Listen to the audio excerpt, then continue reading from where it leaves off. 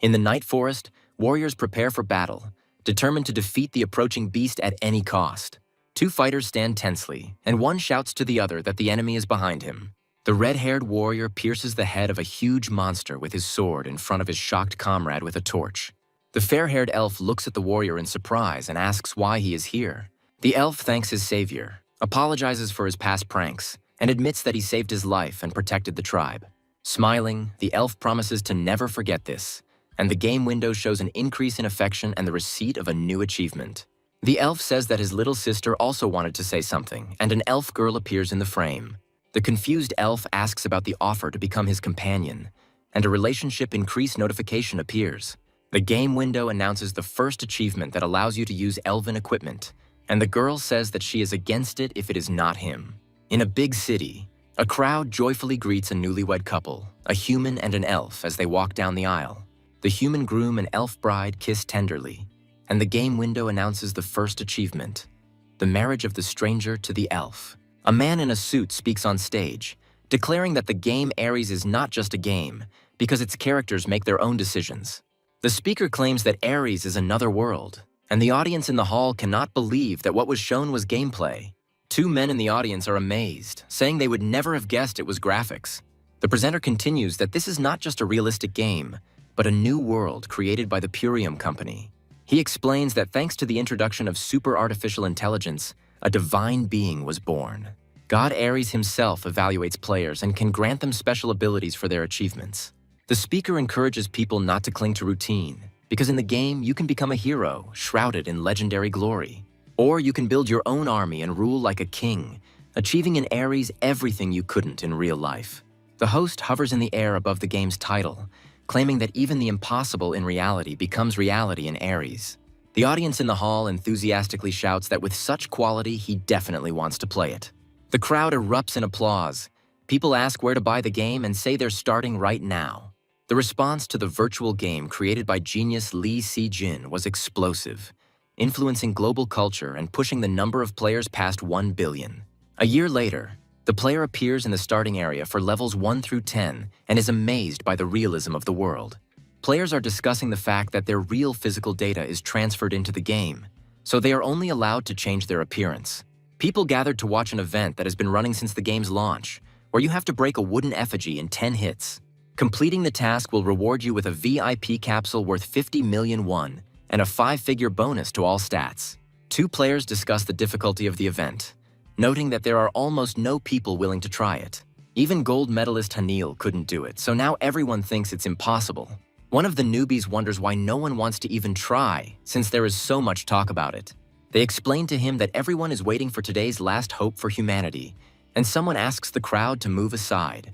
A huge, red-skinned, horned fighter, Madosok, the strongest of the primates, appears, causing the crowd to roar with admiration. Madosok smirked as he looked at the scarecrow that even Hanil couldn't break. Spectators are amazed by his size and say that this guy can knock down a bear with his bare hands. Next to the giant, the scarecrow seems very small, and people wonder whether he will even need 10 blows. Madosok declares that the 50 million won VIP capsule will be his and delivers a crushing blow.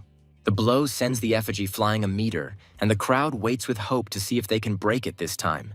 Two observers in the lab monitor the proceedings, hoping for success to avoid angry phone calls. The female developer is worried that if this guy doesn't cope after Hanil, there will be a big scandal. Watching Madosok on screen, they worry that tomorrow all the headlines will be trumpeting that Ares is cheating players for money. The developer speculates that if Madosok fails, they will have to tamper with the system for the first time. The female developer is screaming in panic that if nothing works out, she will quit. Madosok realizes with horror that he has failed the task, and the system suggests that he try again next time. The team leader, in despair, says that they are finished, and his colleague suggests running away and having dinner. He offers to pay for dinner if she doesn't quit, but she decides to look at the menu first. Suddenly, their colleague informs them that a new challenger has appeared in the game. The developers see a new player in a standard beginner's kit and doubt that he will cope. They notice that his weapon is purchased and remember that donations have never helped anyone. The colleague apologizes for giving him false hope, but the team leader reassures him and gets ready to leave for dinner. Suddenly there is a crash and the team leader's eye lights up red. The player slashes the effigy with one blow, and a congratulatory message appears in the world. The system announces that he has become the first player to destroy the wooden effigy. The player receives a +5 to all stats and 200 fame points as a reward, leaving spectators in shock.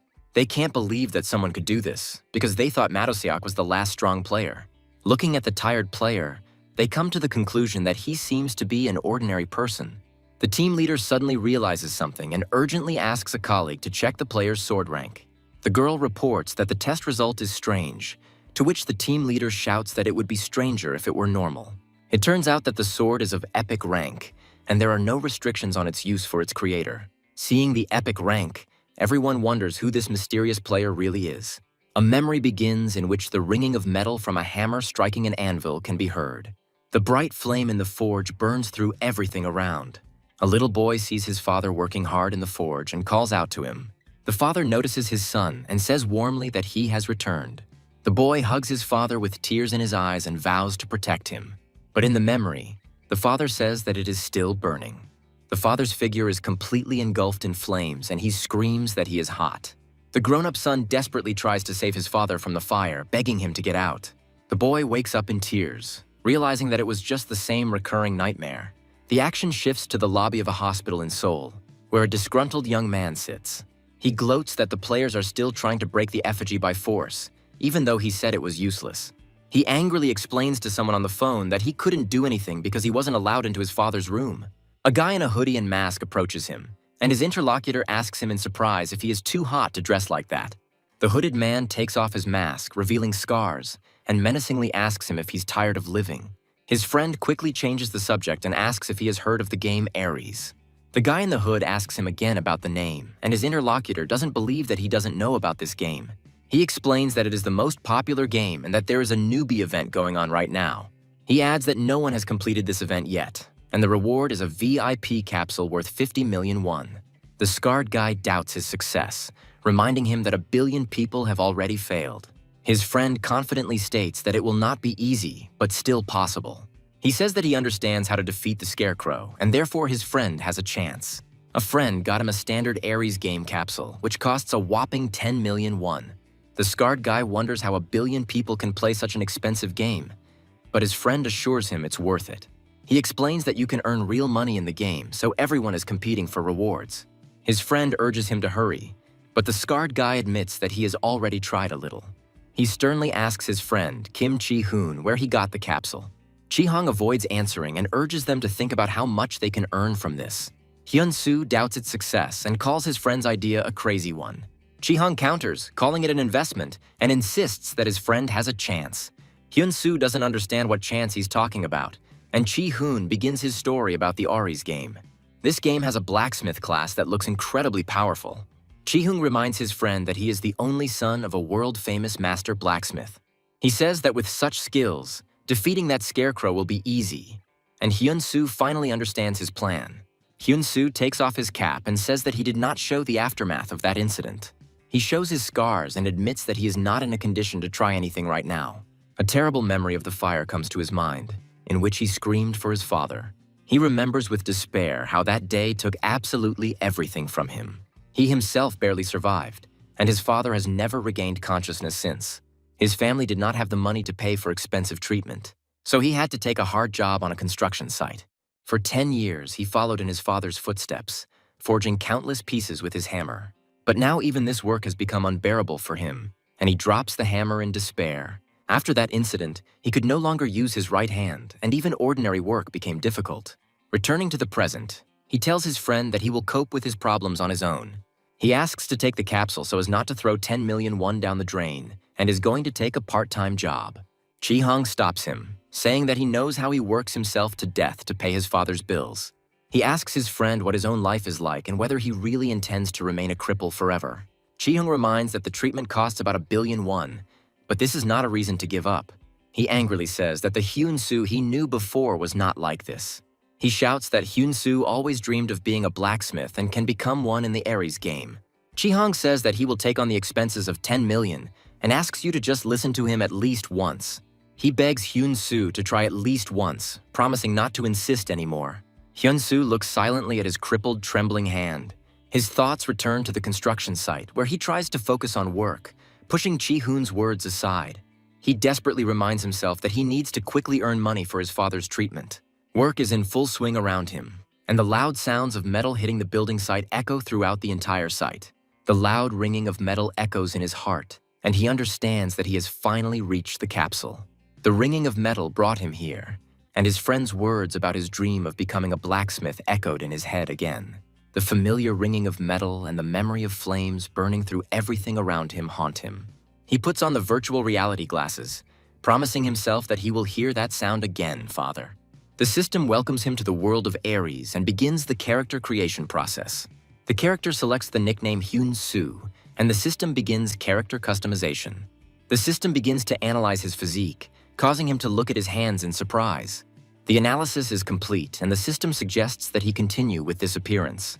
Character creation is complete, and the search for a server to enter the game begins. He clenches his fist, feeling that not only has the scar disappeared, but the strength in his right hand has completely returned. He sweats nervously, remembering that he owes someone 10 million won. With a determined look, he promises himself that he will have to sweat to repay the debt. The system informs him that he will be summoned to a random area and moves him to a beginner's area called Len's Forge. Inside the forge, he sees another man angrily cursing the instructors. An elderly blacksmith with a gray beard declares that he can forge a better sword than this bastard's. He strikes the hot metal on the anvil with a hammer with force. The blacksmith screams desperately, urging the workpiece to simply work as it should. Hyun-soo, watching the process, calmly notes that this is not how it is done. The surprised blacksmith turns around and asks what the stranger just said. Hyun-soo, looking into his eyes, repeats that this is not how blacksmithing is done. The blacksmith objects that you can't forge a strong sword this way, and asks how a stranger could know this. Hyun-soo politely explains that although it is none of his business, he cannot pass by when he sees someone trying to forge a good sword. The blacksmith grins, saying that he talks as if he himself knows how to forge. Deciding that he has nothing to lose, the blacksmith hands over his hammer and invites the boy to show what he can do. He hands the hammer to Hyun-soo, promising to watch closely to see if he has anything to back up his words. Hyun-soo takes the hammer, thinking that even though he just wanted to be friends, this option will do too, but he has one condition. The blacksmith asks what the condition is, and Hyun-soo replies that if he proves his skill, he will take the forged sword and show him something worthwhile in exchange. The blacksmith laughs loudly at such self-confidence, declaring that he likes it. He steps aside, hoping that the newcomer's confidence will not disappear. However, he sits down and warns that if the guy loses, he will pay for his insolence. Hyun-soo stands at the anvil, thinking that 3 years have passed, and he is not sure if he still has the grip after making such loud statements. He starts working and feels that he will succeed. He concentrates completely on the blows, thinking that he needs to wait a little longer. All the forgotten sensations return to him, the familiar ringing of steel and the scorching heat on his skin. He smiles because it's so good to be back doing what he loves, and his body remembers everything. The blacksmith watches from afar, thinking that at first this stranger was simply clumsily copying someone. He admits that the guy is pretty good and seems to understand a thing or two. However, he decides that this must be his limit. The blacksmith looks at the smiling Hyun-soo and doesn't understand why he's so happy. He decides that it doesn't matter whether he enjoys it, because only the result is important here. The blacksmith decides not to interfere, since he's not just a master blacksmith in the starting area, and hopes the guy won't get hurt. Suddenly, he looks in surprise as Hyun-soo continues forging. He is amazed by the amazing skill and cannot believe that it was actually possible to increase strength like this. He is angry with himself for not having thought of such a basic technique, but he understands that everything could end in an instant. He assumes the guy is just trying to impress him, but then remembers that he has the skill to determine the rank of an item. A young blacksmith strikes a red-hot workpiece with his hammer, and a system message appears, upgrading the steel from D grade to C grade. The old blacksmith watches the process in amazement, not believing that steel can be improved so quickly. The old man thinks that the boy was not lying about his abilities, but assumes that this is his limit. He is sure that the guy will not be able to raise his rank any higher, and mentally suggests that he continue to hammer. The old man is convinced that without special skills, the guy is no better than him, and cheap tricks will not change anything. Morning came, and the old blacksmith woke up, realizing that he had dozed off while watching the boy work. He looks into the forge and is surprised to see that the young man is still working. The young man is completely focused on his work, striking the hot metal with a hammer again and again. The old man can't believe that the guy worked all night without rest and doesn't look tired at all. Suddenly, the blank bursts into flames and the system window shows that the steel has reached rank B, shocking the old man. He realizes that it is indeed possible to reach B rank without any special skills. Watching the young man's determined face, the old man understands that he is not going to stop and wants to raise his rank even higher. Suddenly, the young man stops, feeling tired, and mutters that he seems to have overexerted himself. An old blacksmith approaches him and offers his help, asking what he needs to do. The guy smiles gratefully and simply says thank you. They begin to work together, and soon the young man is holding a perfectly polished and shining ingot in his hands. The old man shouts in delight that this is incredible because they have created A-rank steel, from which a rare sword can be forged. He explains that his skill determines the rank of items, and he has never seen anything even magical, let alone rare, in the starting village. The blacksmith happily says that now he can forge a unique sword and asks why the guy is not happy. The young man replies that it is too early to rejoice, because the handle still needs to be finished and the blade hardened. He adds that they need to try to make the handle stronger, and the old man realizes that the blade is far from ideal. The old man laughs and says that he has never met anyone like him, after which he asks if he really plans to complete the magic item. The blacksmith takes out a glowing green stone and offers to use it, which surprises the young man. The boy recognizes the mithril ore, and the old man explains that it is their family heirloom. When the old man hands him the ore, the young man asks in bewilderment why he is doing this. The old man explains that thanks to the boy he learned a lot, but this ore is still beyond his capabilities.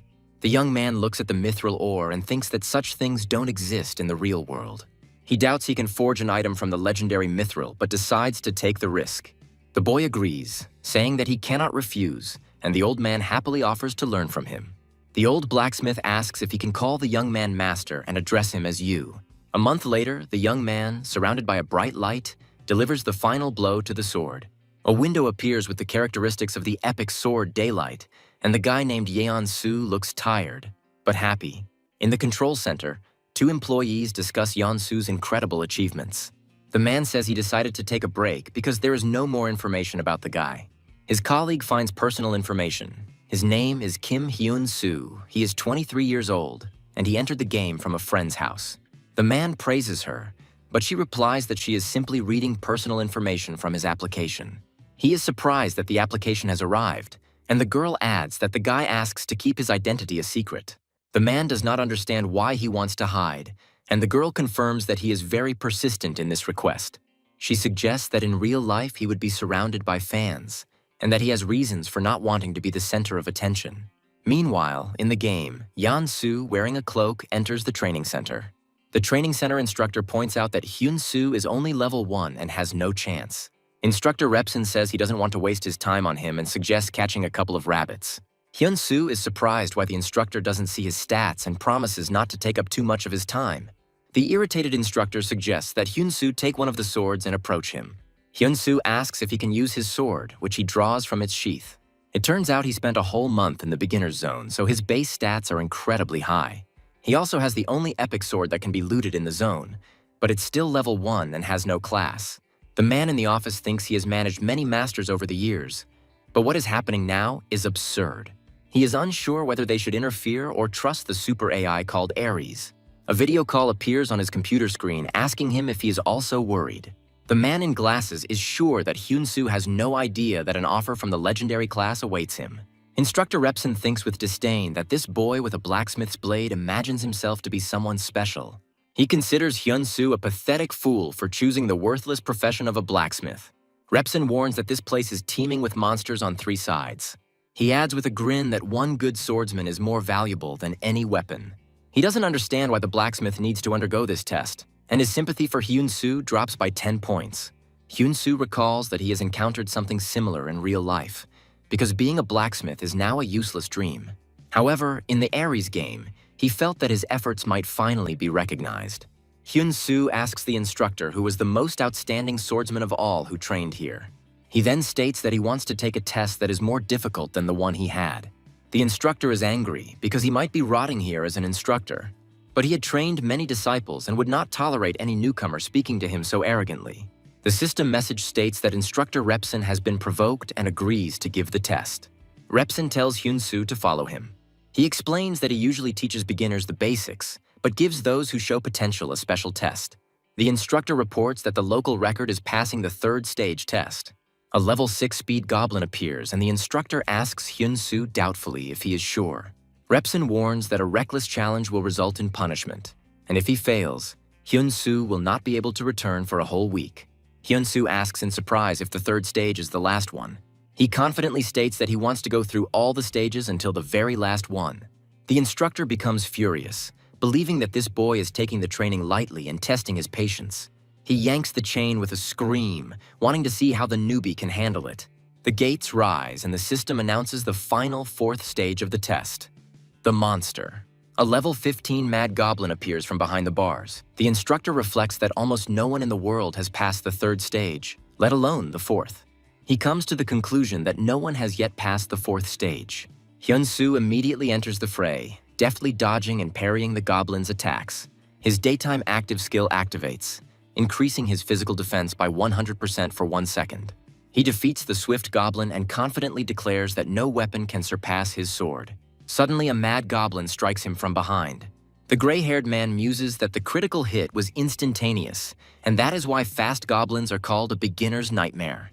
He screams in horror, realizing that without the right skill, even a good weapon is ultimately useless. The protagonist, having received damage, notes that the wound burns more than he expected. But he survived the critical hit, retaining 82% health. He understands that forging the weapon has increased its characteristics, such as strength and survivability, but it still lacks dexterity. The gray-haired man shouts that this is not the end, and the real danger is just beginning. Suddenly, a mad goblin appears and attacks the hero with Thorns of Madness. The attack inflicts status anomalies on the hero, causing dizziness and decreased vision. The observer is impressed by the boy, but is sure that this is his limit. Goblins rush at the hero from all sides, and he thinks that this is where it all ends. He orders himself to concentrate, to trust in the weapon he has created, and to simply do the best he can. Activates the epic rank passive skill, Swiftblade's Wrathful Light, increasing attack speed by 17 times for 1 second. The onlookers, including the gray-haired man, stare open-mouthed in shock at what is happening. The hero stands among the defeated enemies, and the system reports victory over the mad and fast goblins. The gray-haired man laughs with delight, shouting that this boy has done what no one else has ever managed. He approaches the hero and says that although his blows looked crude, each swing revealed the true power of the blade. The hero replies that he simply understood that a blacksmith must be able to wield the weapon he creates, and nothing more. The man notices the muscles and scars on the hero's arms and says that now everything is clear to him. He realizes that this is a real blacksmith in front of him, apologizes for his previous rudeness, and his sympathy reaches its maximum. He asks to listen to his proposal, as he sincerely respects the guy's talent. The man asks if the hero ever considered becoming a Mad Lord, and a quest window for changing the legendary class appears. The other 2 players are in shock. They can't believe their eyes and scream that something impossible is happening. They discuss how the offer to change his class to Mad Lord, which is above the epic Mad Knight, makes him a special player. One of the observers with long hair smiles contentedly and says that this is very good. However, he adds grimly that accepting the class change quest means cutting off his way back. An image of a knight in shining armor appears, and a voice asks if he will become the guardian of this world, commanding hundreds of mad knights. The man convinces the hero that with his talent he could become a king among knights. But the hero politely refuses, explaining that he is a blacksmith, not a knight. The gray-haired man pauses for a moment, then bursts into happy laughter, calling the guy magnificent. The hero recalls that he thought he would never pick up a hammer again. But here, in this game, looking at the majestic castle, he felt that his life as a blacksmith was beginning anew. The man gives him a letter of recommendation for a hidden quest to meet the Lord and sends him to the castle. As a reward for the challenge, he also gives the armor once worn by the Mad Lord, though it is broken. He emotionally encourages the hero, believing that he will succeed, and he promises to give it his all. Meanwhile, in another location, 2 people in white coats are watching the events, noting that user Hyun-soo has outdone himself. The hero reflects on the pinnacle of blacksmithing and his path to becoming a blacksmith god. System messages announce that the training grounds have been cleared, the main mission has been completed, and the training is finally over. Before logging out, the hero thinks he needs to do something, and a large scar is visible on his real face. He remembers that he still needs to pay for gas, and realizes that he has plenty of things to do in real life too. He looks at his phone, where the account balance is 0, and thinks about paying for his father's hospital bills and calculating living expenses. Someone asks if he completed the training grounds, but he dejectedly replies that he simply took the assignment and came to the village. The voice on the phone informs him that the auction is now available to him and suggests that he go there immediately, to which the guy asks in surprise. The interlocutor explains that equipment and items for the game are created and sold at auction for gold. He adds that 10 gold pieces are equal to 10,000 won, and many people make business out of it, which is why he dragged his friend into the Ares game. The man talking on the phone says that while he was playing, he realized that he had never seen anything cooler in his life than the swords he made with his uncle. He's confident that with a VIP capsule and almost 100% synchronization, things will be even better, and encourages his friend to become the greatest blacksmith. In reality, the protagonist eats and decides that he needs to focus on crafting and quests to earn gold. He thinks it's nothing compared to real forging, but the game still takes a lot of effort. As he runs down the street, he mentally asks his father to wait a little longer. He looks forward with determination and vows that he will definitely help his father get back on his feet. Returning to the game, he sees system windows in front of him, offering to enter the world of Ares, the village territory, or gain access to the auction. The character decides to create his own establishment and calls it Hyun's Forge. His avatar quickly moves to a new location he created. He finds himself on an island floating in the clouds with enormous scales, and the system confirms the creation of the Hyun's Forge shop. The new notice states that from now on he can use the auction anytime and anywhere. He wonders what to put out first and remembers the only prototype he forged in the forge, besides Kwangmyong. After studying the characteristics of the rare first sword of Hyun, he estimates that the average price for such swords is around 100 gold. He remembers Chihong's advice not to set the price too low and decides to list the sword for 100 gold pieces. Having put the lot up for sale, he decides that while he waits, he will find out more about the village. Meanwhile, other players at the auction notice the sword and wonder why its price is rising, given that it was created by a player without a class. The deputy head of the Golden Shield Guild, Blam, sees this lot and is amazed. Blam explains that the sword's creator is a level 1 and has no class, but everyone is shocked because he made the best sword from the simplest materials. Moreover, according to rumors, this sword can also be improved, although the worse the material, the lower the chance of success. The vice leader of the guild suggests that the creator is very smart, since he was able to bring an item to level 10 with such a final investment. Bloom adds that the creator even gave the sword a name, the First Sword, and this is the first collectible from him. He argues that with such skill at the first levels, it is very valuable, and the guild will gain prestige if they are the first to buy his work. Meanwhile, the protagonist feels uneasy and begins to doubt whether anyone will buy his sword. Suddenly, a system notification appears that the item he listed, Hyun's First Sword, has been sold. He opens his adventurer's journal in disbelief, not believing that the sword has already been sold. He remembers that he put it up for 100 gold pieces, and is surprised to see that it was bought for 100,086 gold pieces. The hero is shocked to realize that it is 1 million won. He thinks this is madness and looks up information about the buyer, who turns out to be Blam from the Golden Shield Guild. He receives a message from Blam, who congratulates him on the sale and offers him an exclusive contract or guild membership. Intrigued, he searches for information about the Golden Shield Guild and sees that it has 780,000 subscribers. He recalls Chi-hoon's words that gaining subscribers is much more difficult than raising your level. After all, the more subscribers you have, the more people follow you, and attention leads directly to profit. He checks his Hyun Forge and sees only 82 subscribers, but decides to open the message box anyway. His character is literally overwhelmed by a stream of letters and proposals. He understands that the Ares game awaits blacksmiths who disappear from the real world. His craft shines brightest when backed by hard data and numbers. He decides that now is not the time to join the guild, since he has not yet demonstrated half of his skills, and heads to the Lord's castle.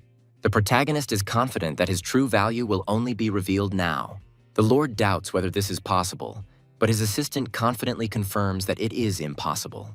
The assistant explains that restoration is risky, so they need the best craftsman on the continent. This master is in the capital, but he refuses to meet with anyone and cannot be lured to the lands of Barden.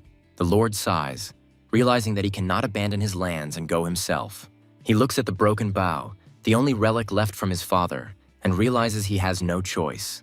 The assistant, whose name is Bell, turns out to be a level 100 rogue disguised as a blacksmith, and he spent a week ingratiating himself with Lord Vance, Lord Vance says the price for the restoration will be 300 gold pieces. Bell offers to take the bow to the capital, but suddenly someone announces that he has already restored it. The main character says with a smile that the bow can be restored right here. Bell is furious because this guy who suddenly appeared is ruining everything for him. The surprised Lord calls the guards and asks who this man is. The guard reports that this is the one who came with a letter of recommendation from Instructor Relson. The Lord clarifies whether he is talking about Relson from the training camp for novice hunters. As Lord Barden, he inquires about the stranger's skills and experience, and a system window confirms the request for information. The guy introduces himself as Hyun Soo, stating that he is a level 1 and has no class. Bell is furious that someone of the first level dares to speak insolently to the Lord. He shouts that restoration is only available to blacksmiths above level 80, and Hyun Soo doesn't even have a class. Bell yells that it's an epic recurve bow and demands that Hyun Soo get lost because it took him a whole week to do it. Hyun Soo calmly corrects him, saying that it is not a recurve bow. He specifies that this is a Gagan bow, a traditional Korean composite bow. Hyun Soo approaches the table and says that he heard from the guard about the Lord's desire to restore his late father's bow, which was given to him by a foreigner. The Lord replies that he is usually generous to foreigners, but is tired of false tales about family heirlooms. He sternly warns Hyun Soo to only speak about things he can vouch for. Hyun Soo asks permission to clarify something, noting that although the bow was given to him by a foreigner, there is one detail. He recalls seeing a painting of water buffalo-like animals on his way to the hall and being struck by the curve of the bow. Inspecting the bowstring, he notices that whalebone is used instead of bull sinew and wonders how to explain this. The Lord admits that Hyun Soo is right, saying that the stranger was his father's friend, a blacksmith. He says that the painting depicts monsters from the Barda swamps, and their horns and whale sinews are a great rarity from which the bow was made. Hyun Soo calls the bow the best of everything made in Barden because he noticed something that even a level 100 blacksmith did not notice. The Lord admits that he could not allow his father's relic to decay and was looking for a way to preserve it. The Lord asks Hyun Soo to restore the relic, and he receives a related A-rank quest with a reward of 50 gold. The Lord then turns to Bell and says that he can go and will be called when he is needed. Bell bows obediently and replies that he understands. As Bell leaves, he is angry and doesn't understand what's wrong with this guy. He swears that he will make Hyun Soo answer for this sooner or later. Left alone, the Lord asks Hyun Soo what is needed to restore the bow. Hyun Soo lists the materials needed, including water buffalo horn, whalebone, oak, mulberry, and bamboo. The system window informs that he has named all the materials from which the bow is made. He gains a Gaegun restoration method that requires level 60 and has a failure rate below 70%. In a touching flashback, little Hyun Soo calls out to his father, showing him how he bends a bow. The father strokes his son's head tenderly, noting his calloused hands and love of making bows. The boy happily replies that he simply enjoys doing this with his dad and promises to work hard. His father, smiling, advises him to get used to the material and feel it with his hands. The memory ends, and a grown-up Hyun Soo thanks his father with tears in his eyes, reflecting on the intersection of their destinies. Surrounded by materials, he decides to do everything exactly as his father taught him. A lord enters the forge and offers his help with the work. Hyun Soo and the lord work together on the bow, diligently processing the wood. The lord complains of fatigue after a whole day of work, saying that the strength in his arms is running out. However, Hyun Soo, on the contrary, feels a surge of strength because the sight of the happy lord inspires him. A week later, the exhausted lord asks to be released, but Hyun Soo insists that he needs help with the frame. Hyun Soo guesses that the lord comes every day because he wants to restore his father's relic with his own hands. The lord confirms his words, saying that this bow is the only thing that keeps the memory of his father. He then asks Hyun Soo why he seems to be enjoying working on the bow so much. Hyun Soo replies with a warm smile that he also has many good memories associated with this bow. The Lord sympathetically helps him up, agreeing that thinking about the past takes time and effort. Finally, the bow is ready, it glows with energy, and the system window shows its epic rank and high stats. The Lord stands before the statue of his father and says that a mysterious stranger gave him this bow. Hyun Soo invites the Lord to try out the bow to see if it feels the same as in the memories. The Lord draws his bowstring, a powerful aura enveloping him as he takes aim. He releases the arrow, and after the shot, he states that the bow is not the same as it was. The Lord laughs enthusiastically, saying that the bow has become much better, and the system announces the phenomenal success of the task. He thanks Hyun-soo, saying that he can now perform his duty with a clear conscience. Considering the promised reward too small, the Lord decides to give something in addition to 2,000 gold. He gives Hyun-soo the right to use the forge for free, which, together with 2,000 gold pieces, shocks the young man. Hyun-soo clenches his fist, calculating that 2 million won will more than cover all expenses until the next outing. Suddenly, the Lord takes out his sword and asks Hyun-soo if he has ever thought about learning swordsmanship. He says that before he became Lord Barden, he was a swordsman who mastered the highest art of swordsmanship. In a short flashback, he is shown in battle, where his secret art of the Prime Kingdom pacifies monsters and brings peace to the lands. The Lord says that although Hyun-soo is a natural-born blacksmith, he saw something more in him. Having seen it in person and remembering the recommendation of instructor Relson, he was finally convinced of his decision. He praises Hyun-soo's physical fitness, reflexes, and deep knowledge of weapons, offering to share his essence as a swordsman.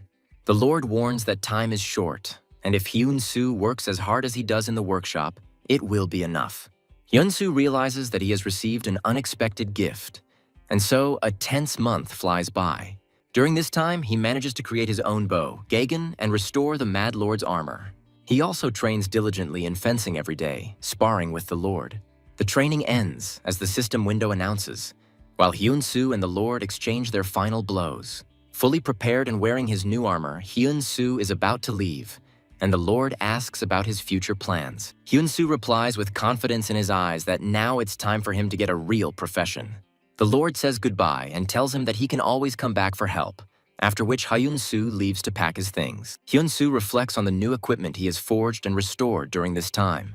To cover his living expenses, he made several rare-grade bows and put them up for auction. Meanwhile, some are surprised that even the #1 player in Korea didn't create such a bow at level 10, unlike Hyun. He remembers the words of Smith, the best blacksmith in the world, that Ares rules everything in this game. If Ares is touched by the player's actions, he will grant them a suitable profession, skill, or title. This man comes to the conclusion that the Forge Master Hyuna is already capable of creating artifacts of this level. He compares the unknown master to Smith, a legendary class title holder. Hyun-soo is surprised to see that the final price at the auction was 2,050 gold pieces. He notices that he already has 3,200 subscribers, and invitations to guilds and work orders are pouring in non-stop. He slammed the book shut and decided to move forward. He heads to the holy land of blacksmiths, to the Blacksmith's Tower. In front of him rises the majestic Blacksmith's Tower, reaching high into the sky. Having finally reached his destination, he admires the fact that the tower looks even more majestic in real life. Approaching the entrance, he sees a door sealed with chains and wonders how to get inside. A system message appears stating that to enter, you need to break the seal with a sword from the magic forge. He touches the seal and realizes that it looks like stone, perhaps basalt. He turns to another door, guessing that this is the magic forge. Upon entering, he receives a notification that he can practice blacksmithing here for the test. The system reports that materials and tools are infinite and production time is reduced. He realizes that the test is to break the stone seal, meaning that only his blacksmithing skills are being tested. He needs a sword that can cut stone, and he resolutely takes up the hammer. Meanwhile, in another place, a sullen blacksmith sits and mutters that all newbies are useless idiots. He remembers that everyone is only interested in earning gold and how to get it as quickly as possible. He complains that everyone only thinks about how to churn out junk using skills, and no one cares about the real craft. The owner of the Blacksmith's Tower, Dung, bitterly concludes that the blacksmith's way is dead. Dung thinks that if a person only wants the title of blacksmith, then he can get it however he wants. If someone just wants to cobble together a sword, that's exactly what they'll get, and Dung's role will be over. He is confident that no one will ever cut the sealing stone, and at best will only scratch it. Suddenly, Dung feels something incredible while Hyun-soo announces that he will forge a Damascus blade. The system warns that Damascus steel can only be forged by masters, and recommends starting with a simple dagger. But Hyun-soo is confident that with an unlimited supply of materials and knowledge of the method, it is at least possible to try. He recalls the words of his mentor, who promised to pass on to him a special forging method capable of cutting even stone. He inspects the perfect smelters, the unlimited supply of ore, and everything needed to forge Damascus. Excited by the opportunities presented, Hyun-soo thinks this game is simply crazy. A dozing Dung is suddenly awakened by a loud bang, causing him to open his eyes sharply. He feels a strong shaking and wonders what it is. The entire tower begins to tremble from an unknown force. Dung rises to his feet in confusion and tries to understand what is going on. Hyun-soo emerges from the light-filled passage, and Dung realizes that someone has cut the ceiling stone. Deng falls to his knees and says with trepidation that the god of blacksmiths has finally appeared. Hyun-soo asks if he passed the test, but Dung replies that because the stone was destroyed, they were unable to measure anything. Suddenly, a huge golden magic circle flares up beneath their feet. Hyun-soo is surprised to realize that this is not just a magic circle, but a summoning circle. Deng hands him his hammer and tells him to hold it. A system window appears informing Hyun-soo that he has received Dung's hammer. Following this, the SS-ranked mission begins, and Dung explains that this is the real test. A bright light from the summoning circle envelops Hyun-soo, beginning his teleportation. Waking up in a different place, Hyun-soo looks around in confusion and realizes that this is a recheck. A terrifying picture appears before his eyes, a horde of furious orcs rushing to attack. The system window announces a rank SS quest to defeat the orc army, and Hyun-soo panics and shouts that this is not a quest for a blacksmith. He stands on the fortress wall, looking at the advancing enemies, and the system updates the task of pacifying the invading orcs. One of the warriors shouts that these are reinforcements from the master blacksmith, and Hyun-soo is surprised to realize that they are talking about him. The condition for completing the task is that 70% of the contribution must be made by 50 valiant warriors. The squad leader approaches him, introduces himself as Hans, and thanks him for coming. Hans explains that the orcs are attacking with increasing ferocity and asks Hyun-soo to quickly repair their damaged equipment. Hyun-soo tries to explain that there was a misunderstanding because he hasn't received the blacksmith class yet. Hans points to the hammer in his hands, and Hyun-soo awkwardly explains that he received it during the test and was sent here. The commander concludes that Hyun-soo has no combat experience, and he confirms that he is a complete newbie in combat. Hans is disappointed to think that instead of help, they were sent a newbie who he will have to keep an eye on in the midst of a ferocious attack. He says the situation is dire and advises Hyun-soo to hide in a safe place in the watchtower. Hyun-soo decisively takes out his sword, declaring that even though he is a newbie, he can join the battle, because this is a recheck. Watching the warriors fight, he wonders if everything will be all right if he fights like he did with the goblins. Hans orders him to follow Ben's squad, who will explain everything. A warrior named Ben hopefully asks Hyun-soo to take care of them. Hyun-soo decisively shouts that he is taking command and rushes into the thick of the battle. He immediately feels that the pressure from the orcs is much stronger than from the goblins, and understands what a real battle looks like. Despite the orcs swinging at him, Hyun-soo is confident that he won't lose. He deftly dodges the blow of the axe and delivers his own blow with the sword. Having defeated the orc and gained experience, he thinks with satisfaction that the month of training was not in vain. Ben, fighting nearby, shouts in amazement that Hyun-soo, despite having no class, is simply amazing. Suddenly, Hyun-soo notices that Ben is in danger, surrounded by several orcs. He instantly changes his weapon to a Korean bow and draws the bowstring. His arrow accurately hits one of the orcs who attacked Ben. While another orc swings at the stunned Ben, Hyun-soo is already aiming at him. The second arrow pierces the orc's head, sending him flying. Hyun-soo levels up again as he continues to shoot enemies. Ben exclaims in shock that Hyun-soo knocked down a huge orc with one arrow and cannot believe what he saw. Hans yells at Ben to pull himself together and warns him that the orcs are now targeting Hyun-soo. Ben is horrified to realize that Hyun-soo got into trouble because he was saving him. The orcs rush furiously towards Hyun-soo, who prepares to meet their attack. Hyun-soo activates his weapon swap skill, Daylight, and utters the word Fury.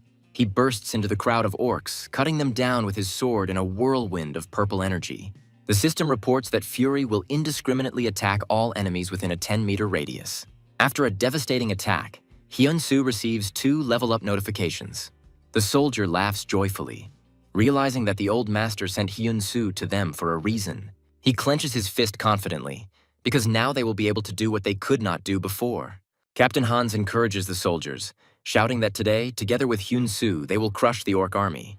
The system notifies that Hyun-soo's actions have raised the squad's morale and he feels like a part of it.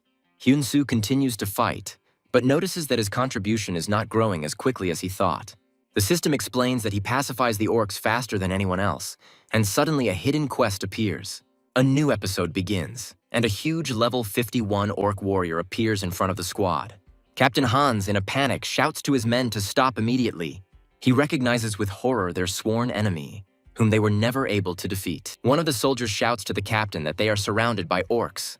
Hans realizes that this is his mistake because they got too carried away by the battle and went too far. Despite the danger, the soldiers are determined and ready to finally finish off their enemies. Captain Hans, clenching his teeth in rage, gives the order to attack. Hyun-soo sees that the soldiers have lost their heads and rushed into battle. He decides to cover them with a bow and hits an orc warrior right in the helmet with an arrow. Hyun-soo is shocked to realize that his arrows are not penetrating the enemy's armor. He thinks about the properties of his bow, but sees how the orc easily kills one of the soldiers. An orc warrior's skin is as tough as armor, and a bow alone won't cut it. Captain Hans despairs that they will have to retreat again. He shouts that they can't retreat any longer and rushes towards the huge orc himself. The orc warrior knocks the captain back with one blow, leaving a trail of blood behind him. Hyun-soo screams Captain Hans's name in horror. He understands that if things go on like this, they will all be killed. Hyun-soo shouts loudly to the soldiers that they need to immediately regroup and go into deep defense. He orders them to quickly retreat into the forest, promising to catch up with them soon. One of the soldiers urges the others to listen to Hyun-soo and carry the wounded captain to safety. Hyun-soo commands to retreat into the forest and maintain a defensive formation. The soldier warns him that they will also slow down in the forest, and this will only give them a short respite. Hyun-soo asks them to hold out for just 5 minutes. The soldier resolutely replies that they will hold out no matter what the cost. Hyun-soo muses that even though arrows can't penetrate armor, he has another plan. He takes out the epic Hyun-deng's hammer with special characteristics. Meanwhile, the soldiers continue to desperately hold back the onslaught of the orcs. One of the warriors, breathing heavily, leans on his sword and says that they must hold out. He keeps telling himself that it's only 5 minutes before the orcs are bearing down on them. With fury on his face, he shouts that they will not retreat. They will never retreat. A massive orc warrior brings his weapon down on a soldier in blue armor. The orc continues his circular attack, and the soldier dodges the blade. The orc's blow hits someone else, spraying blood everywhere. The stunned soldier, covered in blood, asks in confusion what is happening. An archer emerges from the forest shadows, aiming a bow with a glowing arrow. The orc in the red helmet lets out a loud cry of pain.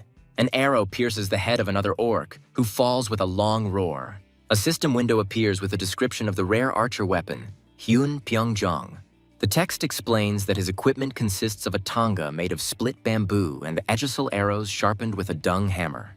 By combining them with the gakken bow, it activates a set bonus that increases attack power and penetration.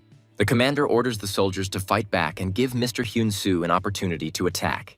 Hyun-soo thinks that the penetrating power of the Pyeongjong is comparable to that of a matchlock. System messages announce the victory over the Orc Warrior and a multiple-level increase. He gains the title Orc Slayer, increasing his damage against them by 15% and instilling fear in them. The Orc Warriors scatter in terror, and someone shouts to catch them. Hyun-soo smiles ominously, his eyes glowing red, preparing for the next shot. ACC ranked mission appears to subdue the invading Orc army, which has already been completed. His final contribution was 92%, and he completed the task with a phenomenal result. The surviving soldiers look at Hyun-soo standing on the hill with admiration and shout his name. The punitive squad is delighted with their success and receives a hidden item that increases their charisma by 10. Hyun-soo turns around and is surprised to see Captain Hans being supported by his comrades. Captain Hans says that for a long time they could only defend themselves and did not hope to live to see the day of victory over the orcs. With tears in his eyes, Captain Hans shouts a huge thank you to Hyun-soo. All the soldiers salute Hyun-soo by pressing their fist to their chest. Hyun-soo returns the greeting and says that he thanks them too. He says thoughtfully that now he needs to return to the blacksmith's tower. The majestic central tower and the blacksmith's hall are shown. The man in the purple cloak bitterly states that the blacksmith's tower has fallen into disrepair. He says that all the glory goes to the knights, and only those blinded by the thirst for gold come to them. Another older master adds that they need someone in whom the true soul of a blacksmith lives. The first master points to a shining magical sword, saying that someone worthy is needed to take it. He tells of an ancient prophecy from the blacksmith god about a successor who will restore them to their former prosperity. The master with the gray streak smirks, saying that only one great dung was worthy of passing the sword test. He asks doubtfully whether the chosen one is simply a deception. This master, Coulson, the master of the bow tower, angrily asks why they are giving the right to the test to some foreigner. Deng calmly tells Coulson that it is an earned right given to someone who has passed their test. He continues that Hyun-soo, without even changing his class, led the soldiers and destroyed the orc warriors, demonstrating the skill of a blacksmith. The other two hooded masters are shocked to hear that he did this without even having a class. Another master explains that the test is based on a prophecy that the successor of the blacksmith god will be the strongest of all. The guard informs Mr. Dung that Mr. Hyun-soo has arrived in the hall. Mr. Dung orders Hyun-soo to be brought in, while a magical sword shines in the center of the hall. Hyun-soo confidently walks into the brightly lit hall, where he is greeted as a stranger. Mr. Dung informs Hyun-soo that he has passed the test and earned the right to enter the blacksmith's sanctuary. Moreover, he gains the right to challenge the sword of prophecy left by the godsmith himself. Dung explains that everything will be decided at the moment of touch of the sword, after which Hyun-soo will receive a worthy reward. Hyun-soo ponders a worthy reward, remembering the S-rank quest he completed and hoping for the legendary class. Suddenly, another master appears and praises Hyun-soo for his impressive resourcefulness at a critical moment. However, he notes with a grin that the arrow created by Hyun-soo was only a semblance of a Solinarian. The master claims that Hyun-soo was simply lucky and that without his epic bow, he would not have passed the test. He smiles maliciously and orders Hyun-soo to draw his sword to see if luck will smile on him again. Hyun-soo realizes that before him stand the masters of the Blacksmith Tower, each of whom is a living legend of Ares. They are all elite named NPCs. Each of them has titles and levels that inspire awe. For example, Coulson, the master of the Bow Tower, is level 365. Hyun-soo is impressed, but confident and doesn't think his own skills are inferior in any way. He wonders what would have happened if they had competed on their own, without titles. Hyun-soo touches the sword, which flashes with a bright light, shocking the masters. A powerful stream of energy envelops him, and he asks in surprise what is happening. The sword disappears from his hands, and while Hyun-soo is perplexed, Mr. Dung grins ominously, having foreseen this. Deng laughs loudly and exclaims that this is exactly how the prophecy was supposed to come true. He explains that they were only following rituals, as the true successor would not even have to touch the sword. Hyun-soo is enveloped in golden light, and the system congratulates him on achieving Ares' first god class. He can't believe what's happening, considering himself just a newbie in this business. The system announces that he has obtained the Godsmith class, and Hyun-soo looks forward in shock. Hyun-soo is surprised that he is the first in the history of Ares and receives the unique title of SSS Godsmith rank. The system explains that now, when creating artifacts, he is not limited by the level of materials, and his mastery will grow. He is informed that as a blacksmith he will become stronger than everyone else, and the class quest will begin at level 100. One of the masters admits that the sword chose a foreigner, which means that he is the successor of the blacksmith god. Coulson's face contorts with rage and he screams that he can't accept this. He states that the Tower Masters were waiting for a great successor, and it cannot be said that the choice of the sword is the will of God.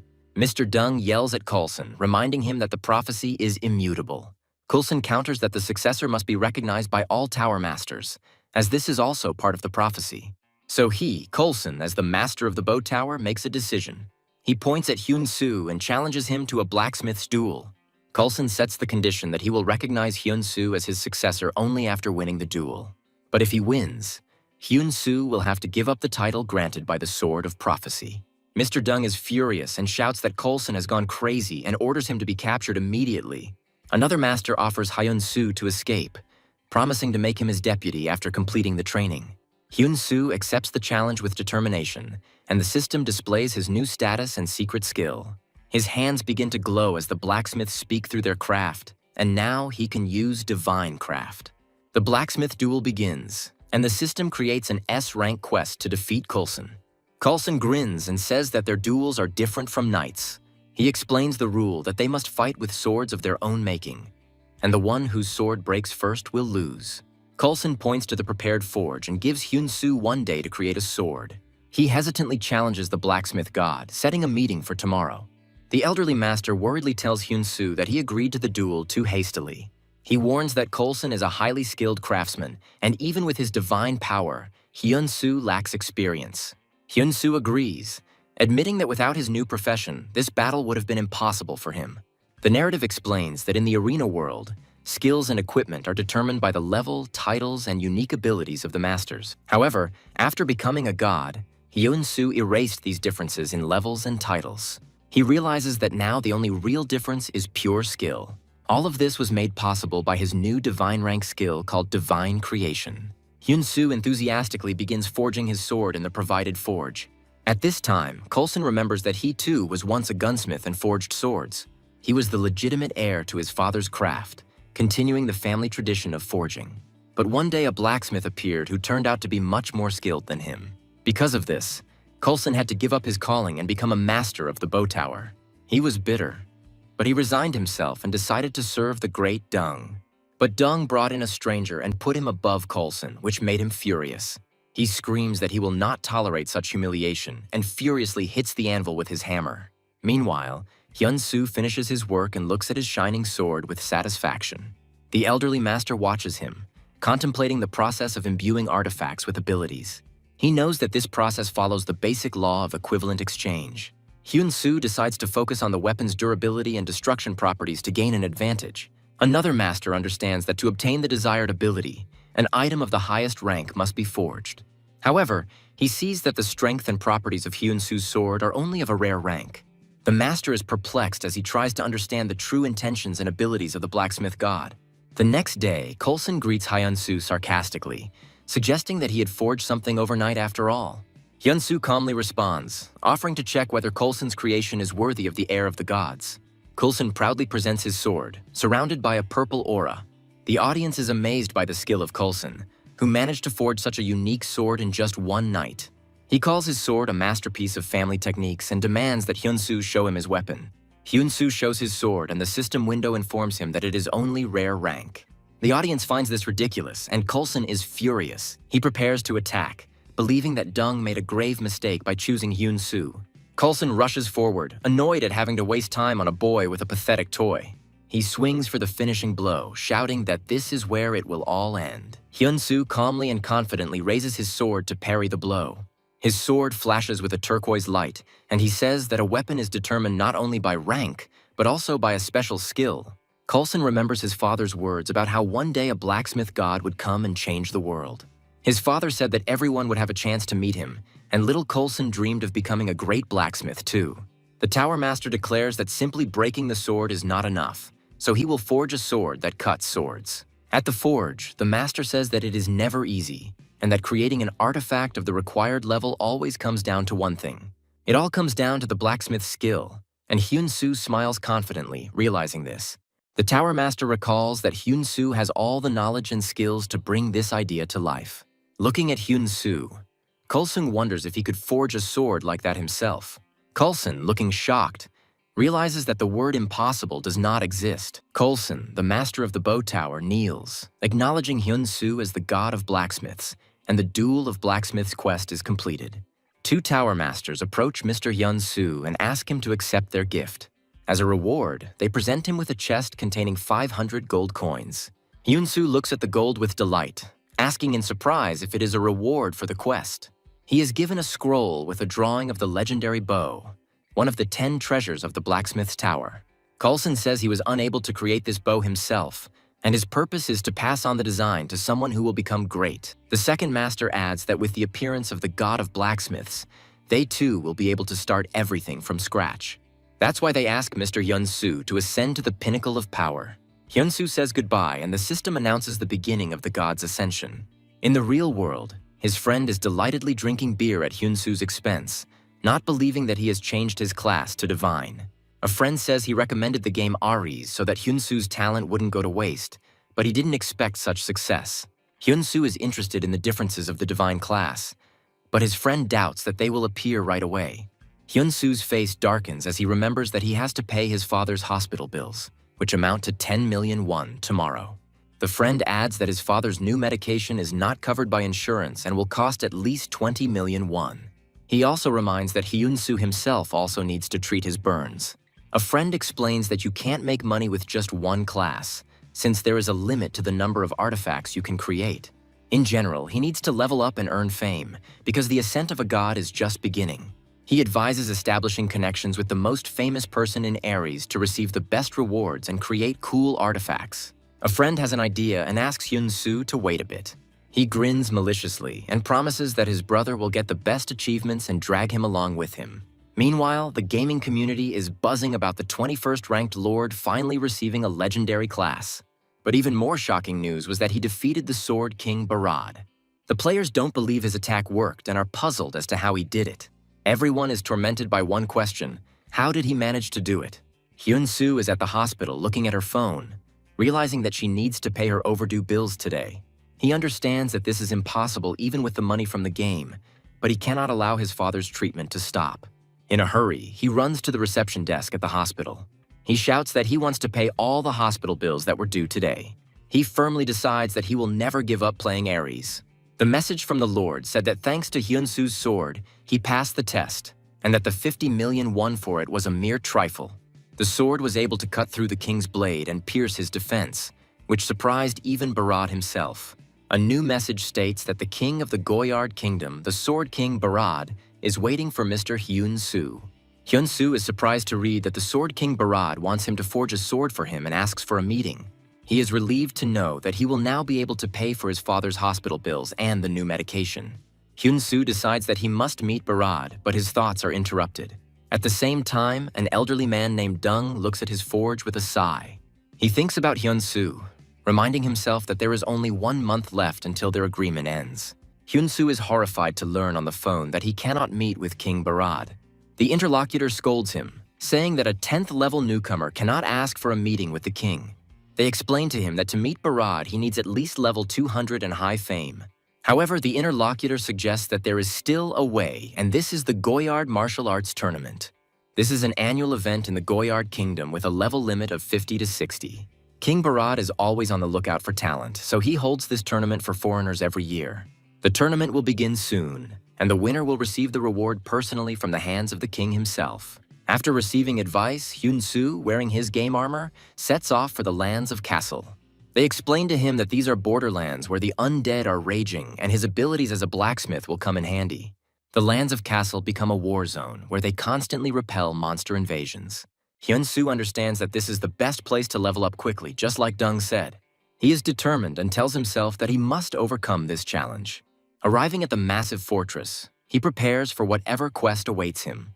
The system notifies him that he has successfully entered the territory of Castle's lands. He is greeted warmly by level 76 Centurion Render, who says they need every fighter they can get. Hyun-soo asks about the reason for the growing threat, and Render begins his story. He says that in the past, the sacred bell of Ramas rang on the lands of Castle. When the bell rang, the advancing undead became weaker and easier to deal with. Until recently, the ringing of this bell scared away even the most distant monsters. But recently, the sacred artifact shattered into many pieces. They were caught off guard, and the enemy, sensing the weakening of their defenses, began to move closer. Hyun-soo asks in surprise why the bell can't just be repaired. Render is shocked, and Hyun-soo confirms that he was sent by Dung, the head of the Blacksmith Tower. Castle's knight, Captain Card, appears and asks incredulously if it was really Great Dung who sent him. Hyun-soo confirms this and says that he came to inspect the damaged bell. Captain Card notes skeptically that Dung himself has already declared the bell beyond repair. He explains that all the masters have declared the shattered artifact irreparable. There is one man in Castle who is still trying in vain to find a way to fix it. This man is level 290, but even he can't do this, so Card asks about Hyun-soo's abilities. The captain asks for information, and Hyun-soo honestly answers that he is level 13, shocking Render. Card tactfully advises him, with such a low level, to find a place where he can be more useful. He says that the lands of Castle are on the brink of destruction, and the onslaught of the undead army will be the end for them. The captain declares that it is his duty to protect his master and people until the very end.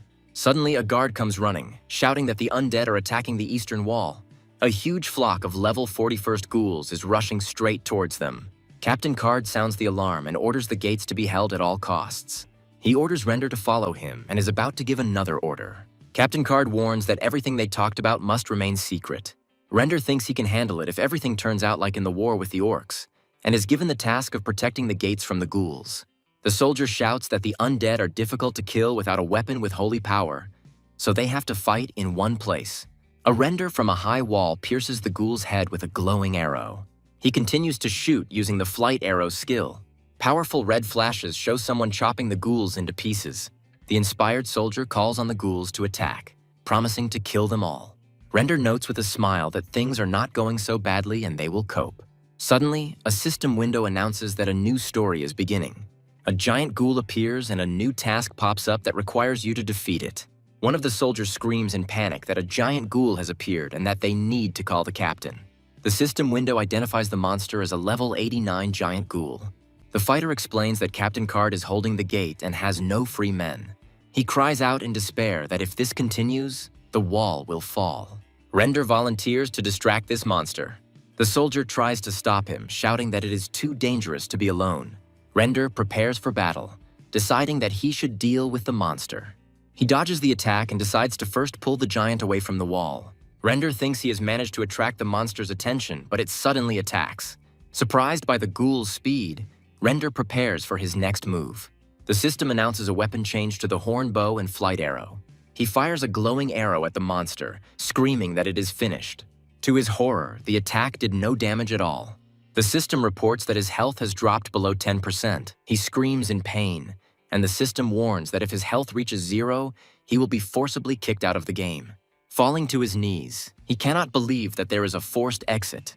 He understands that if he doesn't pass this episode, he won't be able to participate in the Goyard martial arts tournament. His father's hospital bills and his own treatment come flooding back to him. He remembers the blacksmith's past and understands that he cannot lose all hope again. Looking at the monster, he realizes that this game is his only chance to change reality. With complete determination, he tells himself that he cannot give up here for anything in the world. The giant ghoul lets out a deafening roar and releases a powerful wave of energy. Render takes damage, and the system reports that his health has dropped below 3%. He screams that he will never give up and prepares to face the monster's next attack. Pulling back the bowstring, he declares that this is not the end. Suddenly, he looks at his bow in horror because the string has broken. His health drops to 1, and he wonders if this is the end. As he loses consciousness, he raises his hand up, refusing to give up so easily, and the special condition is met. The system announces that when his health drops below 5%, he gains a new skill, God's Emergency Creation. He's given 20 seconds to forge a weapon that can only be used for 30 seconds, and he knows this is his chance. The system announces the start of the Emergency God Creation, and he realizes that this is his last chance to complete the episode. The countdown is on, and he hits the anvil with all his might. In the final seconds, a shining sword is born from water and light. With a desperate cry, he raises the newly created weapon above his head. He deals a crushing blow to the huge monster. A powerful attack knocks the giant monster back. He smiles happily because he managed to win, and the system confirms the killing of the demon. Falling to his knees, he thinks that the level he has achieved will be enough. Suddenly, his strength leaves him and he falls to the ground unconscious. He comes to in bed, covered in bandages, and tries to figure out how much time has passed. The soldiers around shout joyfully, greeting the awakened hero Hyun-soo. He asks confusedly what is going on, and one of the soldiers thanks him for saving him. The squad captain approaches him and asks how he managed to do such a thing. Hyun-soo awkwardly replies that he himself doesn't know how to explain it. He thinks the story about a weapon with divine power will sound unconvincing, but the captain calls him a hero of the battle. In his memories, ghouls, vulnerable to holy power, storm the tower. He recalls how he recreated the 4-symbol sword from his father's stories to drive out evil spirits. He is glad that his plan worked, even though the skill was temporary, and the captain decides to reward him. The captain hands him a bag with 2,000 gold coins, and he mentally rejoices at the 2 million won. The captain says thoughtfully that he was wrong to consider him an ordinary stranger. Suddenly, the captain bows deeply and asks to accept his apology, shocking Hyun-soo. Hyun-soo thanks the captain for believing in him, and the system reports maximum connection with the sword. The captain squeezes his hand tightly and says that he wants to ask him for one favor.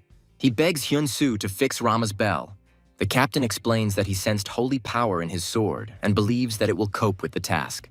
Hyun-soo politely declines, saying that he needs to go to the Goyard Kingdom. Then the captain offers a legendary mineral that their lord has as a reward for the repair.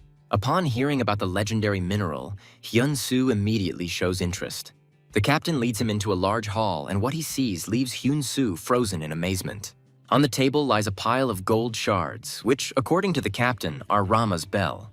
Hyun-soo is horrified to think that the bell is not just broken, but shattered into pieces. The captain asks with a grin if Hyun-soo really believes he can restore it. A fair-haired woman enters the room and addresses the captain. She states emphatically that it cannot be fixed. The woman approaches Hyun-soo and says that even she, at level 290, can't do this. This situation reminds him of an encounter with another woman who called him a fraud.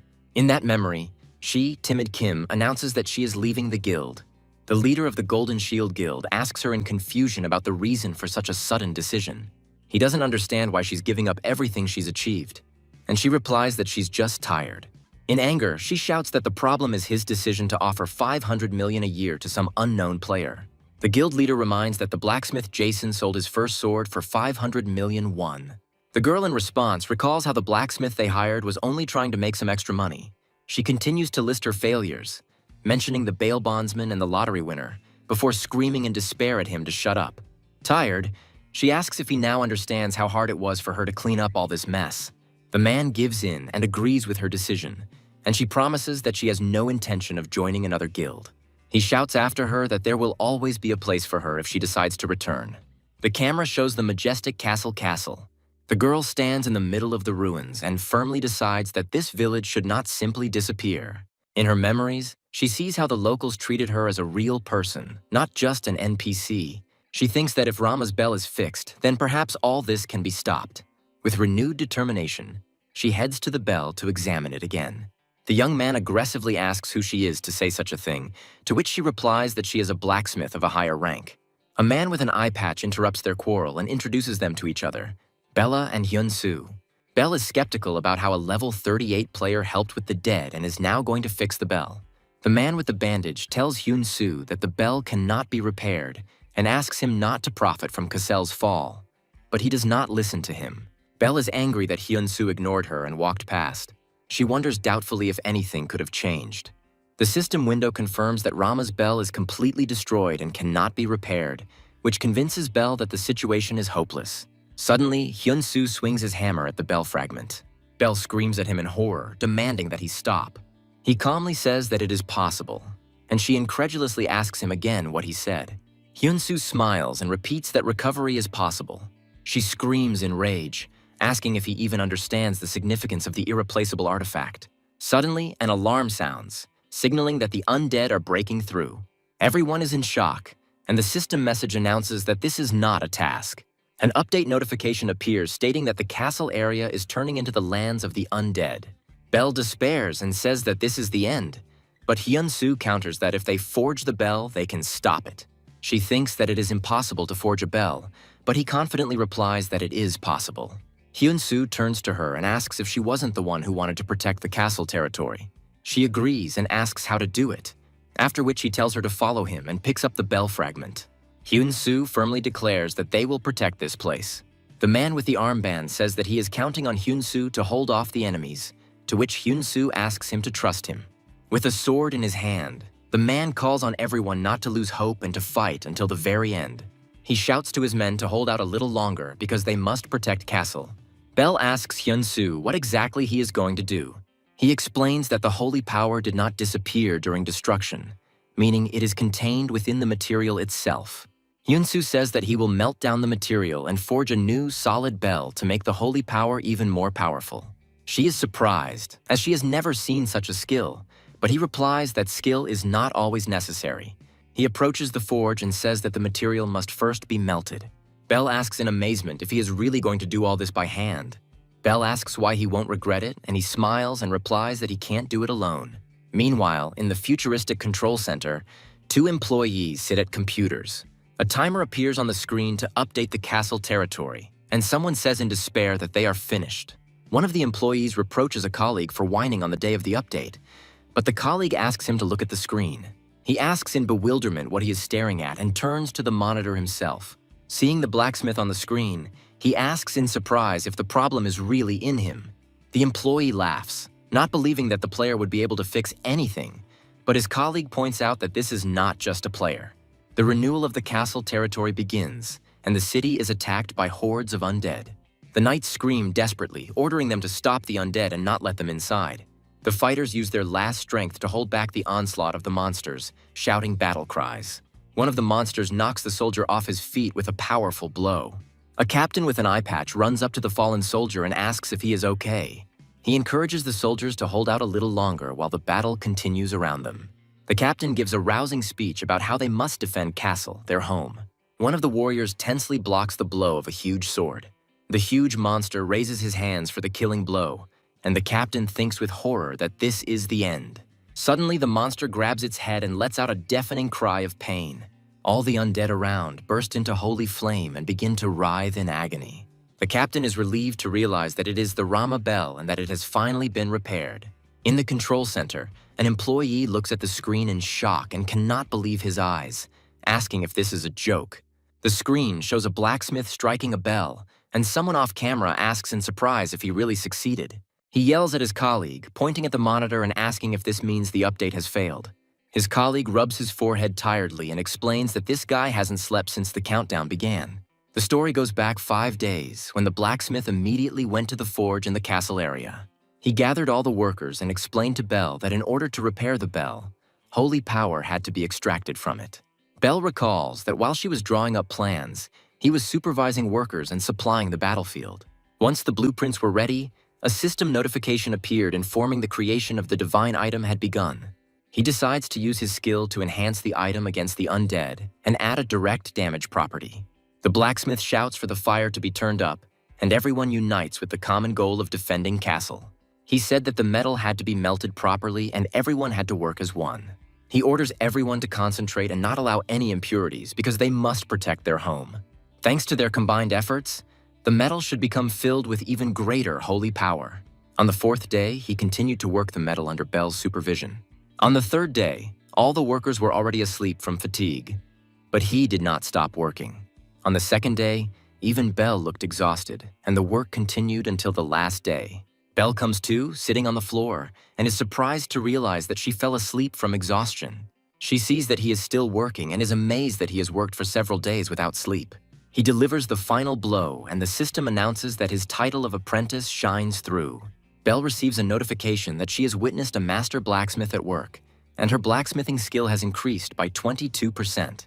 He notices that she's awake and jokes that she slept like a log despite the noise. As Hengsu says they're almost done, Bell timidly asks if she can ask him something. She excitedly asks if he is really the famous blacksmith Heng. In response, Hengsu touches the bell, causing it to flash with a blinding golden light.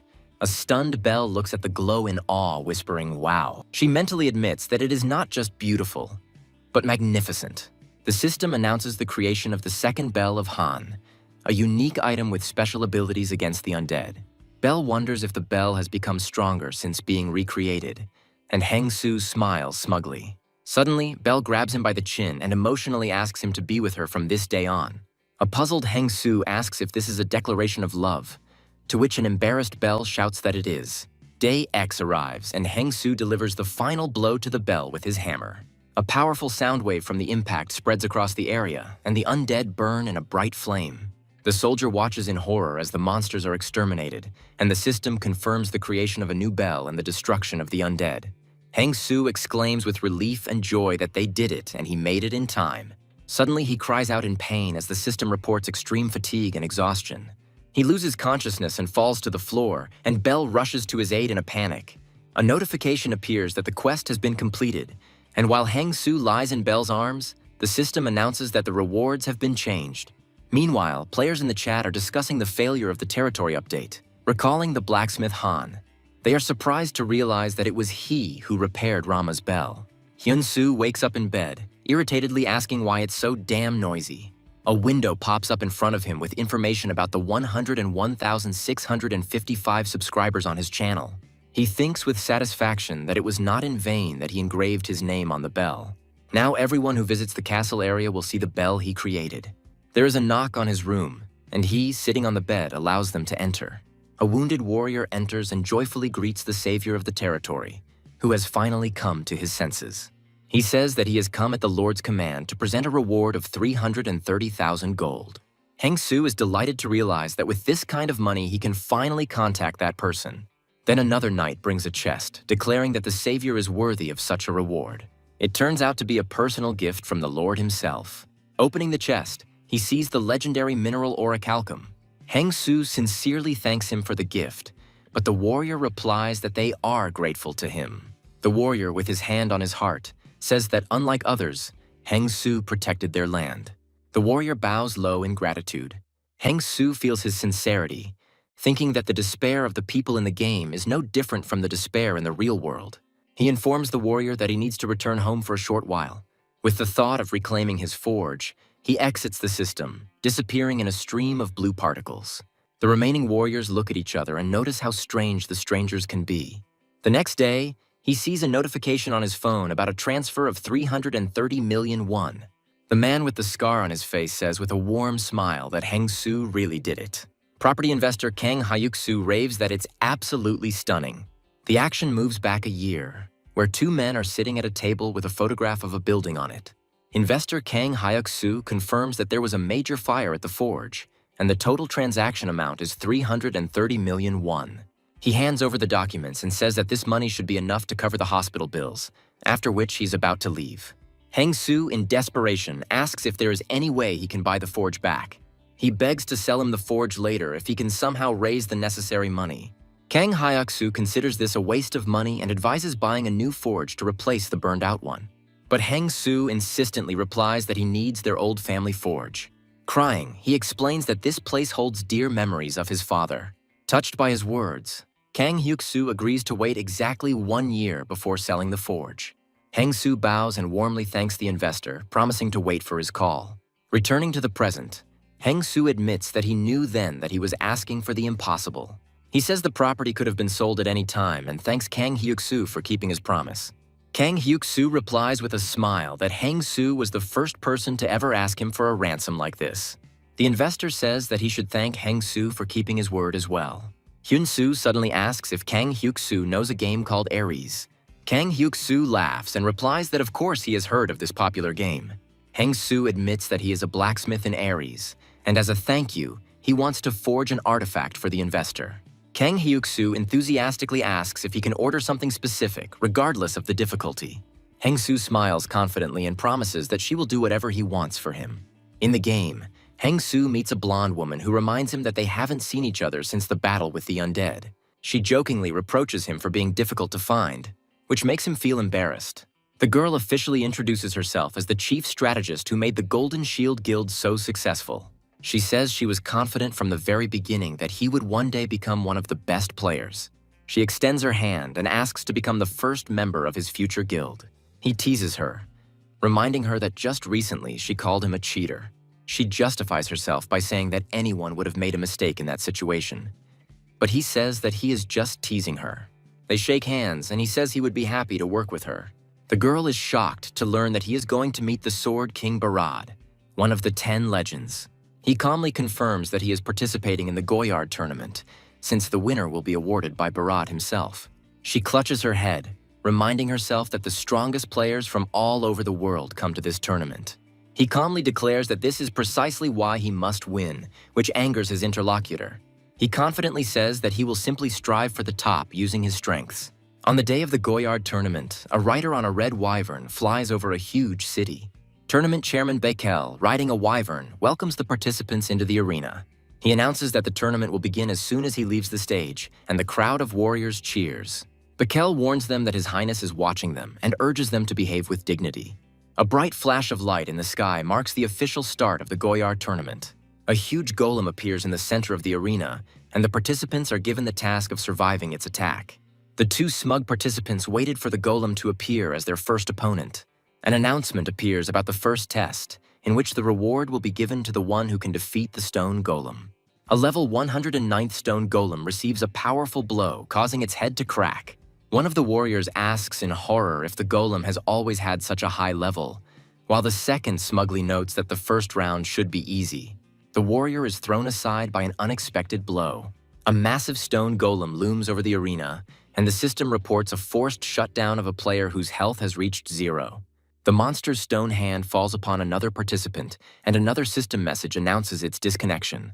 The young magician screams in panic that they were told something completely different and does not understand how to defeat this creature. The tournament organizer realizes that the stone golem from the high-level tournament was brought here by mistake. Lord Bakel runs to the guards, demanding to be allowed to see His Highness immediately. He desperately shouts that they must stop the tournament immediately, but His Highness has not yet given permission. The armored ruler, seated on the throne, coldly declines the request. His Highness looks at the glowing sphere and asks if the Lord still hasn't figured out what's going on. He smirks and orders everyone to look closely at that warrior in the arena. The warrior catches his arrow and a system window appears with the caption Hyun Soo's third creation. He again releases an orichalcum short arrow that has the ability to return to the user. The best man understands that this is the very same award from the territory of Castle. He recalls receiving a legendary orichalcum with excellent properties as a gift. The arrow flies past another participant, who shouts to be careful, and the archer apologizes. The arrow hits its target, and the system window announces that the stone golem is stunned for 4 seconds. Everyone can see that the huge stone golem is indeed stunned. The other participants shout that this is their chance and rush to attack with fire spells. Multiple blows hit the golem, which roars in pain. The stun wears off, and the monster, having recovered, looks ominously at the fighters. The golem steps forward, shaking the ground. One of the warriors shouts at the archer to run because they just need to hold out a little longer. The same warrior flies back from the blow and cries out in despair about changing weapons. But the archer takes out his sword and says that this is not the end. Lord Bikel again begs His Highness to stop the tournament, saying that the participant is already at his limit. His Highness looks in surprise at his sphere, which begins to shine brightly. The system announces the completion of the emergency god creation, and a Damascus blade appears in the warrior's hands. He meets the golem's blow with his new blade, capable of cutting through stone. The golem's hand shatters into pieces and the system declares victory over it. The blade disappears, and the system reports that the god's emergency creation and the Damascus blade are missing. The winner will see a multitude of level-up messages appear before his eyes. He says with amazement that he raised 14 levels at once. The other participants approach him and ask if they were supposed to beat him, since they were told to survive. He explains that due to a bug with the golem, the balance of the trial was disrupted. Suddenly, the warrior feels like he is getting sick. He loses consciousness and falls to the ground to the surprised cries of those around him. Participants discuss how he turned out to be a master of weapons, and not just a trickster. The tournament organizer addresses all participants loudly. He announces that due to an error, the martial arts tournament is suspended. Stream viewers are shocked that the guy single-handedly took down a stone golem. Someone finds an arrow the boy dropped and notices an inscription on it. The audience recognizes him as the blacksmith who created the bell and is amazed at its power. Game support employee Ares apologizes, stating that the tournament has been suspended at the behest of Ares. The player is outraged by the sudden appearance of a level 100 golem, but support cites the kingdom's internal affairs. When asked what they could possibly say, the support team apologizes again. One of the developers runs up to the team leader, reporting a big problem, but the latter brushes it off, saying he's busy. Another employee panics and reports that Gord's tournament has been suspended, but the team leader calmly replies that they had foreseen this. The girl grabs the team leader by the robe and shouts that the real problem is that Barad summoned user Hyun Soo. The team leader jumps up from his seat, asking if they have met yet, and the girl confirms that Hyun Soo is in the reception hall. The team leader covers his face with his hand in despair, anticipating a sleepless night, and his colleague whispers that he wants to go home. The developers are discussing how this player is so out of this world that they don't understand him. The girl explains that if he fulfills Barad's request, he will master the art of the King of Swords' sword and become the most powerful blacksmith. The team leader says that everything depends on Barad's will, but his colleague has a feeling that the player will succeed. The next day, the protagonist walks through the palace hall, thinking that he will meet Barad sooner than he thought. He kneels before the red-haired ruler on the throne, who addresses him as a stranger. The ruler explains that the award is being presented without further ceremony due to an unforeseen incident. He says that everyone recognizes the hero's magnificent battle yesterday. The king extends his metal hand and offers the warrior to accept the reward. He awards him a reward of 13,000 gold pieces. The hero raises his head and says that he heard that his majesty was looking for him. The courtiers are outraged by such insolence and the fact that he dares to interrupt the king. The hero calmly declares that he is the one they were looking for, causing a new wave of anger among the courtiers. The king stops his subjects with a gesture and confirms that this is the guest he has been waiting for. The hero introduces himself as the blacksmith Hyun and greets His Highness Barada. Barad, from the throne, notices that he was in no hurry. An inscription appears introducing him as the Sword King of Barad, one of the 10 legends of Ares. Barad notes that the road here was not easy. He approaches the hero and asks if he knows why he was called. Hyun confidently replies that he was called to be tasked with forging a sword. Barad recalls that even the kingdom's best blacksmith and Master Bashan were unable to complete this order. The Sword King looks at Hyun intently and says he wants to know why he can trust him. Barad laughs loudly, amazed by the blacksmith's courage, and speaks well. He orders the servant to bring what he has prepared. Barad sits on the throne and declares that he is betting on Hyun's confidence. The servant opens the chest, which contains shining, century-old cold steel, a special ore with the property of ice. Hyun stares in amazement at the mineral, which looks like it came straight out of a martial arts novel. Barad says he needs a sword of epic rank or higher, and promises anything if he succeeds. However, he warns what will happen if Hyun disappoints him. Barad glared and threatened that if he did, the blacksmith would never set foot on the lands of the kingdom of Gord again. Hyun receives a royal commission to make a sword for Barad, and the reward will be the fulfillment of one wish. Confident, Hyun declares that he will not let them down and will definitely complete the task. Hyun feels someone's eyes boring into his back and looks around nervously. He is being watched over by the vice captain of the Knights of the Gord Kingdom, Bella Urzo. Hyun thinks with a grin that putting a supervisor over him, even if he is an outsider, is too open. He decides that this is quite natural, because it would be strange if they trusted him right away. Bella tells him to focus on his work, and Hyun asks with a smile if his nervousness was that obvious. Bella is mentally outraged by his behavior, because the king gave him one last chance. She threatens him mentally, and Hyun feels a huge pressure coming from her. Suddenly, Hyun receives a doorbell notification and realizes that something has happened in the real world. He asks Bella for permission to step out for a minute. Hyun comes out of the game capsule in his room. The hostess of the house meets him at the door and is surprised that he is home. Hyun asks what brings her here. The owner explains that they are selling the house because her husband has been unemployed for a long time. Hyun reassures her by saying that she was already renting him a room very cheaply. In response to his question, the landlady replies that he needs to move out within 2 weeks. He bows and thanks the hostess, saying that he had a good time here. Left alone, he realizes that 2 weeks and the money he earned in the game will not be enough for him. He recalls that his father's hospital bills amounted to tens of millions. The ransom for the forge cost 30 million won, and there was no money left to treat the burns on his hands. In despair, he clutches his head and wonders where he should go now. At that moment, Nell calls him with a great idea for the task. He asks her to call back because his head is full of other things, and she asks what happened. He explains that he suddenly has to move out within 2 weeks, which angers Nell. She shouts into the phone, asking if he understands the importance of this task. Nell explains that she expects 2 main results from this assignment. The first result is to dispel the rumors and prove that the tournament champion and the blacksmith Hyun are one and the same person. She suggests that he first hide and then appear and announce the creation of the guild. The second result is that he received an order from Barad, one of the most influential characters. She asks him to imagine Barad displaying a new sword with his engraving. At that moment, his value would skyrocket, and Hyun clenched his fist in thanks to Nell. He says she helped him come to his senses and firmly promises to do everything possible. Returning to the game, he sees an angry Bella who asks why he was gone for so long. She screams that His Majesty is trapped in the dragon's lair. Hyun, shocked, asks again if Barad really fell into a trap. He asks where exactly this lair is and tries to hide his ignorance. Bella explains that the Flame Lair is a common name for the lands of fire monsters. She adds that only Barad survived in the Ifrit's dungeon. Hyun wonders why Barad would go there again, especially without picking up the sword he ordered. Bella explains that the target of Barad's revenge is in the Lair of Flame. Hyun asks in surprise what this purpose is. The action moves to a fiery dungeon called the Lair of Flame. Barad fights his way through the flames, thinking he's almost there. Exhausted, he sits down to rest, realizing that he only has to pass through the last gate. He looks at his melting sword and realizes that even this weapon is not enough. Barad recalls covering his men's retreat, glad they were able to escape. He understands that reinforcements will not arrive for at least 3 days. With a bitter smile, he regrets that he did not wait for the foreign blacksmith to finish the new sword.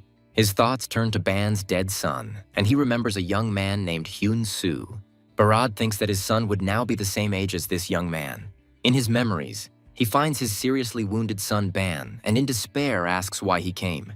The dying Ban replies that he wanted to protect the dungeon so that his father would be proud of him. He admits that he was too weak and asks for forgiveness. Barad, in tears, shouts at his son not to apologize and to just hold on. He begs Ban to stay with him, but he dies in his arms.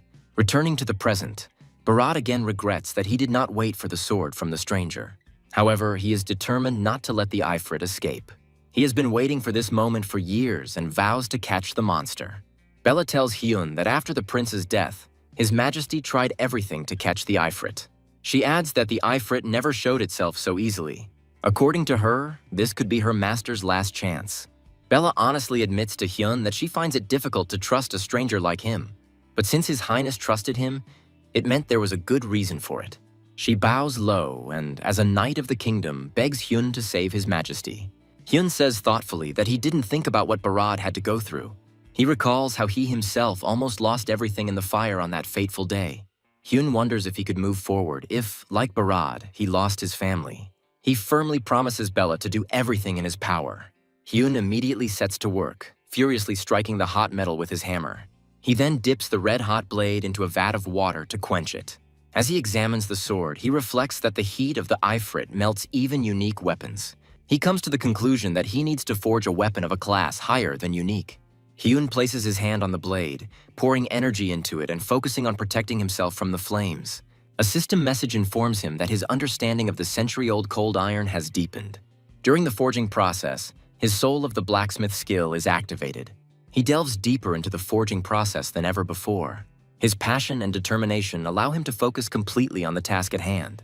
The final blow completes the work, and the system window announces the creation of Hyun's first legendary sword. Bella watches the flash of light in amazement and asks if the sword is ready. Hyun, who created the sword, decides to go and save His Majesty Barad. Meanwhile, King Barad rushes into battle with a furious cry. He looks forward with determination and declares that today it will all be over. His opponent turns out to be the boss of the Flame Lair Ifrit, level 409. Barad scornfully rushes at the huge monster, beginning his speech. A shining sword appears in his hands, and he screams how long he has waited for this moment. The warrior, with a battle cry, strikes the fire demon with a glowing blue blade. Ifrit knocks Barad back with a powerful counterattack. A wounded fire monster instantly regenerates its flesh. Barad, thrown back, immediately pushes off the ground for another attack. Ifrit looks at the sword stuck in his hand in surprise. Grinning, the fire boss grabs the hilt of the sword protruding from his body. He roars as he pulls out the blade, which transforms into a weapon of pure flame. Ifrit unleashes an attack called Ifrit's Flame on Barad. The demon makes a gleeful sound, completely confident of his victory. Barad falls to one knee, realizing that his attack has failed. Suddenly, a huge ice sword plunges into the ground in front of him. From afar, Bella shouts at the king to use this new sword. Barad takes hold of the hilt, and a description of the legendary sword created by Hyun especially for him appears. Hyun smiles and invites the king to try his creation.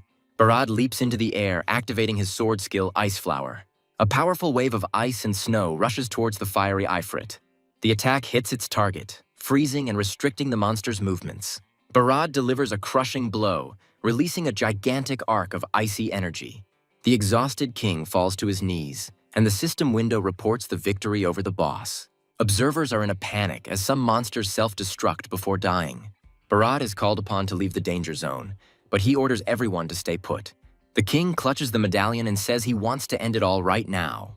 Bella, seeing this, decides that she must save His Majesty and can help. However, she hesitates, remembering the king's order not to enter the epicenter of the explosion. Hyun calmly declares that he will go and save His Majesty. He uses emergency divine creation to create armor with fire resistance. Hyun runs into the fiery hell and calls out for King Barad. The king, without turning around, orders the stranger to leave, saying that he has already done enough. Hyun comes closer and firmly declares that he will not leave because he came to escort the king. Barad bitterly admits that his own son died because of him. Hyun asks if the king thinks the owner of the necklace would be happy to see him die.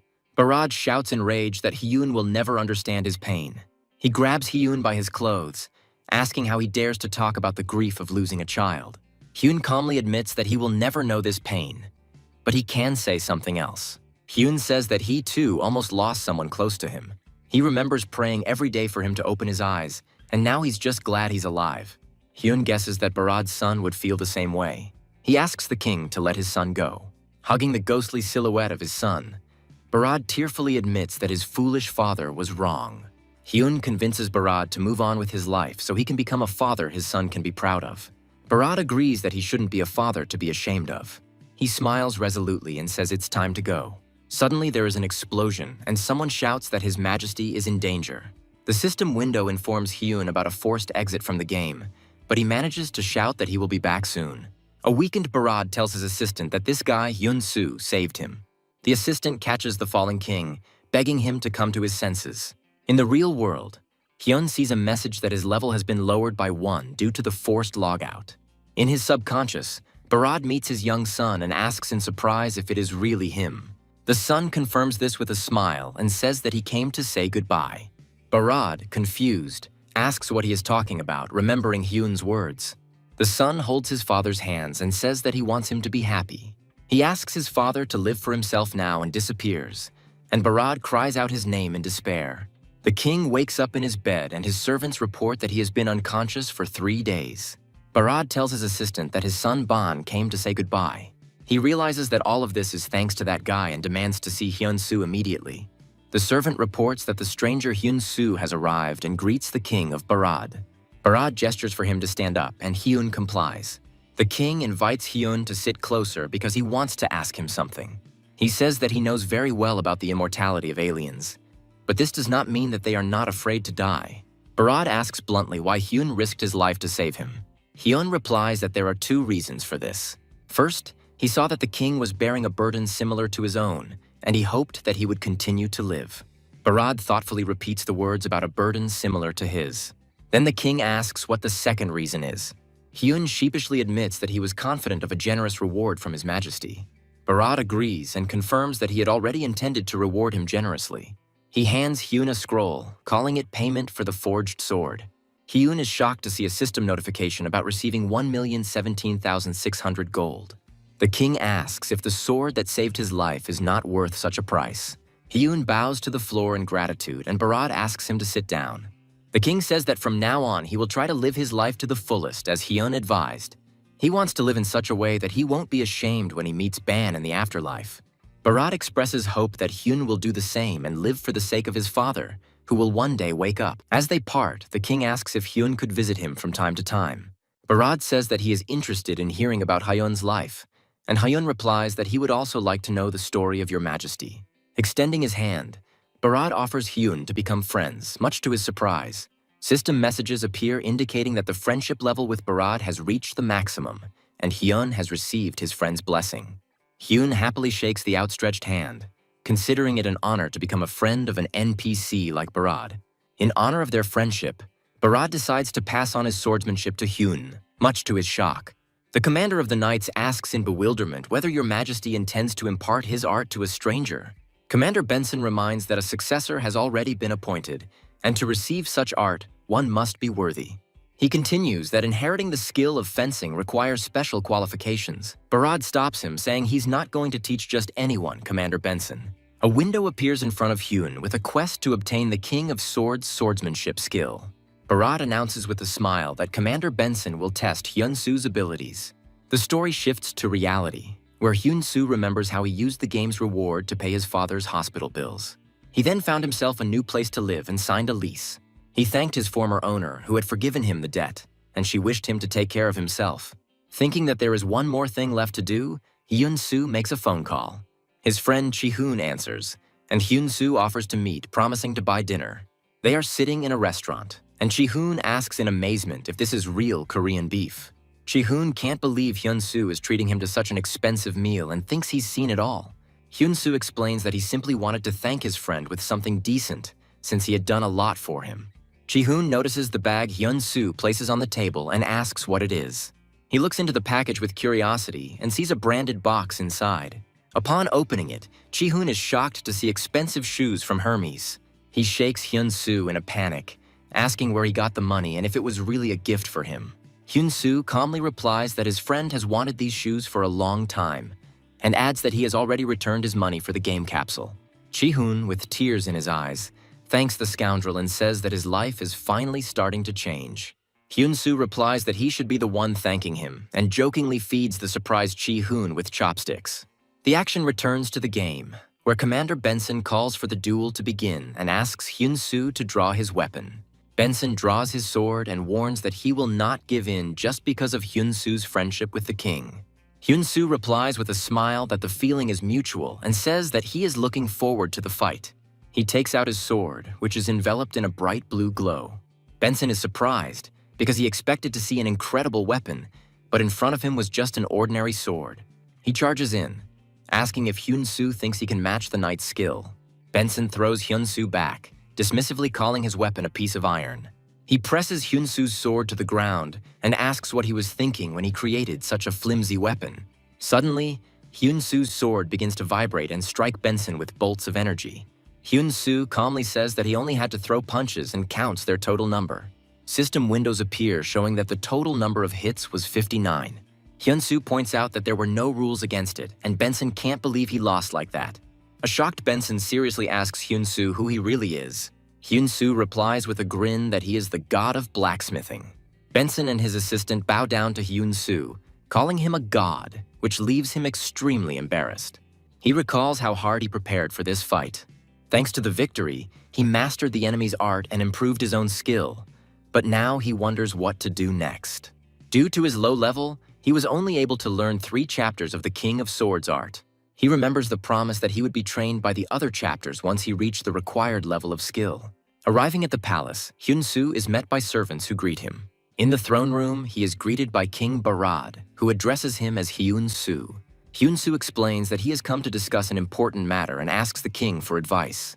He asks to give him the 100-year-old cold iron that the king used for his sword. King Barad says with regret that he would gladly give up the metal, but there is a catch.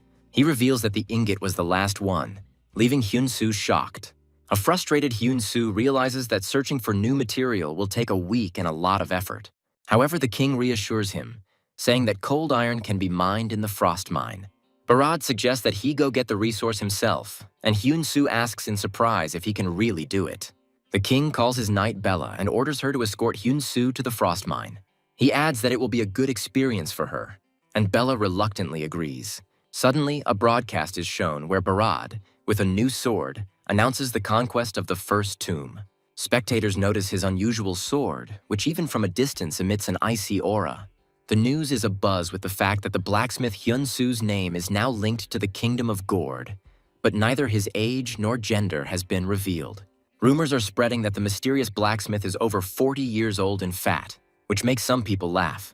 Meanwhile, thousands of new users are subscribing to Hyun-soo's page on the blacksmith's forum.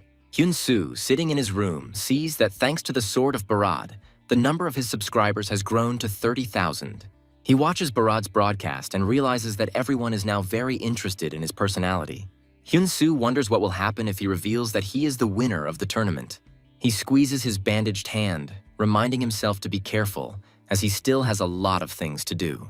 He picks up the phone, deciding that he needs to call or text someone. He recalls that he still hasn't thanked one person who was important to him.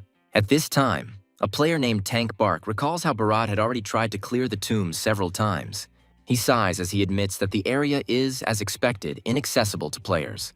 Bark, a real estate investor and high-ranking player, recalls his expeditions into the Salamander dungeon. However, all of his artifacts melted there, leaving him no chance of passage.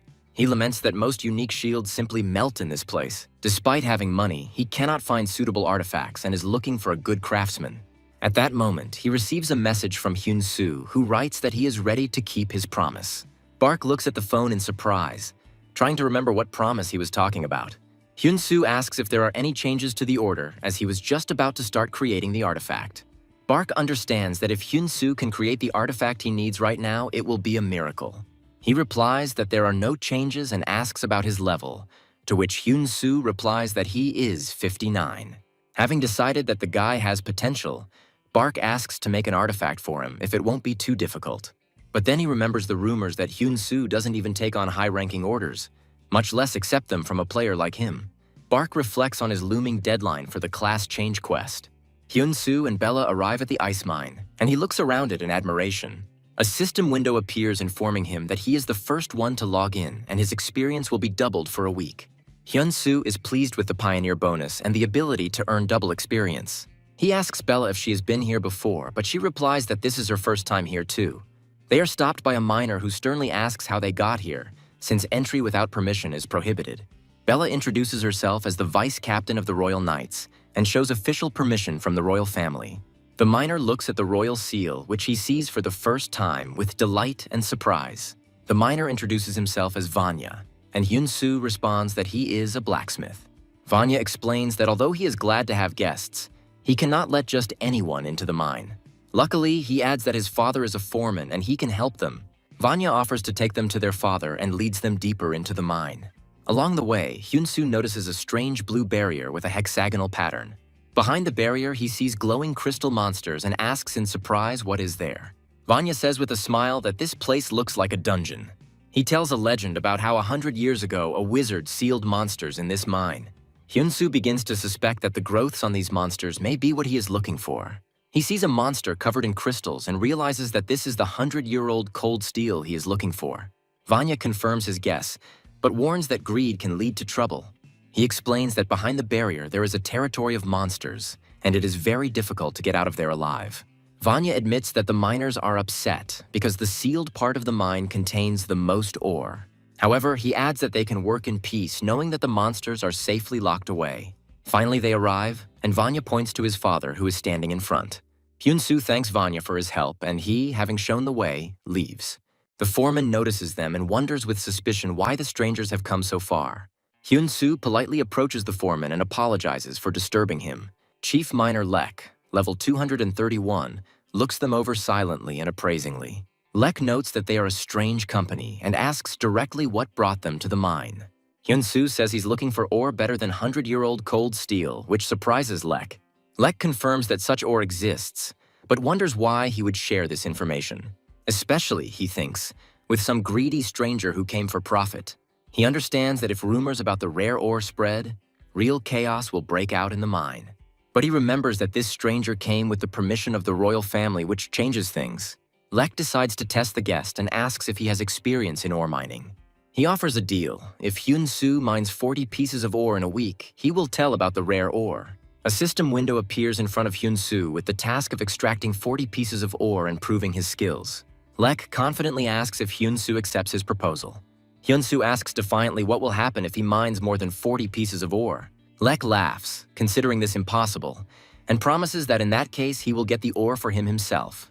Hyun-soo agrees to the terms and they agree to meet in a week. Brigadier Lek suddenly calls out to his son Vanya, realizing that he is eavesdropping on their conversation.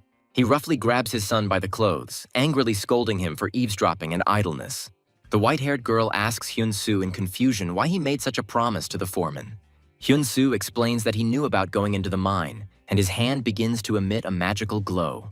He says that he is prepared in advance and materializes a magic pickaxe from light. Hyun-soo firmly declares that he will extract the best ore, and his companion doubtfully thinks that he is a strange person. A week later, Foreman Lek sits deep in thought near the entrance to the mine. He remembers how the stranger promised not to leave the mine for a whole week and doubts his words. Finding this impossible, Lek suddenly notices a dark silhouette with a pickaxe coming out of the mine. The foreman notes that the deadline has passed and, with distrust, demands to see the results of the work done. Hyun-soo asks him to wait a second with a slight grin, creating a bright glowing ball in his hand. Lek looks at him with skepticism, being sure that the stranger is not capable of this. Suddenly, a huge mountain of sparkling ore pours out of the magic ball, stunning the foreman. Hyun-soo reports with a satisfied look that he managed to extract as many as 200 pieces of ore. A shocked Lek screams, trying to understand who is in front of him, and assumes that it is the legendary hunter. Hyun-soo smiles modestly and replies that he is just an ordinary blacksmith. A description appears of his unique Damascus sword, which can transform into a pickaxe. In a funny chibi insert, he explains that he used his sword as a pickaxe. The foreman, still not believing his eyes, looks at the mountain of ore and, confused, agrees. He comes closer and says with respect that the hand of a real blacksmith is immediately visible. Lek apologizes for underestimating him and, as a sign of reconciliation, suggests having a drink together in the evening. Hyun-soo happily agrees and shakes the foreman's outstretched hand. Later at the tavern, two men sit down next to Hyun-soo's companion, who is drinking alone. She coldly refuses them, and at that moment, someone's hand suddenly grabs one of the pestering people by the shoulder. It turns out to be a drunk Lek, who joyfully hugs Hyun-soo and asks again about the 200 pieces. Upon hearing that Hyun-soo had mined about 20 pieces of cold iron, all the miners in the tavern were delighted. The intrigued foreman asks to see that special pickaxe he has heard about. Hyun-soo agrees and materializes a shining instrument right in his hand above the table. He proudly announces that it is a Damascus pickaxe, causing shock to everyone around him. In a humorous sketch, he explains that this tool increases mining efficiency by more than 200%. He adds that it can also be turned into a sword that will be excellent at chopping stones. His companion watches him with a smile and thinks how happy he is with his creation. An inspired Lek hugs Hyun-soo and declares that they will work even harder from now on. The other miners happily pour him a drink, welcoming him into their circle. Later, Lek leads Hyun-soo to a magical barrier in the mine, behind which lie deposits of thousand-year-old cold iron. Hyun-soo asks with a serious face if this is the place he was told about. His companion reminds him that they cannot enter inside because of this barrier. The foreman confirms that there is iron there, but warns about the huge number of monsters. He smirks and pats Hyun-soo on the shoulder, saying that now it's all up to him. Lek says goodbye cheerfully, saying that he will go to another mine and wait for a call if needed. Suddenly, a system window appears in front of Hyun-soo with a message about the start of a new story. He is surprised, and the system explains that the century-old barrier has weakened, and the trapped monsters are furious. An alarming message announces that the barrier will collapse in just 3 minutes, and Hyun-soo is terrified. He rushes towards the miners, shouting at them to wait, much to their confusion. Hyun-soo screams in panic that the barrier will soon collapse and that all miners need to be evacuated immediately. One of the workers doesn't believe him, because the barrier has stood for 100 years without incident. Suddenly, the mine starts to collapse and people start screaming in panic, calling for everyone to run. Hyun-soo orders everyone to evacuate immediately, warning that the monsters are about to break free. One of the miners refuses to leave, declaring that they will first rescue those remaining inside. The other workers support him, saying that they cannot abandon their comrades in trouble. Even the miner, who had previously doubted, firmly declares that they cannot leave. He suggests that the collapse was most likely caused by some kind of special magic. The miner is determined to save the people trapped inside, and Hyun-soo remembers the mission. While pondering what to do, he receives a new A-rank mission to rescue the miners, failure of which means their death.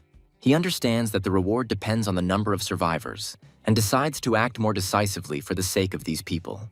Hyun-soo draws his sword and asks Lady Vela to cover him if he misses even one monster. Vela asks anxiously if he is not at all afraid to take on such an overwhelming task. He smiles confidently and, reminding them that aliens don't die, announces his intention to detain the monsters. He prepares for battle, but doubts creep into his thoughts about whether he has enough strength. He understands that a Damascus sword alone will not be enough to achieve victory. This thought makes him realize that such a battle requires something more. He decides to create a completely new weapon, which will require a huge amount of ore. Using the emergency creation, he intends to obtain a weapon for one powerful blow. Hyun-soo uses the Divine Emergency Measure skill, concentrating energy in his hands. In his hands, a great sword of cold steel materializes, glowing with blue light. The first monsters emerge from the mine, including a stone troll, an orc, and a wolf. The system reports that the 30-second sword usage limit is being ignored. However, the new condition states that the sword will disappear immediately after one hit. He swings his sword with a furious cry, promising that no monster will break through. Hyun-soo unleashes a powerful attack called Ice Storm on his enemies. The blow hits the stone wolf, who howls in pain and surprise. Immediately after the impact, the cold iron blade shatters into pieces. He thinks that if the sword were recreated from the right materials, the effect would be much stronger. Hyun-soo realizes that the dungeon is still full of monsters and begins to worry about the miners. Meanwhile, in the collapsed mine, workers are desperately trying to save the wounded and dig a way out. The system reminds him that the reward depends on the number of survivors and begs him to save them. Looking at their dedication, he realizes that these people are no longer just NPCs to him. He remembers how he himself saved his father and sees in the miners the same willingness to protect their loved ones. Determined, he vows to protect them all from the next wave of monsters. His plan is to first lure the monsters into a part of the dungeon where there are no people. Hyun-soo faces off against a huge blue monster swinging a club at him alone. He deftly cuts through another wolf-headed monster with his sword. A huge crystalline club descends onto the spot where he had just stood. Dodging, he slips past the jaws of another armored monster. His shining blade clashes with the weapon of a crystal-encased enemy. Soon, he finds himself surrounded by dozens of enraged monsters. He smiles confidently, thinking how good it is that he has learned a new technique. Taking a fighting stance, he prepares to use the art of the King of Swords. He unleashes a powerful attack called the Raging Wave Sword. A whirlwind of blue energy from his blade rushes through the crowd of monsters, cutting them apart.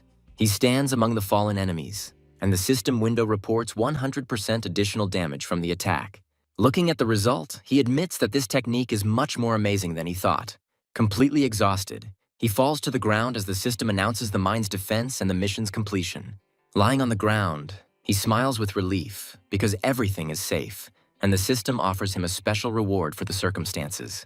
He reflects on the circumstances and decides that since they are offering a better reward, he cannot refuse. He gets a great idea and looks at his sword with a sly smile. Meanwhile, Foreman Lek informs the rescued miners that they can now rest assured that everyone is safe and sound. The miners hug each other and cry with joy, not believing that they were able to survive. Lady Bella tells Lek that it looks like Mr. Hyun-soo has taken all the monsters deeper into the dungeon. Lek loudly announces to everyone that the blacksmith single-handedly distracted the monsters to protect them. The miners are shocked to realize that he went there alone, and that is why they did not meet anyone. The foreman feels ashamed, because they haven't saved all of their comrades yet. Armed with torches, a group of miners goes deeper into the cave in search of the stranger. They run through the dark corridors, shouting Mr. Hyun-soo's name. One of the miners screams desperately, addressing the newcomer. Finally, they see his lonely figure sitting on the ground ahead. Seeing him fall, they rush to him shouting that he is seriously wounded. Lady Bella runs up first and, hugging him, calls him a fool. She checks his pulse and is surprised to see that it is steady, despite the wounds. Lek arrives and asks everyone to calm down while Lady Bella holds Hyun-soo's hand. Hyun-soo suddenly sits up, startling her, and says that he is okay and was able to defeat all the monsters. Lek kneels before him and asks if everything is really safe now. He tearfully grabs Hyun-soo's hands, thanking him and apologizing for them for getting him.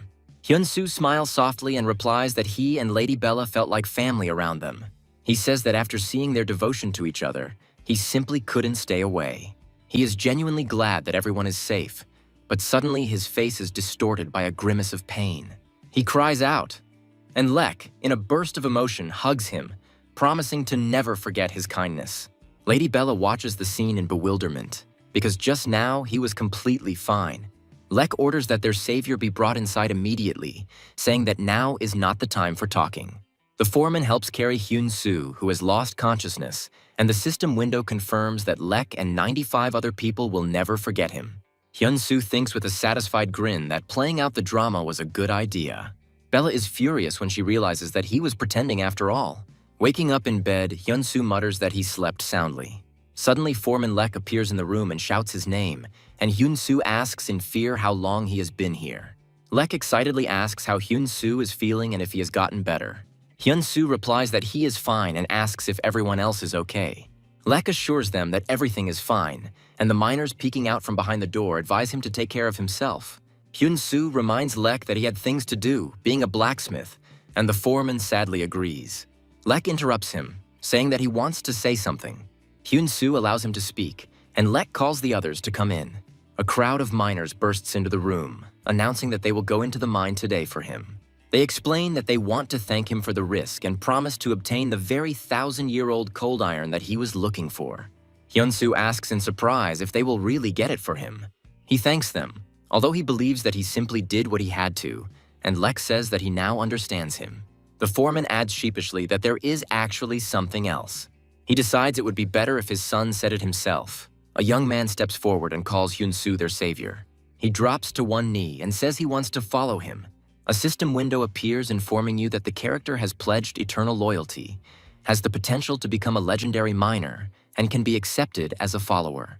Hyun-soo looks at the notification in shock, not understanding what the followers mean. Meanwhile, in the special users department, an exhausted employee laments that this happened in the absence of the team leader. She jumps up, shouting that player Hyun-soo is at it again, even though he's not even the guild leader. She panics, clutching her head, not believing that a legendary rank NPC wants to become a player's follower, and screams about the upcoming rework. Meanwhile, Hyun-soo asks the guy to stand up, saying that he does not deserve such honors, but he insists on the opposite. The guy says he saw everything with his own eyes, remembering how Hyun-soo wielded a pickaxe. He continues that he saw him rush to save them, and it was incredible and very touching. But most of all, he said, it inspired deep respect in him. He swears that he will put his all into the business and mine ore for it. The boy begs Hyun-soo to take him with her. Hyun-soo senses his sincerity and understands that there is no pretense in his devotion. The boy anxiously asks if he is unsuitable due to his lack of adequate skills, but Hyun-soo quickly dissuades him. He sheepishly explains that he himself is simply not ready to be someone's mentor yet, and asks to think about it a little. Hyun-soo asks to give him time to think about everything and prepare. He promises the guy that he will let him know when he is ready. Extending his hand, he says that when that day comes, he will join him. The guy jumps up and hugs Hyun-soo with tears of joy, thanking him warmly. The system window notifies that he has accepted Vanya as a follower, and now information about him is available to him. Hyun-soo thinks that he has found a strong ally, and from now on they will become stronger together. Vanya pulls away and, not wanting to rush, asks when they will see each other again. Hyun-soo replies that it will be very soon, and Vanya decides to mine ore with the rest of the miners for now. Hyun-soo receives a mining notice for 415 units of iron ore and 51 units of cold iron. He approaches Vanya and the girl knight, apologizing for keeping them waiting. Vanya proudly shows off a huge mountain of mined 1,000-year-old cold iron. Hyun-soo and his companion are shocked, and she tells him that he must be very proud of himself.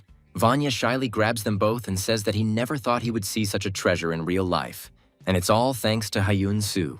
Hyun-soo thanks the miners for everything, but they ask him to stay a little longer. Vanya, in tears, shouts after the departing Hyun-soo, who waves goodbye to him. Hyun-soo stops and says that he was just about to give something to Vanya. He hands Vanya his pickaxe, and Vanya recognizes the tool that his friend treasured so much. Vanya, with tears in his eyes, swears eternal devotion, which greatly embarrasses Hyun-soo. The girl knight reflects that even though she called him a fraud, he risked his life to save the miners. She concludes with a smile that he has earned their trust after all. Hyun-soo asks Lady Bella if it was cool, which surprises her. A few days later, in the fiery dungeon of Salamander, someone attempts to pass the test. The muscular warrior sits at the entrance and laments that he has already lost count of the number of attempts. He recalls that even a 5th-rank blacksmith could not forge the shield he needed. The warrior thinks with regret that it looks like he won't be able to clear this dungeon. Suddenly, an eagle flies in with a package, and a notification appears about a gift from Hyun-soo. The warrior is skeptical that Hyun-soo is only level 59, but still thinks it's a sweet gesture. He decides to see what's there and opens the gift he received. Upon seeing the object, he is shocked and cannot believe his eyes, thinking that it is some kind of bug. A description of Hen's unique personal shield with incredible characteristics appears before him. Holding the shield in his hands, the warrior admits that Hyun-soo has much more talent than he thought. He looks at the image of a woman with snakes on a shield and guesses that it is Medusa. The warrior admires the fact that Hyun-soo has created a true masterpiece based on the myth of Medusa.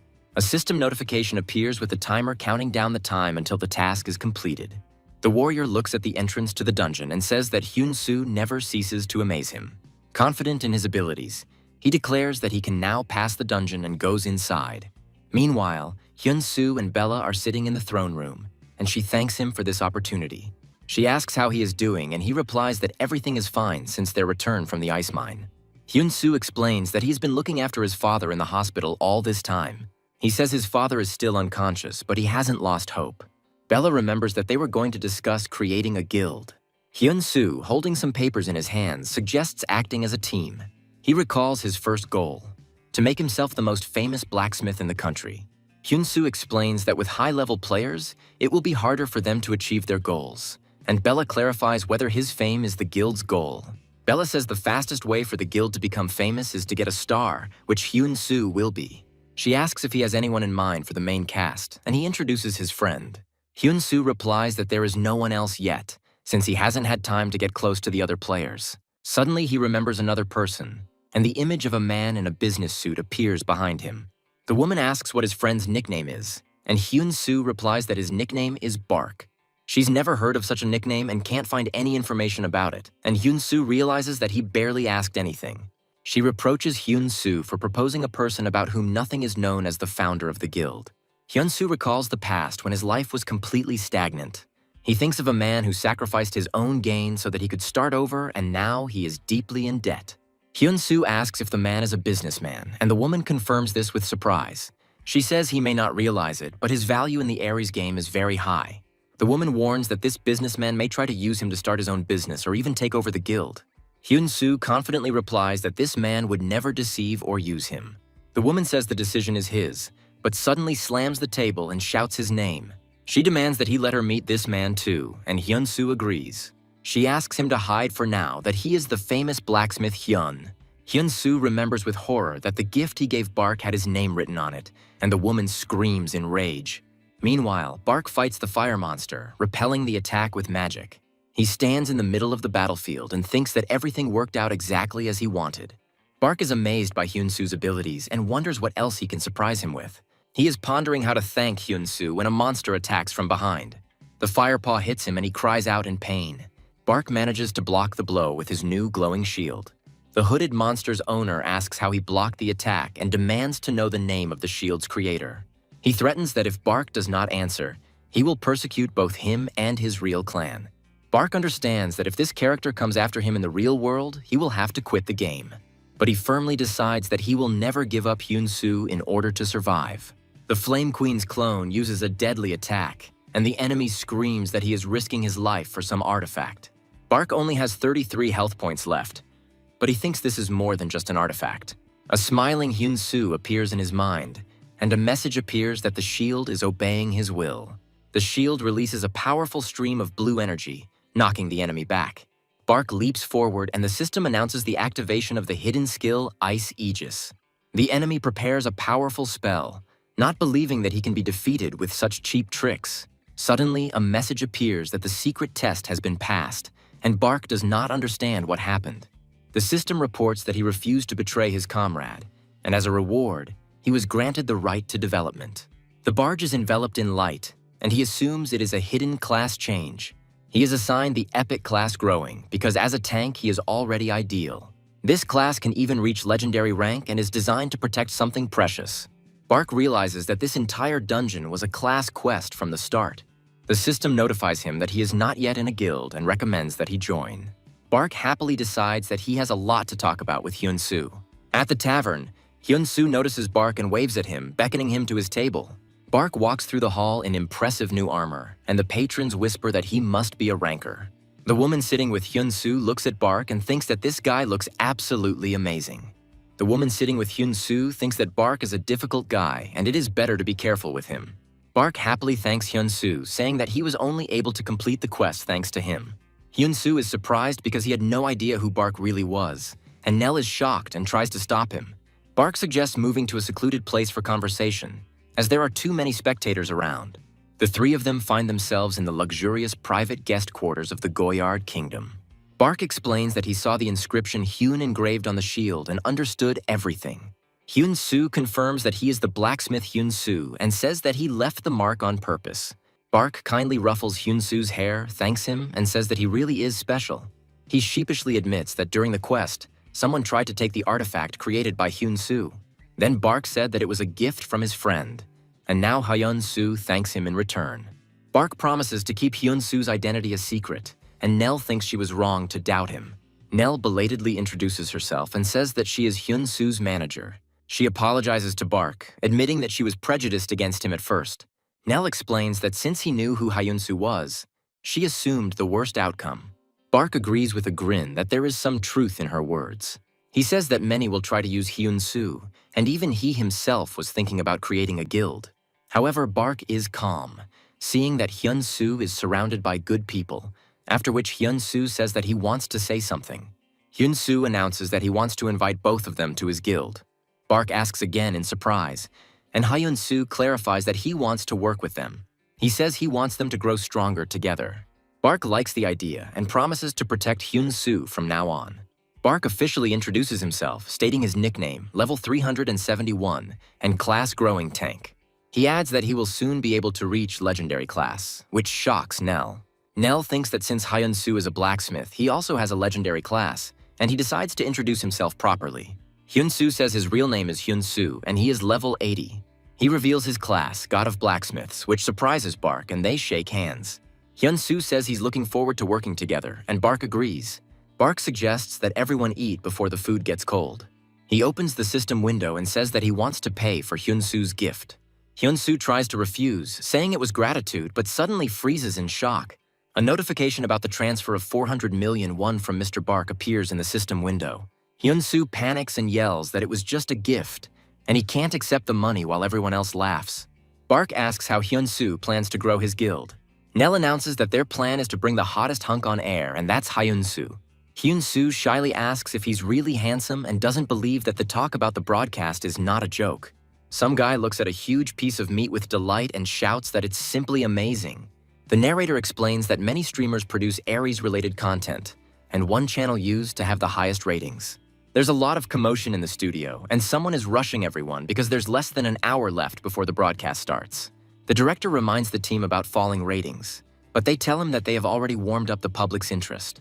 Blacksmith Hyun refused to appear, but the winner of the martial arts tournament will come in his place, and this is their last chance. Messages from anonymous viewers appear on the broadcast screen, discussing the legendary Room of Truth and the upcoming guest. The show's host, wearing a light suit, greets the audience energetically with a thumbs up. He announces that today's guest is the winner of the martial arts tournament, and viewers in the chat are wondering if the mysterious blacksmith will also appear. The host excitedly announces that they are moving on to the main event and introduces the tournament winner, Hyun-soo. Hyun-soo appears on stage and says hello, and the broadcast chat explodes with question marks in surprise. The host notices that the chat is flooded with questions, and viewers are commenting on how handsome the guest is. User Yul Dong donates 500 million won and asks when Blacksmith Hyun will be released. Hyun-soo looks at the donation notification in surprise, and viewers in the chat recognize the donator as the leader of the #1 guild. The action moves back a few days to the meeting room of a certain guild. Sylvia, a member of the Black Anvil Guild, asks why they are holding an emergency meeting when the blacksmith is busy. Dex, another guild member, tells Sylvia that this is the hottest topic of discussion right now. He recalls that the blacksmith became especially famous after he created a sword for the Sword King Barad. A guild member named Bon slyly suggests that they don't have to restrain him. Dex counters that caution is a good idea and suggests recruiting the blacksmith before he becomes even more famous. The head of the Black Anvil Guild, Ro-woon, after listening to everyone's opinions, declares that he will personally check everything and then make a decision. Back in the studio, the host ecstatically thanks Ro-woon for the 500 million won donation. The presenter shouts into the camera that both a blacksmith and the head of Korea's best blacksmithing guild are watching the stream. A donation notice for 100,000 won appears from Blacksmith Hyun, stating that he will be giving an interview today. Hyun-soo thinks to himself that he set everything up so that people would think that he and the blacksmith were two different people. The host returns to the interview and asks Hyun-soo how old he is, to which he replies, 23. When asked about his work and his girlfriend, Hyun-soo says that he puts his all into the game and laughs it off. Viewers continue to send donations and messages, supporting Hyun-soo and joking about his wealth. A certain villain with a malicious grin suggests asking a couple of questions to the blacksmith himself. Hyun-soo pretends to listen to a message on his earpiece and relays that the blacksmith is hiding his age. The chat starts to laugh, assuming that the blacksmith is an old man, about 1.5 meters tall, with a cap. Hyun-soo reflects that if he continues to hide everything so persistently, the image of the mysterious blacksmith will be destroyed. He makes a decision and thinks that he wants to introduce himself to the world through his works. The host looks puzzled, and Hyun-soo says with a smile that he conveyed the blacksmith's words. The presenter agrees that this sounds good and announces the prepared content for showcasing the work. He points to the big screen, announcing the perfect collaboration between tournament winner Hyun-soo and Blacksmith Hyun. The host announces the time dungeon mission, which requires the Blacksmith Hyun to create 3 artifacts in 10 days. Viewers in the chat are saying it's brutal, as even top blacksmiths can barely cope, and the host is delighted with the awesome content. Blacksmith Ro-woon makes a donation and offers a reward of millions of won if Hyun creates rare, epic, or unique items. Ro-woon adds a condition that if he fails, Hyun will have to reveal all the information about the sword made for the King of Swords. The host is delighted with the crazy content, and Ro-woon is on his computer thinking that he will see what Hyun is capable of. Hyun-soo touches his earpiece again and with a confident smile, declares that the blacksmith accepts the challenge. A blonde girl reads the news about the challenge on her tablet and notes that since Hyun-soo's appearance, everyone is talking about nothing but him. She comes up behind Hyun-soo and asks him what it's like to be famous, then puts her hand on his shoulder. The girl leans towards him and asks what amazing thing he plans to create, but he replies that he is still thinking about it. Hyun-soo looks at the sword and shield he created and decides that since Ro-woon raised the stakes, the artifacts must be better than just rare. Hyun-soo states that he wants to show off his unique rank and promote himself well. The girl thinks the community is considering this a full-fledged battle between Hyun and Ro-woon. She says it has turned into a rivalry, and if he completes the mission, Blacksmith Hyun's fame will skyrocket. She warns that the Black Anvil will likely try to recruit him, and he asks what will happen if he fails. The girl explains that then the value of the blacksmith Hyun will fall and his special ability will disappear. Hyun-soo is determined to succeed no matter what it takes. He thanks her with a smile, saying that she has really encouraged him. She replies that it's no problem, but he stops her by placing his hand on her shoulder. The girl says that she will focus on creating artifacts and, promising to see each other next time, leaves. 10 days later, a huge horde of goblins and orcs is shown inside the dungeon. In the broadcast studio, the director is panicking and shouting that they have over 80,000 viewers and begging for the content to take off. Hyun-soo appears in the dungeon wearing archer armor, and the system window announces the start of the broadcast. He looks around from the ledge and notes that the first stage is easy, as there are about 40 monsters below. A mission window appears telling you to break a red rock on a hill 400 meters away, breaking through the monsters. The broadcast host explains that the record for completing the course belongs to Pro U, is 1 minute 23 seconds, and has not yet been broken. He announces that there will be a prize of 10 million won for setting a new record. Hyun-soo thinks about the 10 million won as the countdown to the start begins. The sign START appears and Hyun-soo stands at the ready with a bow in his hands. He tells the audience that the artifact he will show today is not a bow and arrow. He shows off the glove, and viewers in the chat joke about whether he will crush monsters with it. Hyun-soo draws his bowstring, preparing to shoot. His glove begins to glow, and messages appear about his strength increasing by 111 and his attack range increasing significantly. It releases a powerful energy blast that destroys monsters, and the system reports an increase in destructive power. The projectile hits the red rock and breaks it, after which a congratulatory message appears on setting a new time record. The system announces his new record, 41 seconds, and the host congratulates him on winning 10 million won. Hyun-soo thanks him for the prize money, but adds with a grin that the reward he will receive will be 20 million won. The host is shocked, and at this time, Ro-woon and his people are watching the broadcast, and one of them reminds him of their argument. Hyun-soo shows off his glove and says it is ranked unique. Ro-woon asks him to retrieve information about the artifact, and Hyun-soo agrees. A window appears with detailed specifications for Hyun's unique custom glove. Hyun-soo asks if this is a unique rank, and Ro-woon immediately gives him a 10 million won donation. He loudly thanks Ro-woon for the huge donation, and viewers in the chat write that his eyes lit up.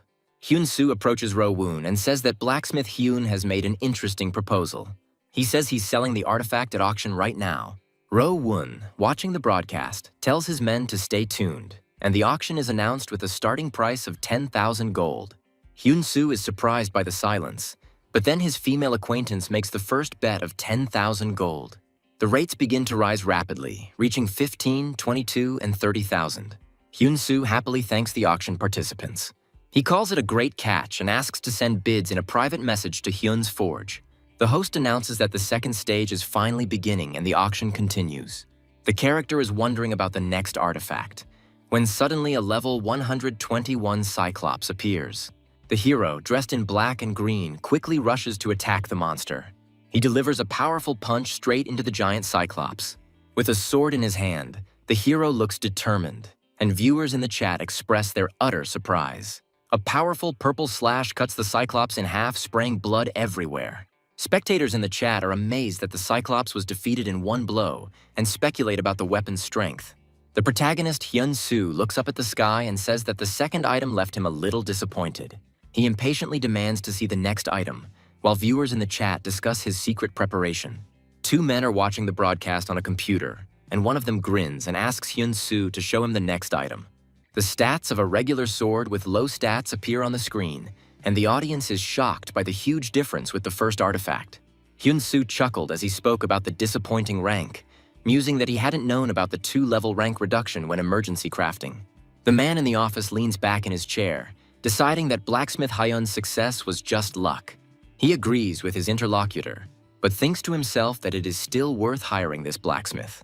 The man looks at the image of a sword on the monitor and thinks about what bonus to offer. He speaks on the phone, ordering an offer of 2 billion and calling it a done deal. After hanging up, he wonders if this is too much money. He decides it's better to hire an experienced blacksmith and not worry. Suddenly something alarms him and he leans towards the screen with the words, "Wait a minute." The host, with 2 thumbs up, excitedly announces that champion Hyun-soo has flawlessly passed the second stage. The presenter crosses his arms over his chest and warns that the last stage will not be easy. He states that there will be a ton of bosses there, and behind him in the darkness, countless red eyes light up. The host explains the task. Hyun-soo must reach the hill with the flag, but the monsters will not stand still. He specifies that you need to reach the flag without getting kicked out of the game. The host suggests that viewers might ask if this is the final stage, and Hyun-soo thinks that he himself was already getting ready to go out. The presenter introduces the monster of this stage, a level 138 werewolf. He says that the werewolf's hide is so thick that the chance of success is less than 20%. The host mentions that even the fastest record holder barely made it through this stage and wishes Hyun-soo good luck. Hyun-soo stands alone, deciding that there is nothing he can do about the weapon. He decides to focus on the final step while viewers in the chat rush him and discuss the chicken he ordered.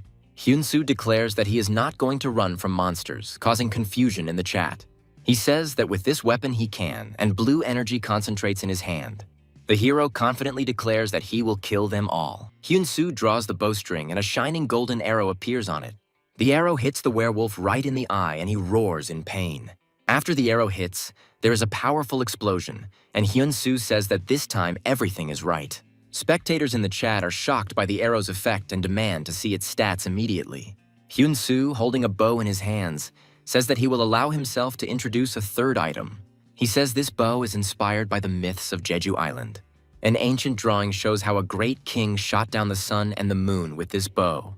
Hyun-soo solemnly announces the name of this item, the Cheong Yellen bow. When Hyun was little, his father told him a legend about Jeju Island. Long ago, in the world of the living, there were 2 suns and 2 moons, which brought chaos.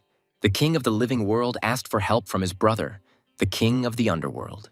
The king of the underworld used a bow weighing 1,000 gains to shoot down the extra luminaries. Little Hyun was most interested in the bow itself in this story, and he asked his father to make one like it. Now, using his knowledge, he thinks he can create a real bow weighing 1,000 gains. Instead of creating a heavy bow, he came up with a way to increase the weight of an enemy hit by an arrow. He decides to try and picks up ebony, a material for imbuing objects with abilities. The system announces that he is creating a new type of bow, the 1,000 gin. In the forest, he strings his new bow, preparing for battle. One by one, he successfully kills 10 werewolves. The observer in the white suit is amazed at how easily Hyun deals with the werewolves. He's dealt with the werewolves, but he feels something is wrong. The ominous atmosphere in the forest becomes increasingly oppressive. He takes aim confidently, intending to end the new threat with one shot. Suddenly, a huge growling wolf appears in front of him. His body reacts to the roar of a powerful predator. The instinct of self-preservation is triggered. The monster turns out to be a level 178 Fenrir fragment, for which a reward is promised. The observer screams in panic because Fenrir is a legendary monster. Out of fear, his movements slow down and the monster attacks him with Blood Claw. He is injured and the system reports a bleeding effect. His stats are lowered due to fear and bleeding, and he lacks strength. To compensate for his lack of strength, he uses items, increasing his strength by 111. Fenrir attacks again, using Claws of Destruction. The observer cannot believe his eyes because Hyun should have died from such an attack.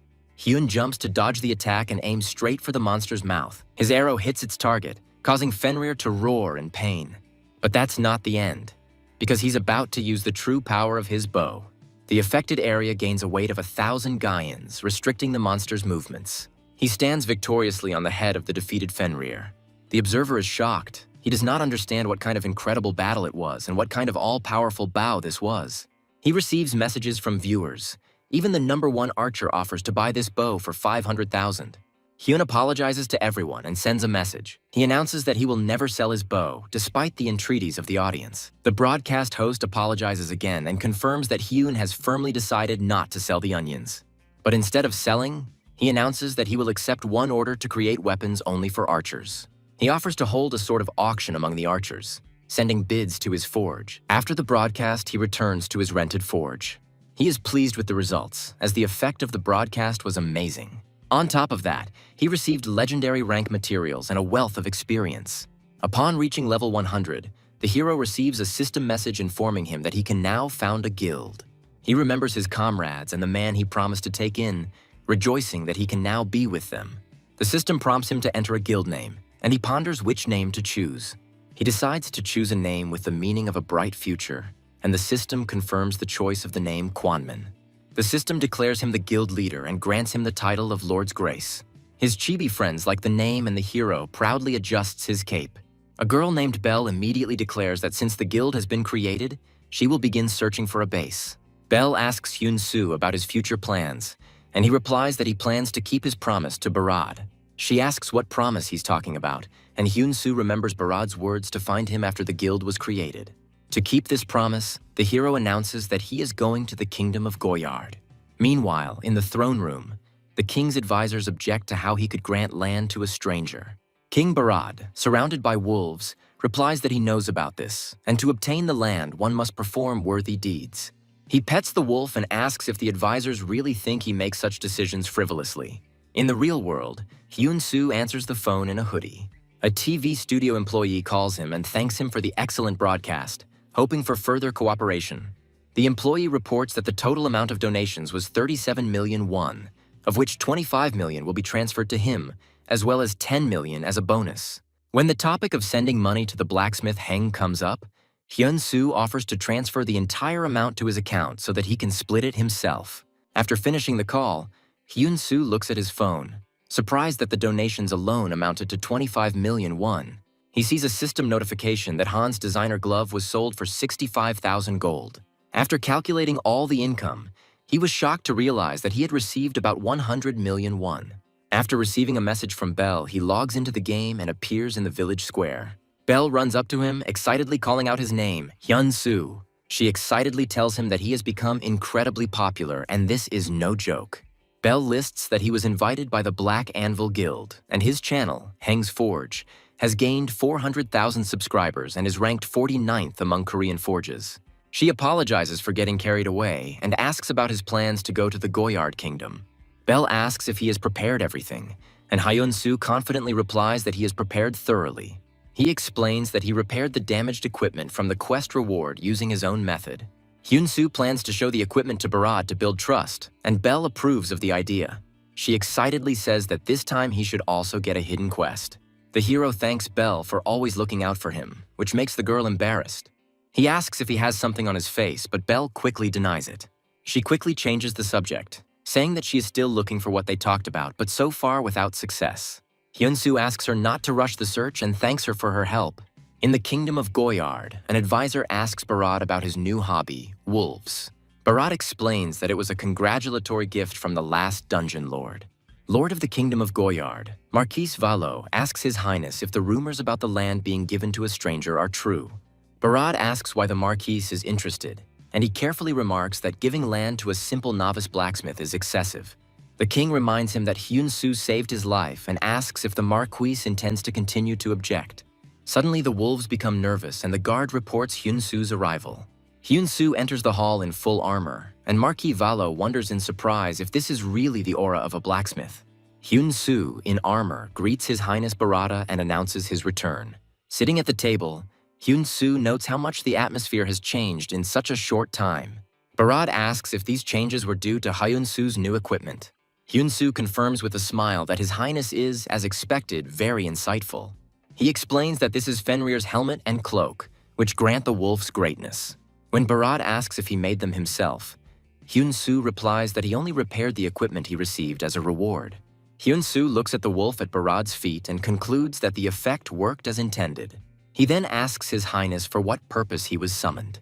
Barad begins his story about a small territory in the west of the kingdom called Valas. He says that Valas, a thriving village of blacksmiths, is now in complete ruins. Many talented people were sent there, but their efforts to restore it were in vain. It all ended with people fleeing the village in panic. Barad says that after meeting Hyun-soo and examining his sword, he gained confidence. He directly states that Hyun-soo is the one who can solve Valas's problem.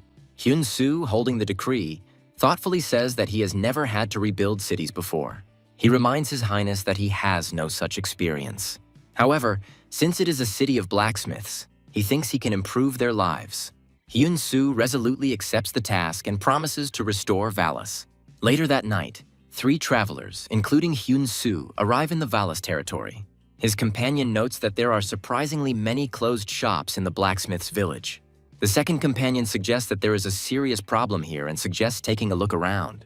Hyun-soo agrees that the situation here is worse than he expected. One of them notices a light in the building and suggests checking what's there. The group enters the house and asks if there is anyone inside. The girl sees a web and hopefully assumes that someone does live here. Hyun-soo apologizes for the intrusion and calls out loudly for the owners again. They look around the room and notice a door ajar at the far end of the room. An emaciated old man with a lantern appears from behind the door and fearfully asks who they are. He demands an answer to who they are and why they broke in here. Hyun-soo explains that they have come on the orders of His Highness Barad to inspect the village. The old man asks with relief whether they are from the Eidril Merchants Guild. To confirm his words, Hyun-soo unfolds and shows the decree with the seal. He leaves the scroll on the floor, inviting the old man to examine it. The old man approaches, recognizes His Highness's seal and mutters that he hasn't seen strangers for a long time. He comes out to them and introduces himself as Para Hao, the former personal blacksmith of my lady. Hyun-soo asks why all the forges are closed, and Para replies that it all started a year ago with the arrival of the Eidril Guild. Hyun-soo's companion asks if this is the guild they have already heard about. Para says it's a long story and asks him to listen. He says that the Eidril Guild, having heard about the blacksmiths, came with gifts and offered a deal. Milady wanted to glorify the weapons of local craftsmen, so she happily agreed. Thus, the Eidril Guild infiltrated the village to seize the skills of the local blacksmiths. One day at dinner, the head of the guild suddenly proposed a bet to my lady. This proposal was naively taken as a joke, but the result was catastrophic. Having lost the bet, Milady lost all her power, and the tyranny of the Eidril Guild began in the village. Many blacksmiths, not wanting to obey, tried to escape. But those who failed to escape faced total slavery. The protagonist, listening to this story, clenches his fists and decides that he will not leave this injustice unanswered. He turns to the old man and asks if he also worked for the guild. The old man sadly replies that he did not work for them, but is just a fugitive. On the day my lady lost the bet, she sent him away with special instructions. He was trusted to take revenge, because if Milady entrusted it to him, it meant he had enough skill. Although he has a bad character, his talent as a blacksmith is undeniable. The old man sighs, realizing that he can't run forever, and that soon they will come for him too. He thanks the travelers for listening to him and advises them to leave before they are drawn into his troubles. But the main character stops the old man, saying that he would like to help him. He explains that he is also a blacksmith and cannot turn a blind eye to such injustice. The old man appreciates his impulse, but before he can finish speaking, the door to the tavern is knocked down with a bang. A threatening-looking man appears in the doorway and says that the old man had been running for a long time. He smirks and declares that the fugitive will not go anywhere now, introducing himself as Bucks from the Eidril Guild. Bax puts his sword to the old man's throat and threatens that if he refuses, he will pay with his life. He notices the old man's companions and mockingly asks if he has formed a new gang for himself. Suddenly, the protagonist activates a glowing cube, and everything around him is transformed into a digital space. The old man recognizes this place as the Dream Forge, where equipment can be created at incredible speed. The hero's companions are shocked. They understand that this is not a fair bet, but a direct threat. System windows appear, showing that the difference in levels between Para and Bucks is colossal. Bucks offers a deal under which the old man will spare his life if he wins, but will still be enslaved. A scroll appears with the conditions of the test, asking the old man to state his demands as there is no turning back. The old man demands that if he wins, he cancel the bet with Milady, free all the blacksmiths, and cancel their debt. Bucks shouts in rage about how much effort he spent searching and orders the old man to immediately take up the hammer. The old man accepts a challenge, according to which the one who forges the best sword will win. The protagonist stops him for a moment to thank him, even though they had only known each other for a short time. The old man swings his hammer with determination, intending to forge the best sword of his life. He hits the hot metal with force and sparks fly. As an experienced blacksmith, he knows in his gut that his opponent's sword will be something incredible. Bucks raises his shining blade, a true masterpiece, and the old man realizes that this is a complete rout. He despairs at the thought that he will soon be gone, and that these lands will be lost along with him. At this moment, the ghostly silhouette of the protagonist appears and shouts to the old man to pull himself together and think only about the blade. He continues to give instructions, shouting that the temperature is dropping and to watch the color of the flame. The protagonist insists that the old man raise the temperature because he still has a chance. At this point, the protagonist receives a system notification that he has acquired the teachings of the blacksmith mentor. In the control room, A man bangs on the console in despair, lamenting that he put so much effort into Bax, only to have him run into Yun-Su. He jumps up and shouts that Bucks can't be a walk-on character because he is the 11th legend of the new continent. The man explains with annoyance that he planned to make him a new villain, as he would be bored if all the legends were good guys. Another employee with long hair comes up and thoughtfully asks if it will come back to haunt them that Bax got into a fight with Hyun-Soo. He comes to the conclusion that they cannot intervene directly anyway, so all that remains is to observe. At this time, Hyun-Soo sees a system message about receiving instructions from the master blacksmith. Old blacksmith Para shouts at him to concentrate and not to relax. Para advises that it is better to temper in oil rather than water, and that when sharpening a blade, one must apply uniform pressure. Bax and Para simultaneously strike their workpieces with hammers. Hyun-Soo notes that they finished almost at the same time, and a touched Para says that everything is ready. A system notification appears stating that Para has created an artifact close to the legendary one. Observers are amazed to hear that this artifact is almost legendary and is the dream of any swordsman. One of the knights thought that it was impossible to defeat such an opponent with just one level. But thanks to Hyun-Soo's instructions, the old man surpassed himself. A notification appears that they have surpassed the blacksmith expert Per, and Bucks is shocked and can't believe it. Para, with tears in his eyes, cannot believe that he was able to create such a sword before his death. A message appears above the angry Bucks, telling him that he has failed the test.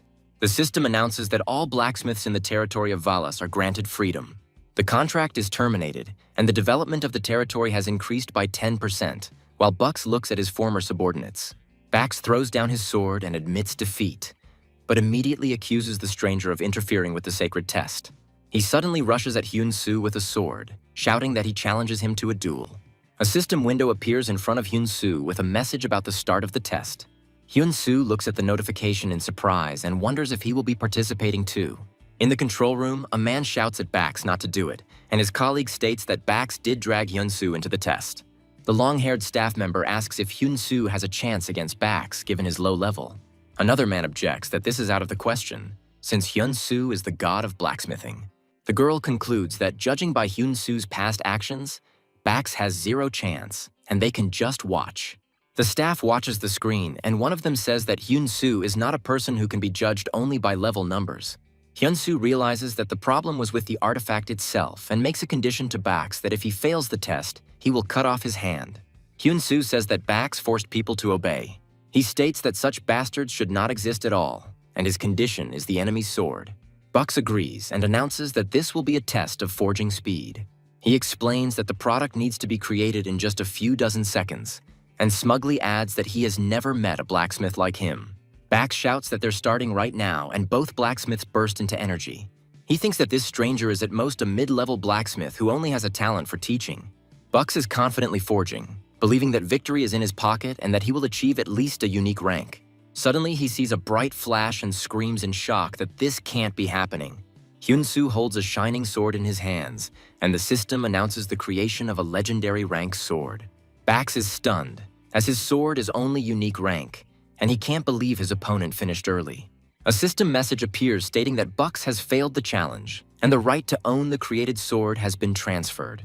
Hyun-Soo says that without this sword, Bax will no longer be able to bully people, to which he shouts back that it is his sword. Hyun-Soo tells the defeated Bax that he is simply paying for everything he has done, to which Bax whispers that this is impossible. Holding a sword to Bax's throat, Hyun-Soo orders him to state his crimes out loud. Bax admits that he collected a 70% tax from the blacksmiths, but Hyun-Soo coldly asks what else.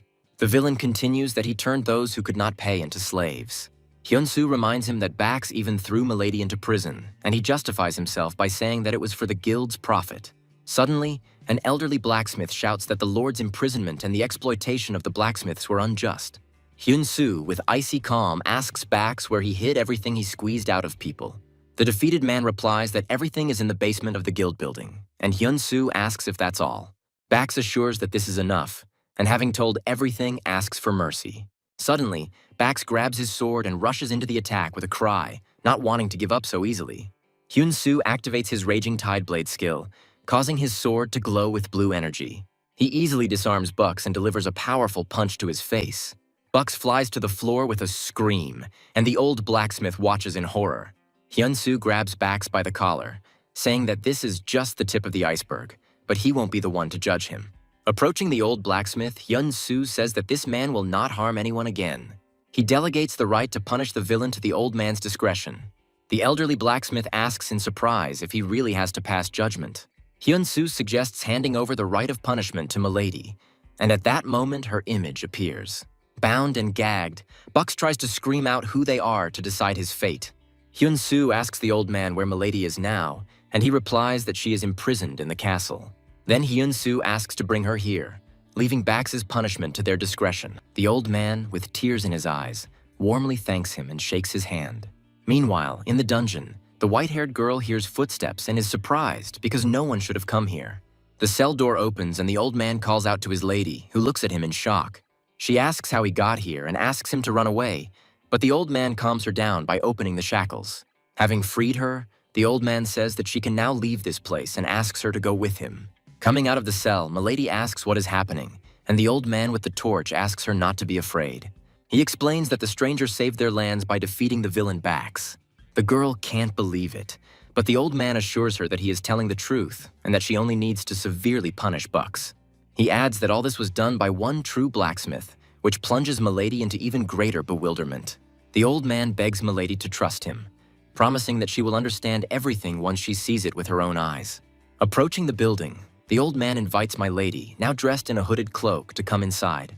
Looking inside, the girl freezes in amazement at what she sees. She removes her hood and introduces herself as Bellin, Lord of the Ballast Lands. Seeing Bax tied up, Bellin asks Hyun-soo if he really defeated him, and he confirms, handing over to her the right to punish the villain.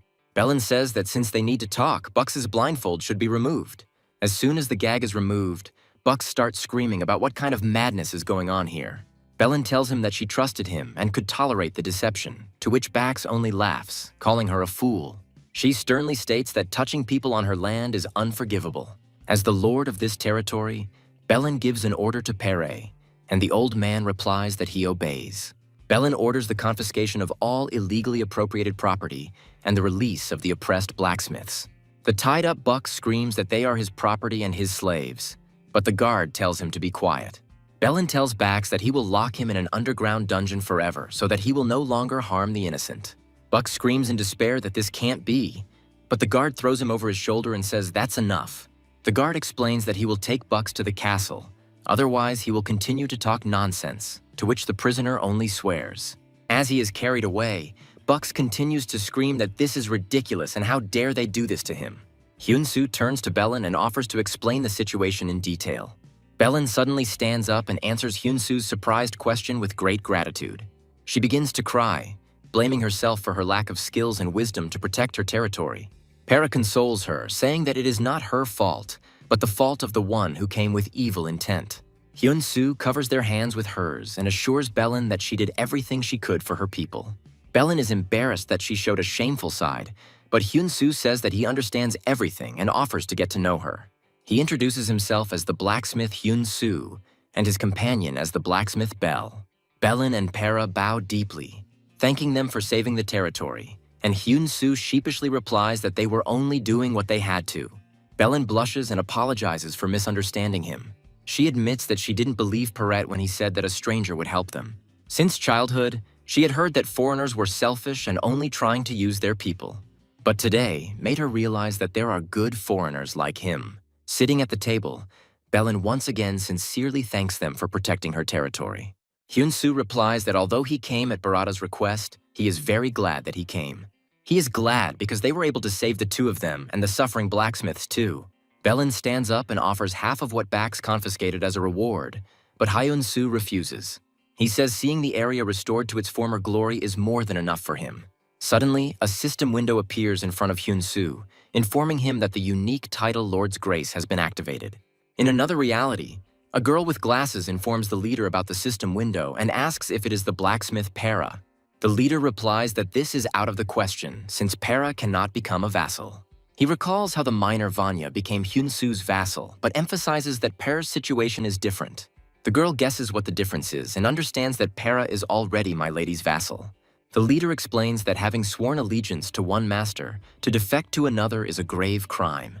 His assistant objects that Milady is in the same position and can hardly swear allegiance herself. The The leader says that this is not impossible because the empire is split and power is divided. The girl is shocked to realize that this means that Milady will swear allegiance to Hyun-soo. At this moment, Belin kneels before Hyun-soo and says that he wants to swear allegiance to his savior. Hyun-soo is stunned, as he thought that the skill was activated by Para, not Milady herself. He also drops to one knee and asks why all this is happening so suddenly. Belin replies that she felt how sincerely he wanted to help her people. Hyun-soo asks her to stand up, but she takes his hand and says that she is confident in his future rise.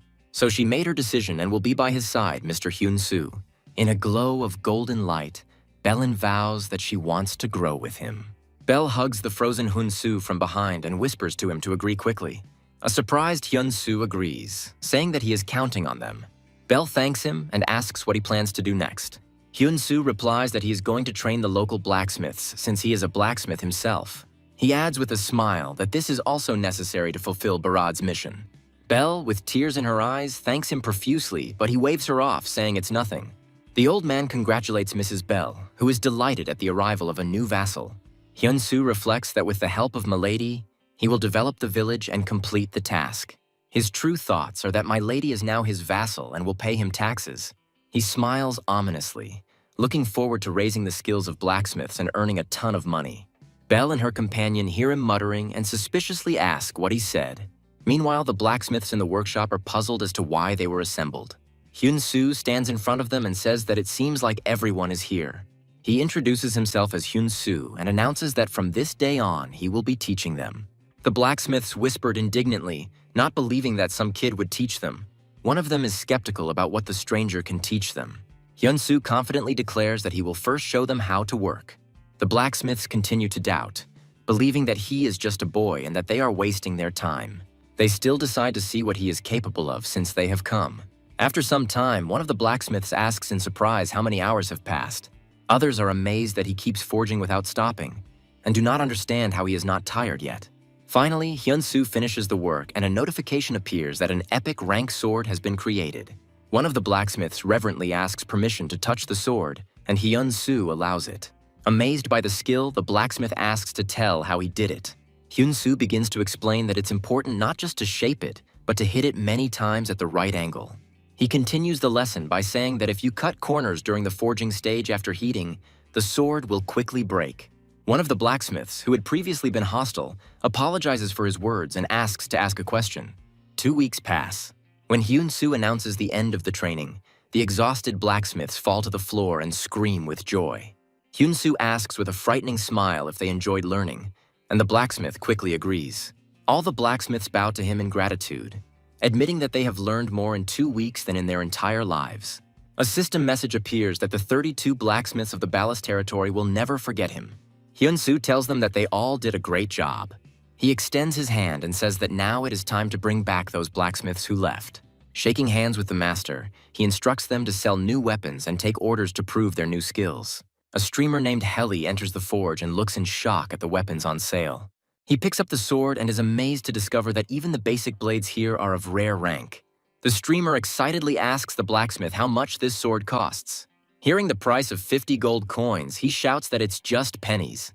He doesn't understand why such a sword is being sold for next to nothing, but the blacksmith replies that for them it is now an ordinary product. The blacksmith explains with a laugh that all this is thanks to the gentleman who taught them. The blacksmith says that he cannot name the man because it would be impolite without his permission. Hearing this, the streamer is shocked and wonders who this mysterious person is. He decides that the blacksmith is just bragging and is going to go look at other places. Suddenly, he notices an epic sword for sale and can't believe his eyes. The streamer realizes this is madness and decides to immediately tell his subscribers so his views can skyrocket. He starts a live broadcast, introduces himself as streamer Helm, and says that he is in Ballast territory. Helm excitedly shouts into the camera that he has found something incredible, and everyone simply must visit here. Meanwhile, elsewhere, a young man wakes up and stretches, complaining that he still feels broken. He remembers that he needs to meet Chi-hoon and looks at the time on his phone. Helm calls him and immediately shouts into the phone whether he has seen what is going on the forums. The guy, perplexed, replies that no and asks what happened. A woman on the phone tells him that a famous streamer has come to the Ballast lands and praised the local artifacts. She explains that one stream went viral, and now people are flocking to Ballast in droves. The boy is surprised to learn that even blacksmiths who left these lands return back. He understands that if it gets this hot, the percentage of quest completion will skyrocket, and he smiles maliciously. Later, he meets a friend at a restaurant and tells him that Friday night is made for brisket and soju. His friend Kim Chi-hoon eats the meat with pleasure and exclaims that it is very tasty.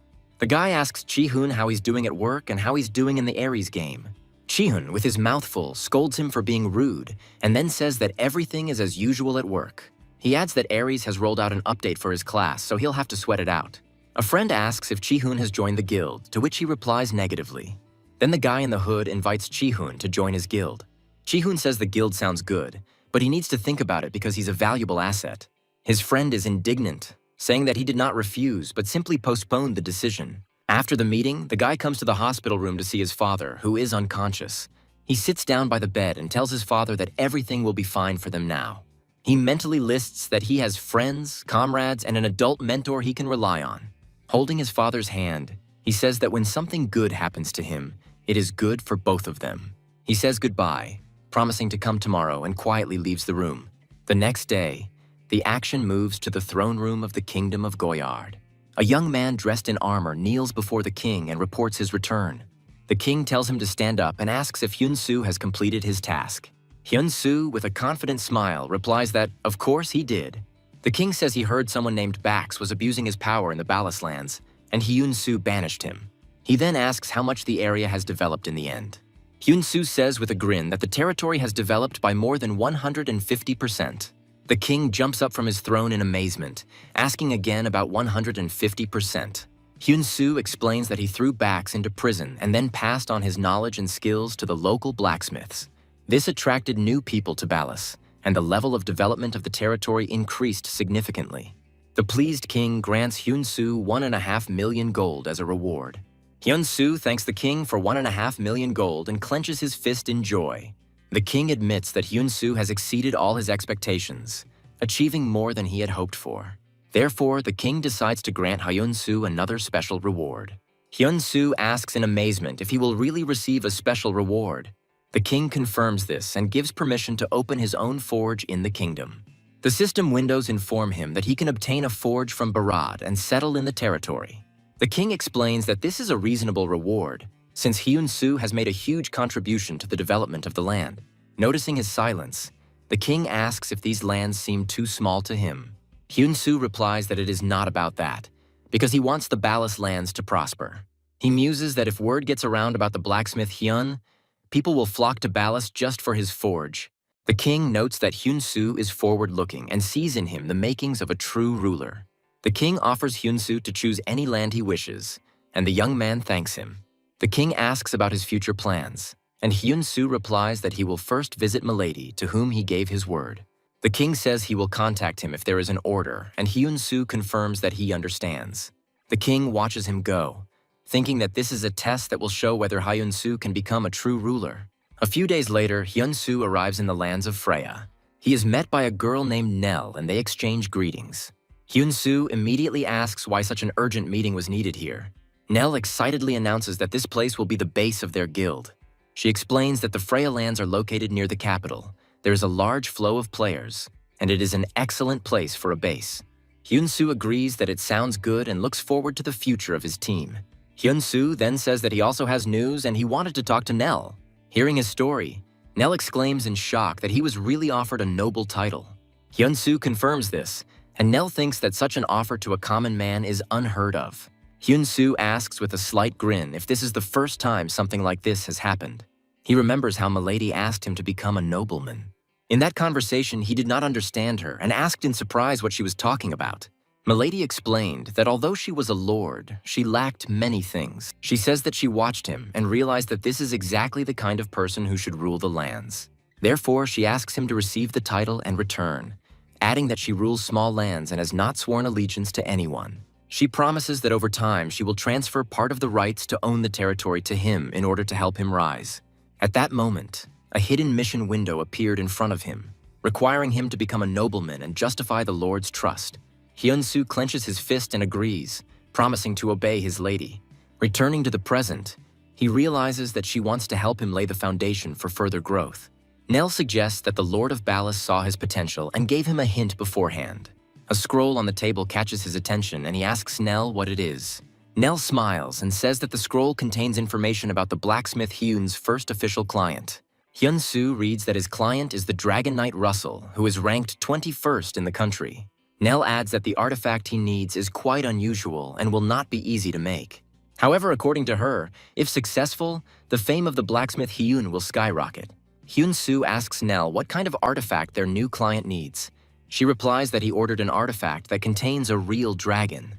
Hyun-soo, amazed, asks again if they are really talking about an artifact with a dragon. At the same time, the head of the Black Anvil Guild, named Rovun, declares that this is impossible. The hooded man sitting opposite him asks him why he thinks so. Rovun explains that no one in Ares has ever seen live dragons. He wonders where the artifact with the dragon's soul could come from then. The customer insists that Black Anvil is the best guild, capable of creating anything. Rovun cuts him off abruptly, saying that they can only forge what is physically possible. He pushes the bag of money away, claiming that the impossible will not become possible. The customer gets up from the table and says that he understands everything. Stepping outside, he sighs in disappointment as even the Black Anvil refused him. He remembers Hyun's forge, which usually doesn't respond to inquiries, and looks at the sent message. Deciding to try again, he is surprised to see that he has received a reply from Hyun's forge. Arriving at the place, he knocks on the door and asks if anyone is home, after which he hears an invitation to come in. Upon entering, the customer notes that the voice is too young and hears a request to stop. He cannot make out his interlocutor's face in the darkness and asks if he is the blacksmith's assistant. A young man comes into the light and introduces himself as the blacksmith Hyun. The hooded customer is amazed, because the blacksmith turned out to be much younger than he expected. He explains that he came in person to clarify a few things before placing the order. He directly asks Hyun if he can really create a dragon thing. Hyun confidently replies that he can, but first he needs to make a deposit. The customer hesitates, remembering how even Black Anvil called it impossible. He admits that his father is seriously ill, and that is why he is in a great hurry. He came here clutching at the last straw because his father really wants to see the dragon. The client calls Hyun his last hope and asks him to first prove that it is possible. Hyun understands everything, agrees, and activates the divine emergency creation skill. A huge dragon head appears in front of the stunned customer. Hyun asks if he is convinced of his capabilities and suggests moving on to a serious conversation. The action moves back a few hours to the office where Hyun-soo and Nell are sitting. Hyun-soo studies the documents and asks why the client needed an item with a dragon on it. Nell suggests that he look at the first request from Mr. Russell first. Hyun-soo finds it strange that the order doesn't specify any properties, only a dragon. Nell reports that after the first request, Mr. Russell sent them hundreds more of the same letters. In addition, he contacted almost all the guild leaders asking them to show him the dragon. Hyun-soo concludes that for someone who simply wants to see a dragon, he seems too desperate. Nell says they actually have another option for ordering.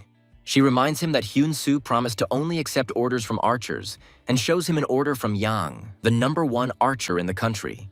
Hyun-soo remembers Yang, to whom he sold the glove, and notes that his order for the most powerful bow is much simpler. He nods understandingly, but with a sly grin declares that he wants to try something new. The woman says with a smile that she knew how Hyun-soo would answer. She promises to contact Mr. Russell and let him know that he is taking the order, and Hyun-soo thanks her. Hyun-soo ponders over the order, the item with the dragon, and decides to use that sword as a basis. In the flashback, another person says that this sword was made in a hurry and it will take 1 week to finish it. The customer specifies whether we are talking about 1 week of game time. Hyun-soo grabs his hand and says that he is in a hurry, so the price doesn't matter. The blacksmith replies that he will take payment after the work is finished, which surprises Hyun-soo. Hyun-soo confidently promises that he will do everything in his power. In the real world, Lee Tae-ha sits at his sick father's bedside and says that it hasn't been easy for him. He thinks to himself that there is very little time left. Tia hopes that her father can wait a little longer to see the dragon. The father, in a delirium, turns to Taesun, offering to go see the dragon. Taeha kindly asks her father to go to bed because it is already late. Father continues to call Taesun, and Taeha sadly promises to come tomorrow. Leaving the room, he thinks that they haven't had such a conversation for a long time. His older brother Lee Tae-sung asks if he's still into this game. Lee Taeha's youngest heir asks his brother to please stay out of this. Tae-sung remembers how Taeha confidently declared that he could find the dragon in that game. Taeha claims they're almost there, but his brother replies that he says that every time. Taeha screams in despair that this time it's all true. Taesung says this is his last chance, and if he's lying, he should quit the game forever. Taeha declares that she will go first and leaves the office. The image of a dragon, which according to legend, the blacksmith Hyun was able to summon for a short time, appears in his thoughts. Taeha believes that if this is true, then he will definitely be able to fulfill his father's wish. The next day, the action moves to the National Museum. The hooded man wonders how many years have passed since he and his father restored this sword. The memory takes him back several years to when the National Museum asked him to restore the dragon sword. His father tried to restore the sword, but he failed, as long years of working as a blacksmith had crippled his hand. The son could not simply watch his father's despair, so he restored the dragon sword himself, listening to his father's advice. He did this to protect his father's title as a true master. He still remembers the moment when he and his father watched the admiring people at the display case with the sword. In the present, he understands that making it based only on memories is not enough. He tries to remember what he felt then. At the same time, Lee Tae-sung comes to the museum and remembers how, as a child, his father brought him here and showed him this sword. His father told him that this was the only sword that could withstand a dragon's blow. Tae-sung thinks that this is not the rusty dragon sword he saw as a child. He wonders why the sword looks like that, and a golden dragon is reflected in his eye. A museum employee explains that a single craftsman restored the sword several years ago as a hooded man walks past. A man in a suit intervenes in the conversation, remarking that the master must be an amazing person. A museum employee confirms this, but sadly reports that after a fire 3 years ago, the master fell into a coma. Seeing the face under the hood, she is shocked to recognize it as Hyun-soo, who greets her politely. The woman guesses that he came to look at the sword restored by his father, and Hyun-soo confirms this. Hyun-soo says goodbye and leaves, and the man in the suit watches him with a thoughtful look. Once in the forge, the man decides that he now knows what he needs to do. He recalls how his father always analyzed the meaning of cultural relics before restoring them. The man decides to follow his father's example and also start with analysis. In the chronicles of the Joseon dynasty, he finds a mention that Hemosu descended from heaven with this sword in his hands. The chronicles also indicate that another name for Hemosu is the Heavenly King. A sudden insight tells him that by sky he means the sun. He begins sketching with confidence, believing that he can now perfectly recreate the dragon sword. Suddenly, a system window appears with a message from Russell, who cancels the order and apologizes. He reads that the reason for the cancellation was the sharp deterioration of Russell's father's condition. Kuznets recalls how much Russell wanted to fulfill his father's wish. He looks thoughtfully at his drawings and wonders if there is anything he can do to help. He sends a message to Russell, introducing himself as the blacksmith Hyun and offering to talk. In the hospital room, the doctor tells Russell and his brother that they should prepare themselves. The doctor clarifies that their father is unlikely to survive tomorrow. The dying father whispers that his last wish is to see the dragon. Breathing hard, he clarifies that he wants to see the dragon soaring into the sky. Russell squeezes his father's hands and bitterly asks him to stop because dragons don't exist.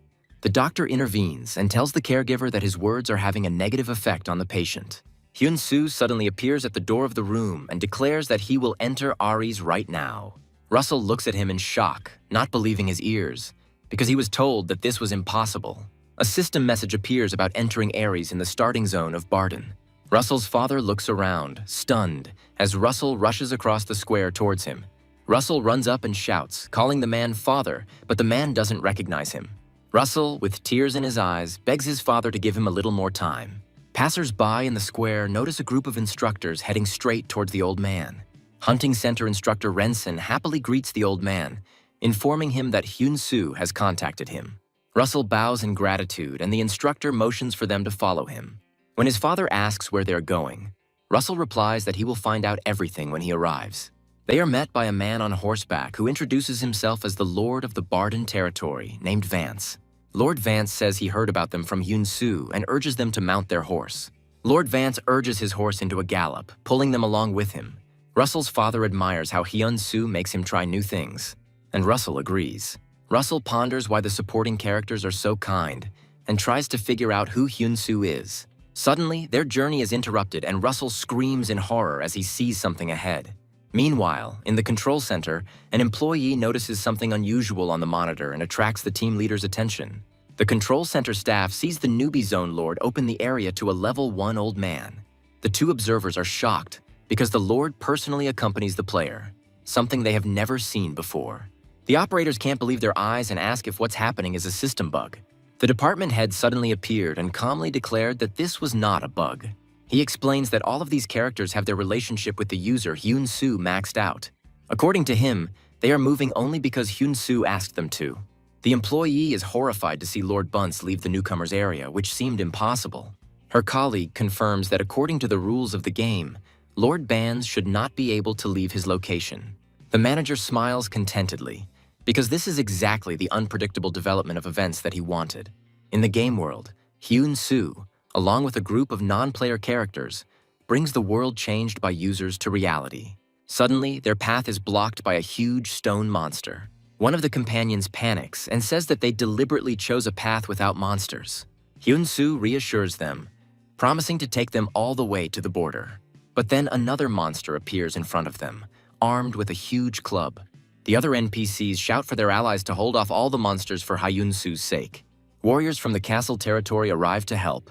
Their captain announces that they have come at the request of their benefactor and urges everyone to move faster. The companion thanks the warriors, and the whole group hurries on. The travelers finally reach the main gates of the Goyard Kingdom. The guide says he can only take them so far, and Russell thanks him for his help.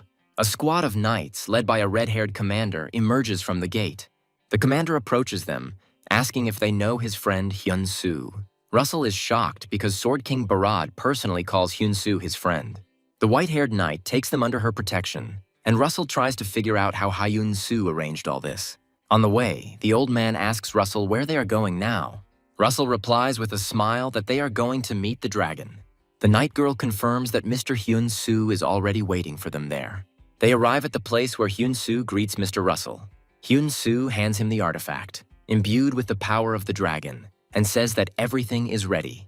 Russell raises the shining sword high into the sky. A ghostly image of a huge, toothy dragon emerges from the sword. A majestic golden dragon materializes in the sky, hovering in a sphere of light. The entire group looks up in amazement, realizing that in front of them is a real dragon. An old man with tears in his eyes screams with happiness as he sees a dragon flying in the sky. Hyun-soo asks the old man why he wanted to see the dragon so much. Suddenly, Russell sees his brother in armor and, shocked, asks how he got here. Hyun-soo explains that his brother said he wanted to see the dragon with him. Russell's brother is touched, understanding why he was so desperate to find the dragons. A flashback shows the older brother showing the younger one a toy dragon as a child. Little Russell excitedly asks his father if dragons really exist. The older brother, Hyun-soo, tells little Taeha that dragons are very big and promises to show him a real one day. Russell tells his newborn brother, Taehae, that they will go see the dragon together. In the present, Russell, his brother, and their father look at the summoned golden dragon, admiring its beauty. The father says with relief that he was glad to see this miracle with his sons before leaving. A female guild member admires Hyun-soo, who actually managed to summon a dragon. Hyun-soo modestly corrects her, saying that Mr. Russell is the one who has achieved real success. He recounts how Russell told him that the moment he picked up the sword, system windows appeared. The girl asks what kind of windows appeared, but Hyun-soo replies that he didn't hear the details. He adds that Russell promised to explain everything properly after his father's funeral. The girl mentions that she heard about Hyun-soo refusing the blank check, and he confirms that Russell offered it again. She says that now he can write down any amount and asks curiously how much he will write down. The delighted girl suggests asking for an entire building as payment, since real estate is the best investment. That night, Russell receives a message from Hyun-soo and assumes it is about payment. After reading the message, Russell begins to laugh loudly and maliciously. The action moves back 2 days to a funeral parlor where two men stand before an altar. The elder brother turns to Taehyung, who is kneeling before the altar. He asks his younger brother what he plans to do next. Taeya answers hesitantly, and his brother reminds him of the words his father said that day. In the memory, the father wishes his sons to live happily and experience what money cannot buy. The older brother expresses confidence that Taeha will be able to find what their father spoke of. Placing his hand on Taehee's shoulder, he advises him to just do what he wants. Taeya looks at his brother in surprise, who tells him with a smile to become unsurpassed in his craft.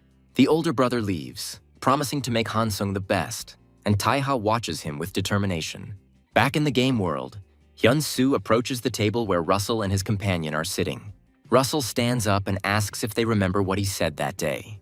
He wants to show everything in person and opens 2 system windows with the unique classes of the Dragon Lord and the Dragon Knight. Hyun-soo and the girl are surprised to realize that both of the proposed classes have a unique rank. Russell explains that these 2 options appeared before him the moment he picked up the Dragonfire sword. Hyun-soo looks at Russell and asks if he has made a decision yet. Russell declares that he will follow the path of the Dragon Knight, and a bright glow envelops him.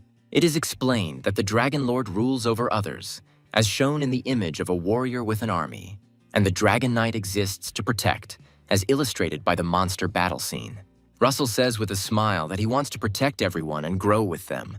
Hyun-soo shakes his hand, saying that he is counting on him, and welcomes Russell to the guild.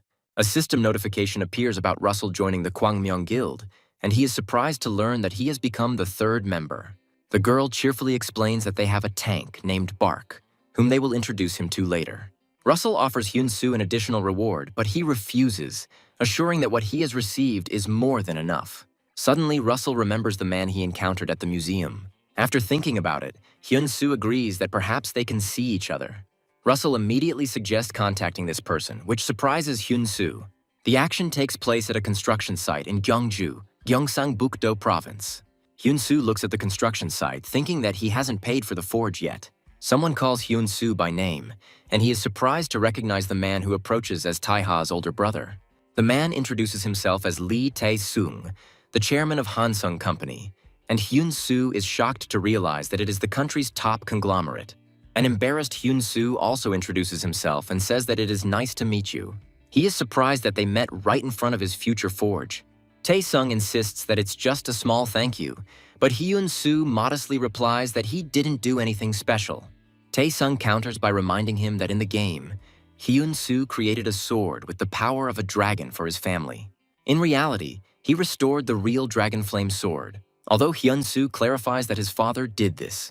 Tae-sung recalls that when he and his brother were children, they loved dragons.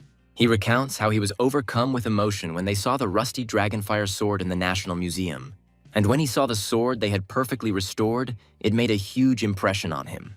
Tae-sung says he felt like he was back in that very moment from his childhood. He shakes Hyun-soo's hand, calling what he and his father did simply incredible. Tae-sung thanks them for preserving a piece of the past and laments that they found themselves in such a difficult situation. He states that he wants to fix this and asks to be allowed to help. Tae-sung calls this his way of paying back and handing over the envelope asks Hyun-soo not to stop. He wants Hyun-soo to continue his blacksmithing career. Suddenly, an announcement appears in the game about the special class Dragon Knight and the unboxing of an item created by Hyun. Hyun-soo's in-game avatar is surprised that Russell would appear on air and even unbox his product. Belle, one of the party members, excitedly says that since this broadcast, they will raise the rating of Hyun's forge. Hyun-soo is dissatisfied with the fact that no one cares about his opinion, and his party members are asking about the current rating of his forge. He checks the information and reports that his forge is ranked 48th. Belle notes that the first 3 spots are firmly occupied, and Hyun-soo wonders if he should also sell weapons wholesale. But Belle says it's just the opposite, as he rocketed to 48th place without selling much. This proves that his works themselves have a colossal influence. She is confident that the live broadcast of her new work will cause a real sensation. Russell confirms he will support him on this broadcast. Belle says he's counting on him, and Russell promises not to let him down. Belle asks what he's going to show, but Hyun-soo replies that it won't be interesting beforehand. A streamer named 2 Thumbs Up appears on air and greets viewers. He says everyone has already seen the teaser, but viewers in the chat are rushing him, demanding to get to the point. The streamer announces the introduction of a new class and invites Dragon Knight Russell to the stage. Russell introduces himself and the chat explodes with incredulous comments about the Dragon Knights. The host notes the enthusiastic reaction and asks if Russell will reveal the secret to getting a special class today. The streamer asks for confirmation that the Dragon Knight class even exists, and Russell answers in the affirmative. Russell reveals his class information, revealing a level of 323 and a place of 21st in the national rankings. He says that he was originally an ordinary knight, but the presenter counters that 21st place in the ranking is far from ordinary. The presenter eagerly asks how he got this class. Russell suddenly materializes a glowing sword in his hand, shocking the streamer. He swings his sword and a huge white dragon appears from the bright light. The presenter falls to the floor in amazement, and Russell asks with a smile if he is surprised. The presenter laughs as he shakes Russell's hand and says that something truly unexpected has happened. He excitedly announces to viewers that this is the first appearance of a dragon in Aries, which can only be seen on his stream. The presenter comes to his senses and asks Russell why he summoned the dragon. Russell replies with a grin that he will explain everything now. He says that seeing is believing and shows the characteristics of his legendary sword, Hyun's handcrafted sword. The host applauds enthusiastically, realizing that Russell became a Dragon Knight thanks to this artifact, the first legendary item in the country. Meanwhile, Hyun-soo and his companion watch the broadcast, and she concludes that Russell wanted to show the dragon live. She confirms that this was exactly her and Russell's plan. The woman explains that the artifacts that Hyun-soo creates are something everyone would want, but they cannot be mass-produced. So she decided to turn this to their advantage by creating the feeling that the rarer the item, the more valuable it was. During the stream, the host clarifies whether this sword was actually created by the blacksmith Hyun, as indicated in the title of the broadcast. Russell answers no, which shocks the presenter again. He states that this sword is actually the third legendary ranked artifact in the entire world. The leader of the Black Anvil Guild, Rovun, watches the broadcast in surprise. Sitting at the computer, Rovun realizes that this is not the first legendary rank artifact. He reflects that even the number 1 blacksmith could only make one such artifact. Rovun recalls that the first legendary item was the Sword of Barad. He sees on the screen a record number of viewers for the stream, 423,013 people. Crossing his arms over his chest, Rovun wonders who this blacksmith Hyun is. The next day, Hyun-soo's colleagues congratulate him on his successful performance on yesterday's broadcast. His companion reports that the streaming platform will send 10 million in donations and 10 million in royalties, but he has decided to refuse the royalties. She praises Russell, saying that he did much better than she expected. A girl shows Hyun-soo his forge ranking after yesterday's stream. Hyun's forge entered the top 20, and one of the blacksmiths notes that this is a first for a private forge. The girl happily reports that the number of orders has become several times greater than usual. She says that many VIPs who previously bought from top forges have defected to them. With a sly smile, she adds that she is sure that competitors are now on tenterhooks. One of his colleagues congratulates Hyun-soo and says that he did a great job. Another colleague starts to say that now the Kwangmyeong Guild will also begin to act, but suddenly falls silent. He looks at his tablet, noting that he just received a message from the leader of the Black Anvil. The whole team gathers around to find out what's in the message. A greeting from Rovun of the Black Anvil Guild appears on the screen. Rovun writes that he would like to talk to Hyun personally, and Hyun-soo points to himself in surprise. A colleague asks if he really approached such a mysterious player directly. The girl asks Hyun-soo if this is the first time Rowan has contacted him, and he answers in the affirmative. She invites him to meet with Rowan. A colleague doubts that the head of the best blacksmith guild is writing just to meet Hyun-soo. Hyun-soo decides that this is a good idea and agrees to meet with Rowan. He jokingly asks his colleagues for all their artifacts so he can properly prepare for the meeting. Arriving at the appointed place, he walks down the corridor and quietly says, "Excuse me." Hyun-soo thinks that the voice-changing mask and robe are a bit much. He walks up to the man and says, "Nice to meet you, Hyun." The man introduces himself as Rovun, the leader of the Black Anvil Guild. Sitting at the table, Hyun-soo thanks for the treat, but worries that the mask will make it uncomfortable for him to eat. Rovun replies that everything is fine and thanks him for coming. Rovun decides that empty words won't work and suggests getting straight to the point. He asks Hyun to become the vice leader of the Black Anvil Guild. If Hyun agrees, Rovun promises him half of his profits. Hyun-soo reflects on how Black Anvil is ranked number 1 in the country, and Rowan's annual income exceeds 10 billion won. He asks incredulously if this is serious and what will happen if he asks for more. Rovun calmly replies that it doesn't matter. He says that Hyun created 2 legendary rank artifacts. Rovun is confident that with Hyun's help he can compete for first place in the world. Hyun-soo thanks him for the generous offer but politely declines. Rovun says he expected such an answer, so he prepared another proposal. Later, Hyun-soo comes to the hospital and is relieved to think that his father is much better. The nurse asks if he is Mr. Kang Hyun-tae's guardian. He sheepishly replies that he came to sign up. The reception staff are surprised because Mr. Kang Hyun-tae's bill has already been paid in full. Hyun-soo explains that he came to visit his father today, but he has another purpose. He takes off his medical mask and says he would like to begin rehabilitation for his leg and right arm. He adds with a smile that he now earns a good income. Hyun-soo believes that he should appear before his father healthy. The amazed nurse enthusiastically offers to help with the paperwork, and her colleagues are happy for him. After leaving the hospital, Hyun-soo notices that it is already dark outside. He takes out his phone and is surprised by the large number of messages from Nell. She writes that the internet is buzzing because of him and sends screenshots of news about his legendary artifacts. Hyun-soo remembers how Rowan gave him his business card, saying that he had confidence in his abilities. Rowan asked Hyun to take him in when he reached first place. Looking at the business card, Hyun-soo thinks that Rowan is an amazing person. He understands that he is not trying to buy him or restrain him, but simply wants to be on his side. Hyun-soo comes to the conclusion that Rowan seems to be a good person. He decides that he needs to move faster too and opens the system window. A notification appears in front of him about a quest that arose when he first received the class. This is an A-rank mission called The Sword, left by the god of blacksmiths, with a level requirement of 100 to 130. He recalls that he hadn't really paid much attention to this quest before because he was busy with other things. Now he notices that there is a brutal penalty for failing the mission, but he still decides to take it on. The hooded and masked character thinks he hasn't seen a familiar face in a long time. At night, a pack of wolves moves towards a lonely high tower. The man in the purple cloak screams in shock that the swordsman of the blacksmith god has returned. The old man with the gray beard agrees that he lacked the necessary qualities from the very beginning and wonders what he did at all. A group of people despair and discuss that their tower no longer has a future and they will be the last generation.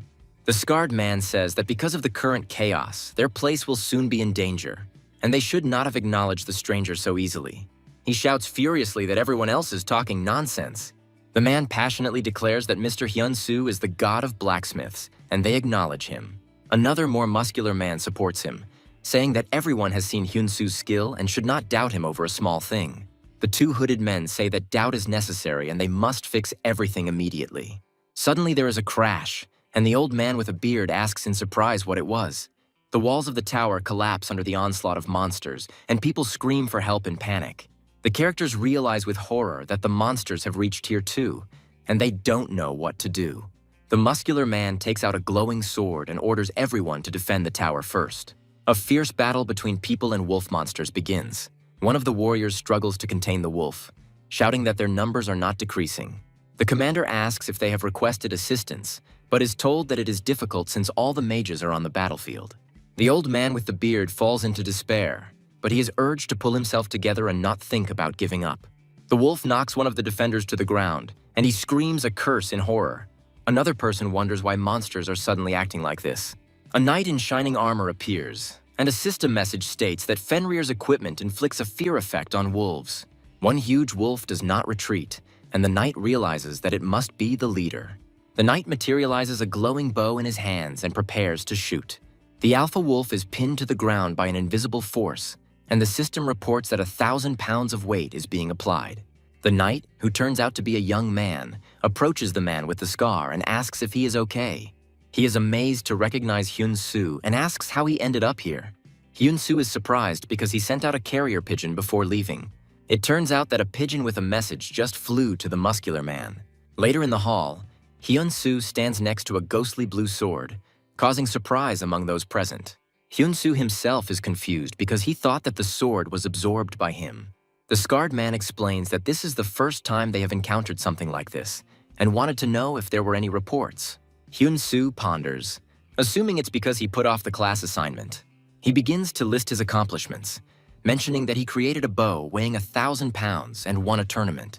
He then says that he saved the king, created the first legendary item, and then the second one by summoning a dragon. The others can't believe what they're hearing until the system window confirms his qualifications as a descendant of the god of blacksmiths.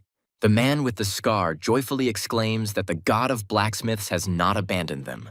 He cries with relief, and the muscular man hugs him, sharing his joy. The scarred man laughs and turns to the others, asking if they saw what just happened.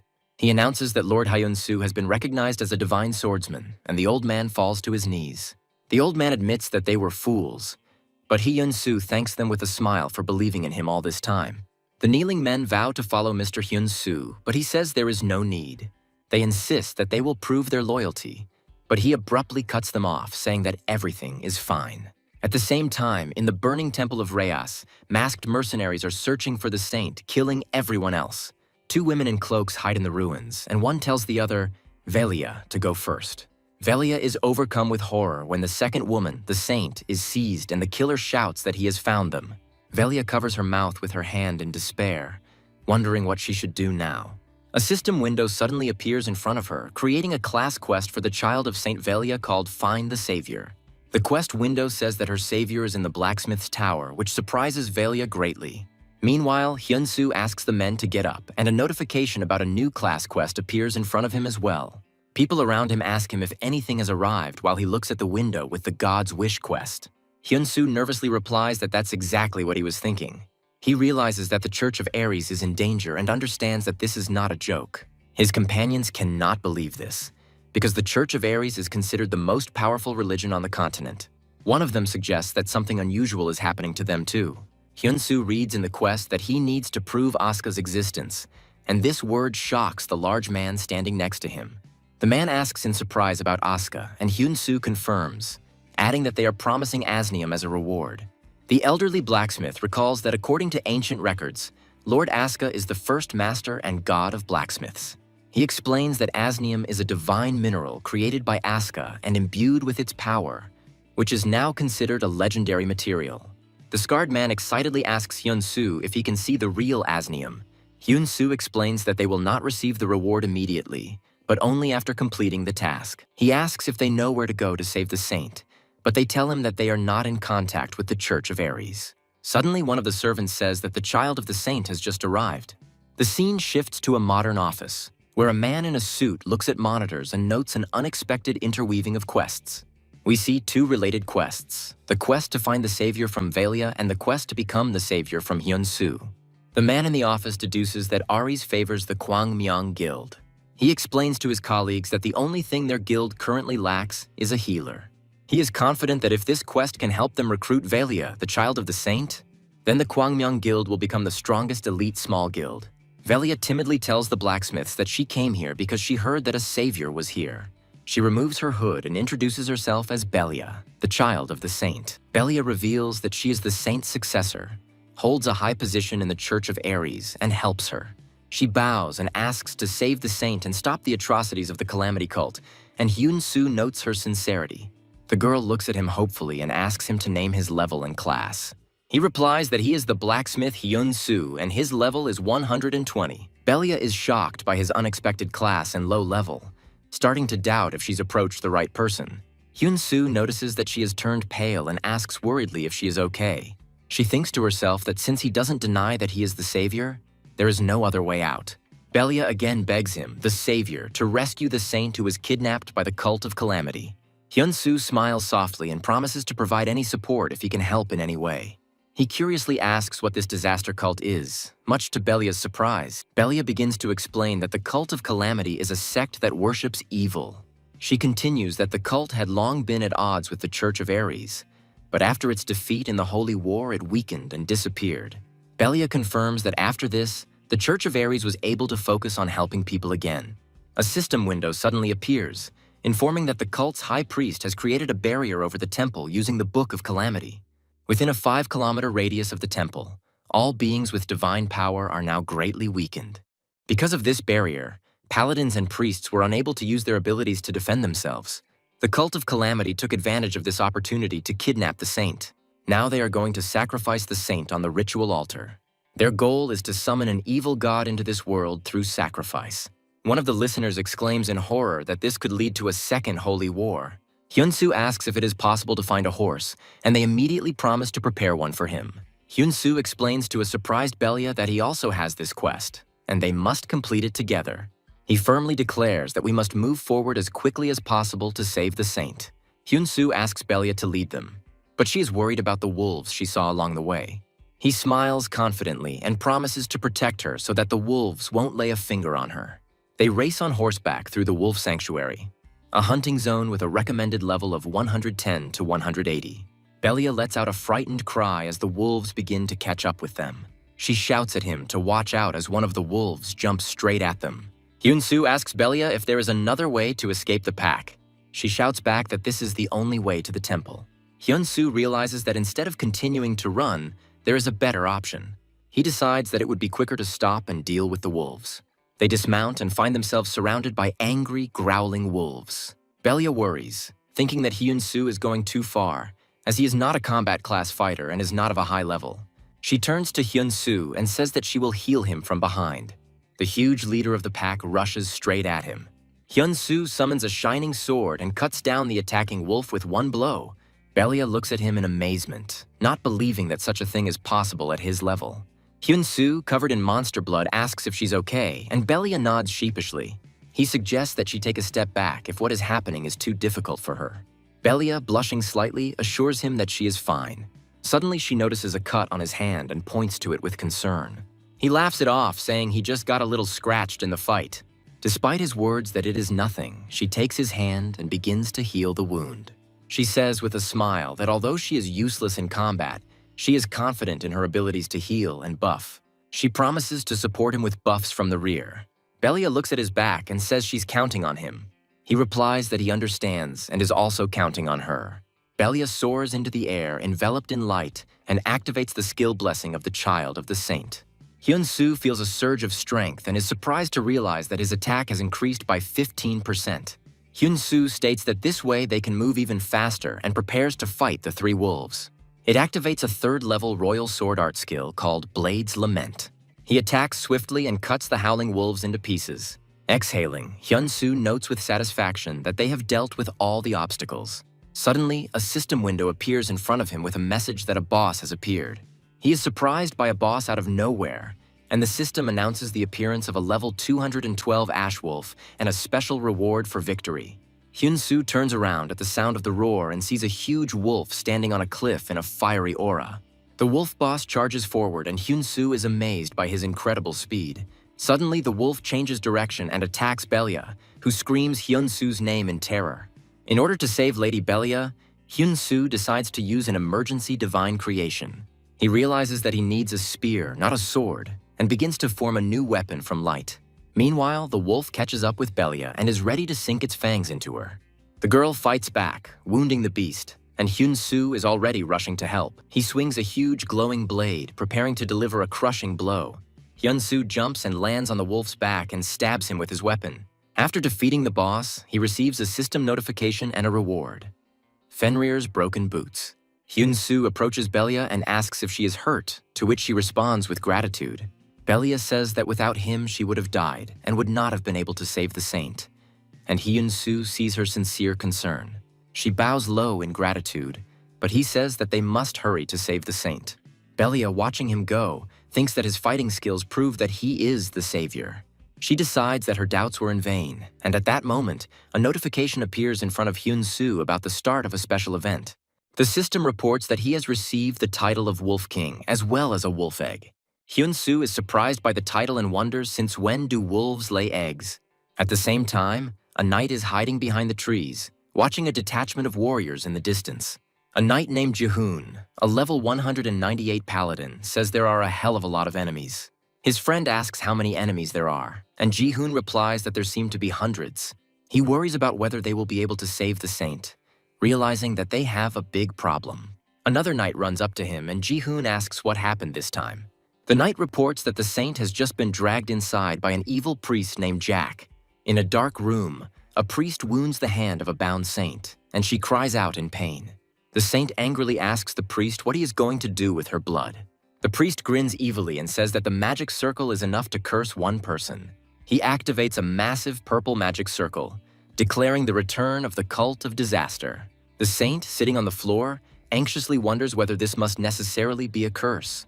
The priest explains that the kingdom of Goyard has long had close ties to the Church of Dresses. He adds with disgust that this connection irritates him quite a bit. The magic circle flares brighter, and the priest says that their great work began long ago. He imagines the king's confidant falling under the curse, which would be the perfect announcement of their return.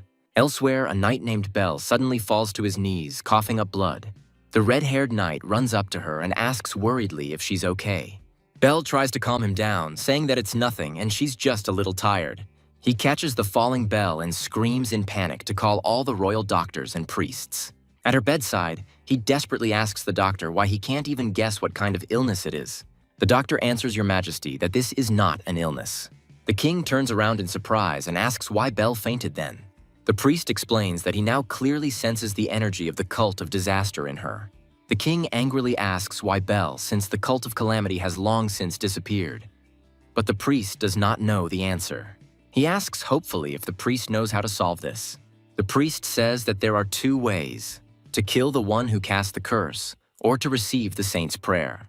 The king orders a decree to be issued that anyone who fulfills one of these two conditions will be granted a title of nobility. Meanwhile, a hooded youth riding a huge black wolf rushes through the forest with his pack. In the same forest, a squad of knights protecting children finds themselves completely surrounded by enemies in black cloaks. A little crying girl asks the knight if they can return to their mom and dad. The knight is determined to think that even if it is a game, little children cannot be allowed to suffer. He firmly promises the girl that they will definitely return her to her parents. Enemies in cloaks rush into the attack, shouting to kill anyone who tries to stop their great work. The knights order to run while they hold off the enemies, and someone breaks away. The girl stumbles and falls to the ground, screaming in horror. The enemy grabs her by the hair and orders the knights to drop their weapons if they do not want the child to die. The chief knight demands that the enemy release the child. The enemy mocks them for throwing down their weapons over such a trifle, while the girl begs for mercy. He declares that this pity will be their undoing, but suddenly he is pierced by an arrow. The knight looks around in amazement because he did not expect any reinforcements. A wolf rider appears with his pack, and the knight screams in shock, asking where the wolves came from. The young man gives the order to suppress these enemies in black cloaks. The Wolf King title is activated and the pack growls furiously, obeying orders. The knight shouts that this is their chance and suddenly recognizes the savior as Kim Ji-hoon. Kim Ji-hoon asks in surprise why he is here, and a knight named Hyun-soo asks him the same question. Regardless, Hyun-soo thanks him for his help. He asks what brings Ji-hoon here and suggests that this is a special area for the priest class. Ji-hoon replies that he too has received a mission and introduces the girl in the white hood as Belia, the daughter of the saint. Hyun-soo shouts Lady Belia's name in shock and is glad that she is safe. Belia bows and says that she was only able to escape thanks to them. She adds that the savior who will help them has also come. Hyun-soo asks in confusion what savior means, and Ji-hoon just smirks and replies that it's something like this. Hyun-soo thanks Ji-hoon, but thinks to himself that he is a blacksmith, which means it will be difficult for him to fight. Ji-hoon directly asks Hyun-soo if he refused the guild's offer because of this quest. Hyun-soo sheepishly confirms this, and Ji-hoon then offers to help with the quest in exchange for joining his guild. A surprised Hyun-soo asks again about the guild, and Ji-hoon confirms that although it is small, it is second to none in terms of skills. Hyun-soo hesitates, thinking that if he fails the quest, he will be useless even if he joins the guild. Lady Belia tells the knight that she has not known Mr. Hyun-soo for long, but she believes in him. She looks up with hope, calling him the savior, chosen by God to save the saint. The knight sternly tells Hyun-soo that this is a very important quest that cannot be failed. Hyun-soo smiles confidently and replies that of course, confia em seus companheiros de guilda. His three comrades stand among the defeated enemies, and the girl says that all that remains is to save the saint. The muscular guy with white hair looks around and asks where Hyun-soo is, the one who called them here. Suddenly, a blue holographic screen appears in front of them with a message from Guildmaster Hyun-soo. They look at the map with the red dot, and the girl asks if he's asking them to go there. Arriving at the place, they see frightened children and knights who are shouting about the penetration of strangers. Hyun-soo reassures the children, saying that everything is fine because the new arrivals are his friends. Knight Code is surprised to realize that this is the same famous Hyun-soo guild that was shown on TV. He looks at their artifacts with admiration, finding them simply amazing.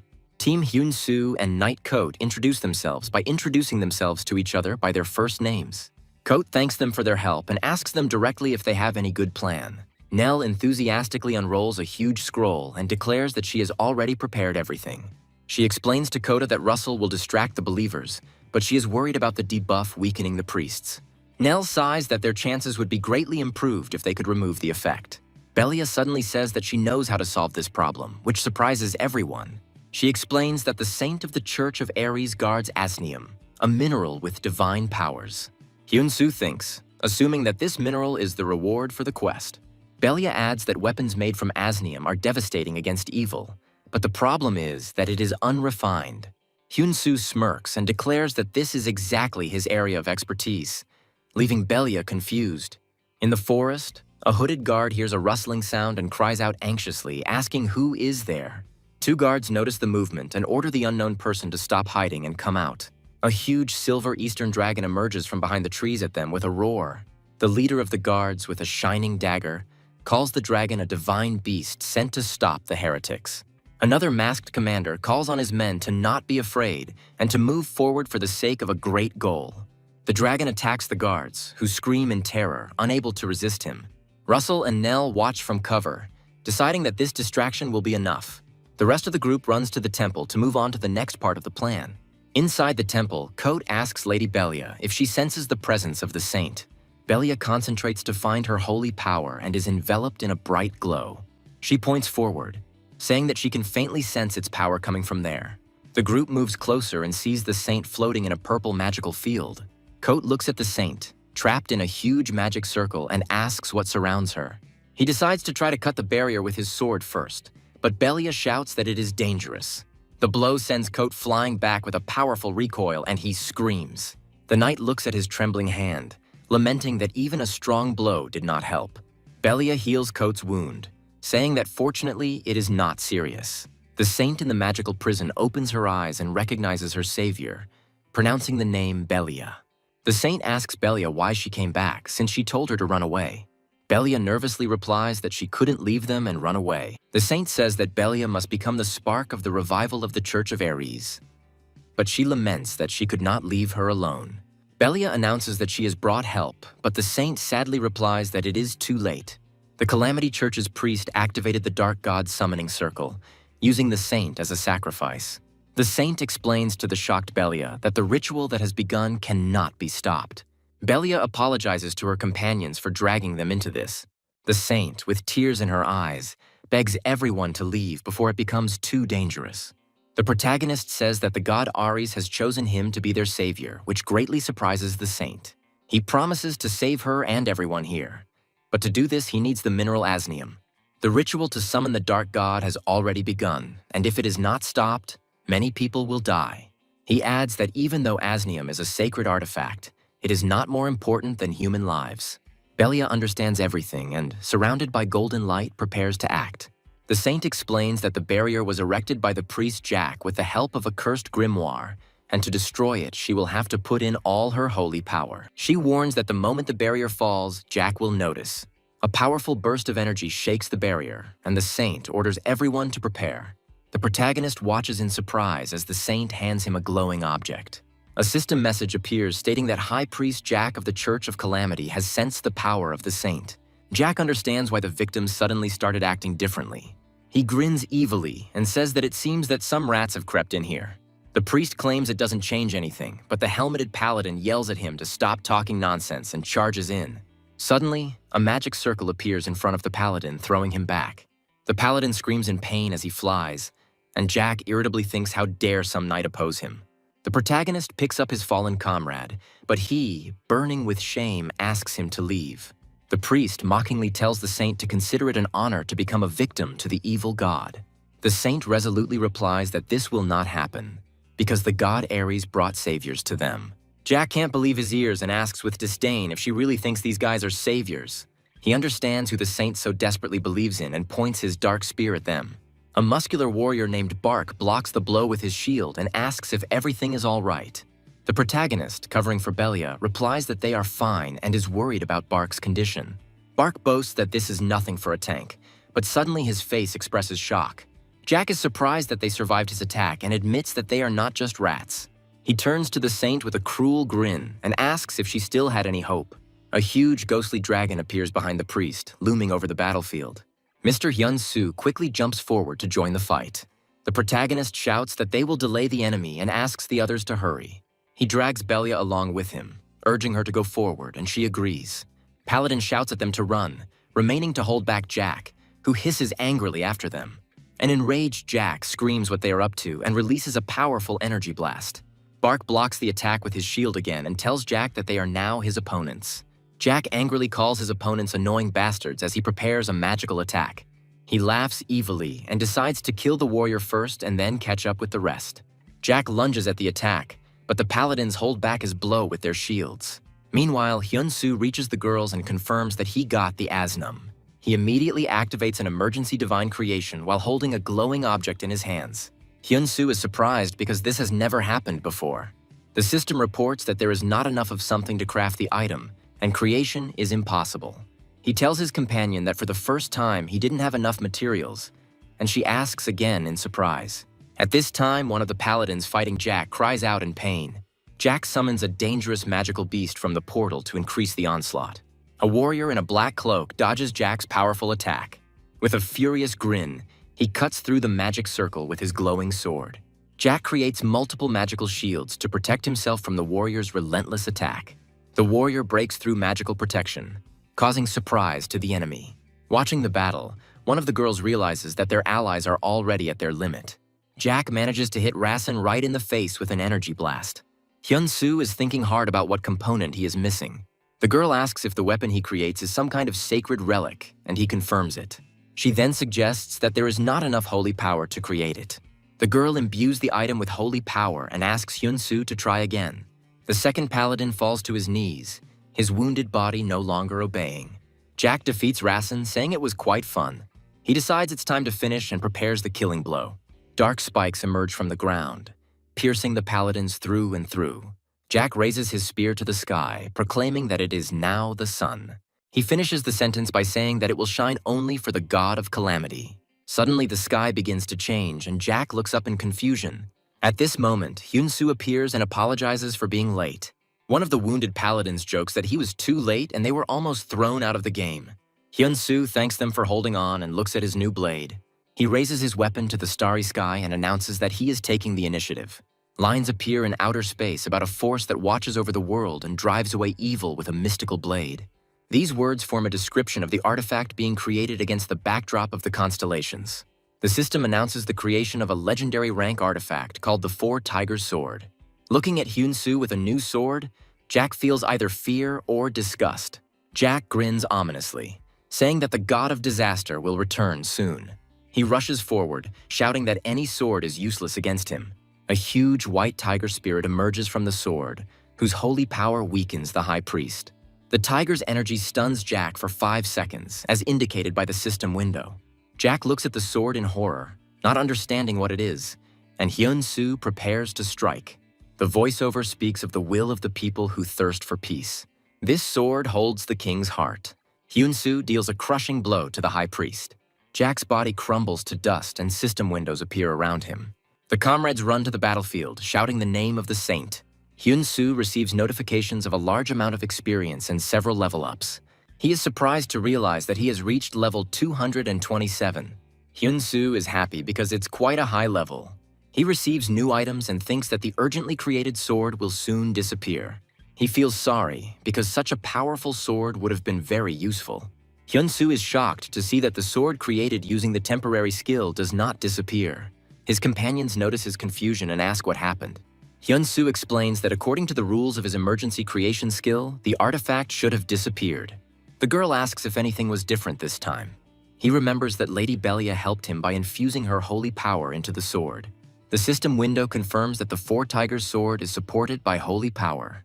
Hyun-soo ponders the message that more holy power is needed to maintain the sword. Suddenly, the death curse left behind by Jack's death activates on Hyun-soo. The system reports that the curse will haunt the killer forever and will intensify if not removed. His comrades scream his name in panic as they see him fall to his knees. One of the knights runs up to Hyun-soo and asks what happened to him. The whole team surrounds him with concern, but he does not believe that the tests are not over yet. His companion explains that it is a curse that was activated after Jack's death. The saint prays to the god Ares and is enveloped in a bright golden glow. A powerful stream of holy energy rushes straight towards Hyun-soo. The saint's blessing removes the death curse from him, as reported by the system window. The saint says she is glad to have the opportunity to repay him for his kindness. She explains that thanks to their help, she was able to regain her strength. And now she was able to protect the Church of Ares, for which she thanks the group. Hyun-soo's team members are happy that they also gained new levels. The saint offers to take the heroes to a place where they can rest. She approaches Belia with an offer to take care of the guests together. The big guy from the group lifts the exhausted Hyun-soo onto his shoulder. As the heroes leave, a golden staff appears on the ground, and the saint turns around in surprise. In a modern office, a team of observers confirms that the guild has accomplished its mission. The group leader laments that this has resulted in the loss of a major quest for high-level players. He says it's a job for a team of writers who encourage their team leader. The team leader recalls the saint's action and clarifies whether it was a blessing. The employee confirms that it was a rare ability that the saint can only use twice. Another employee concludes that Hyun-soo saved the Church of Ares, so he deserves such a reward. The man offers to find out what happened next and shows a vision with two girls. Belia confirms to her blonde companion that she has made her decision. The blonde girl asks if Belia understands that her choice will cause her to lose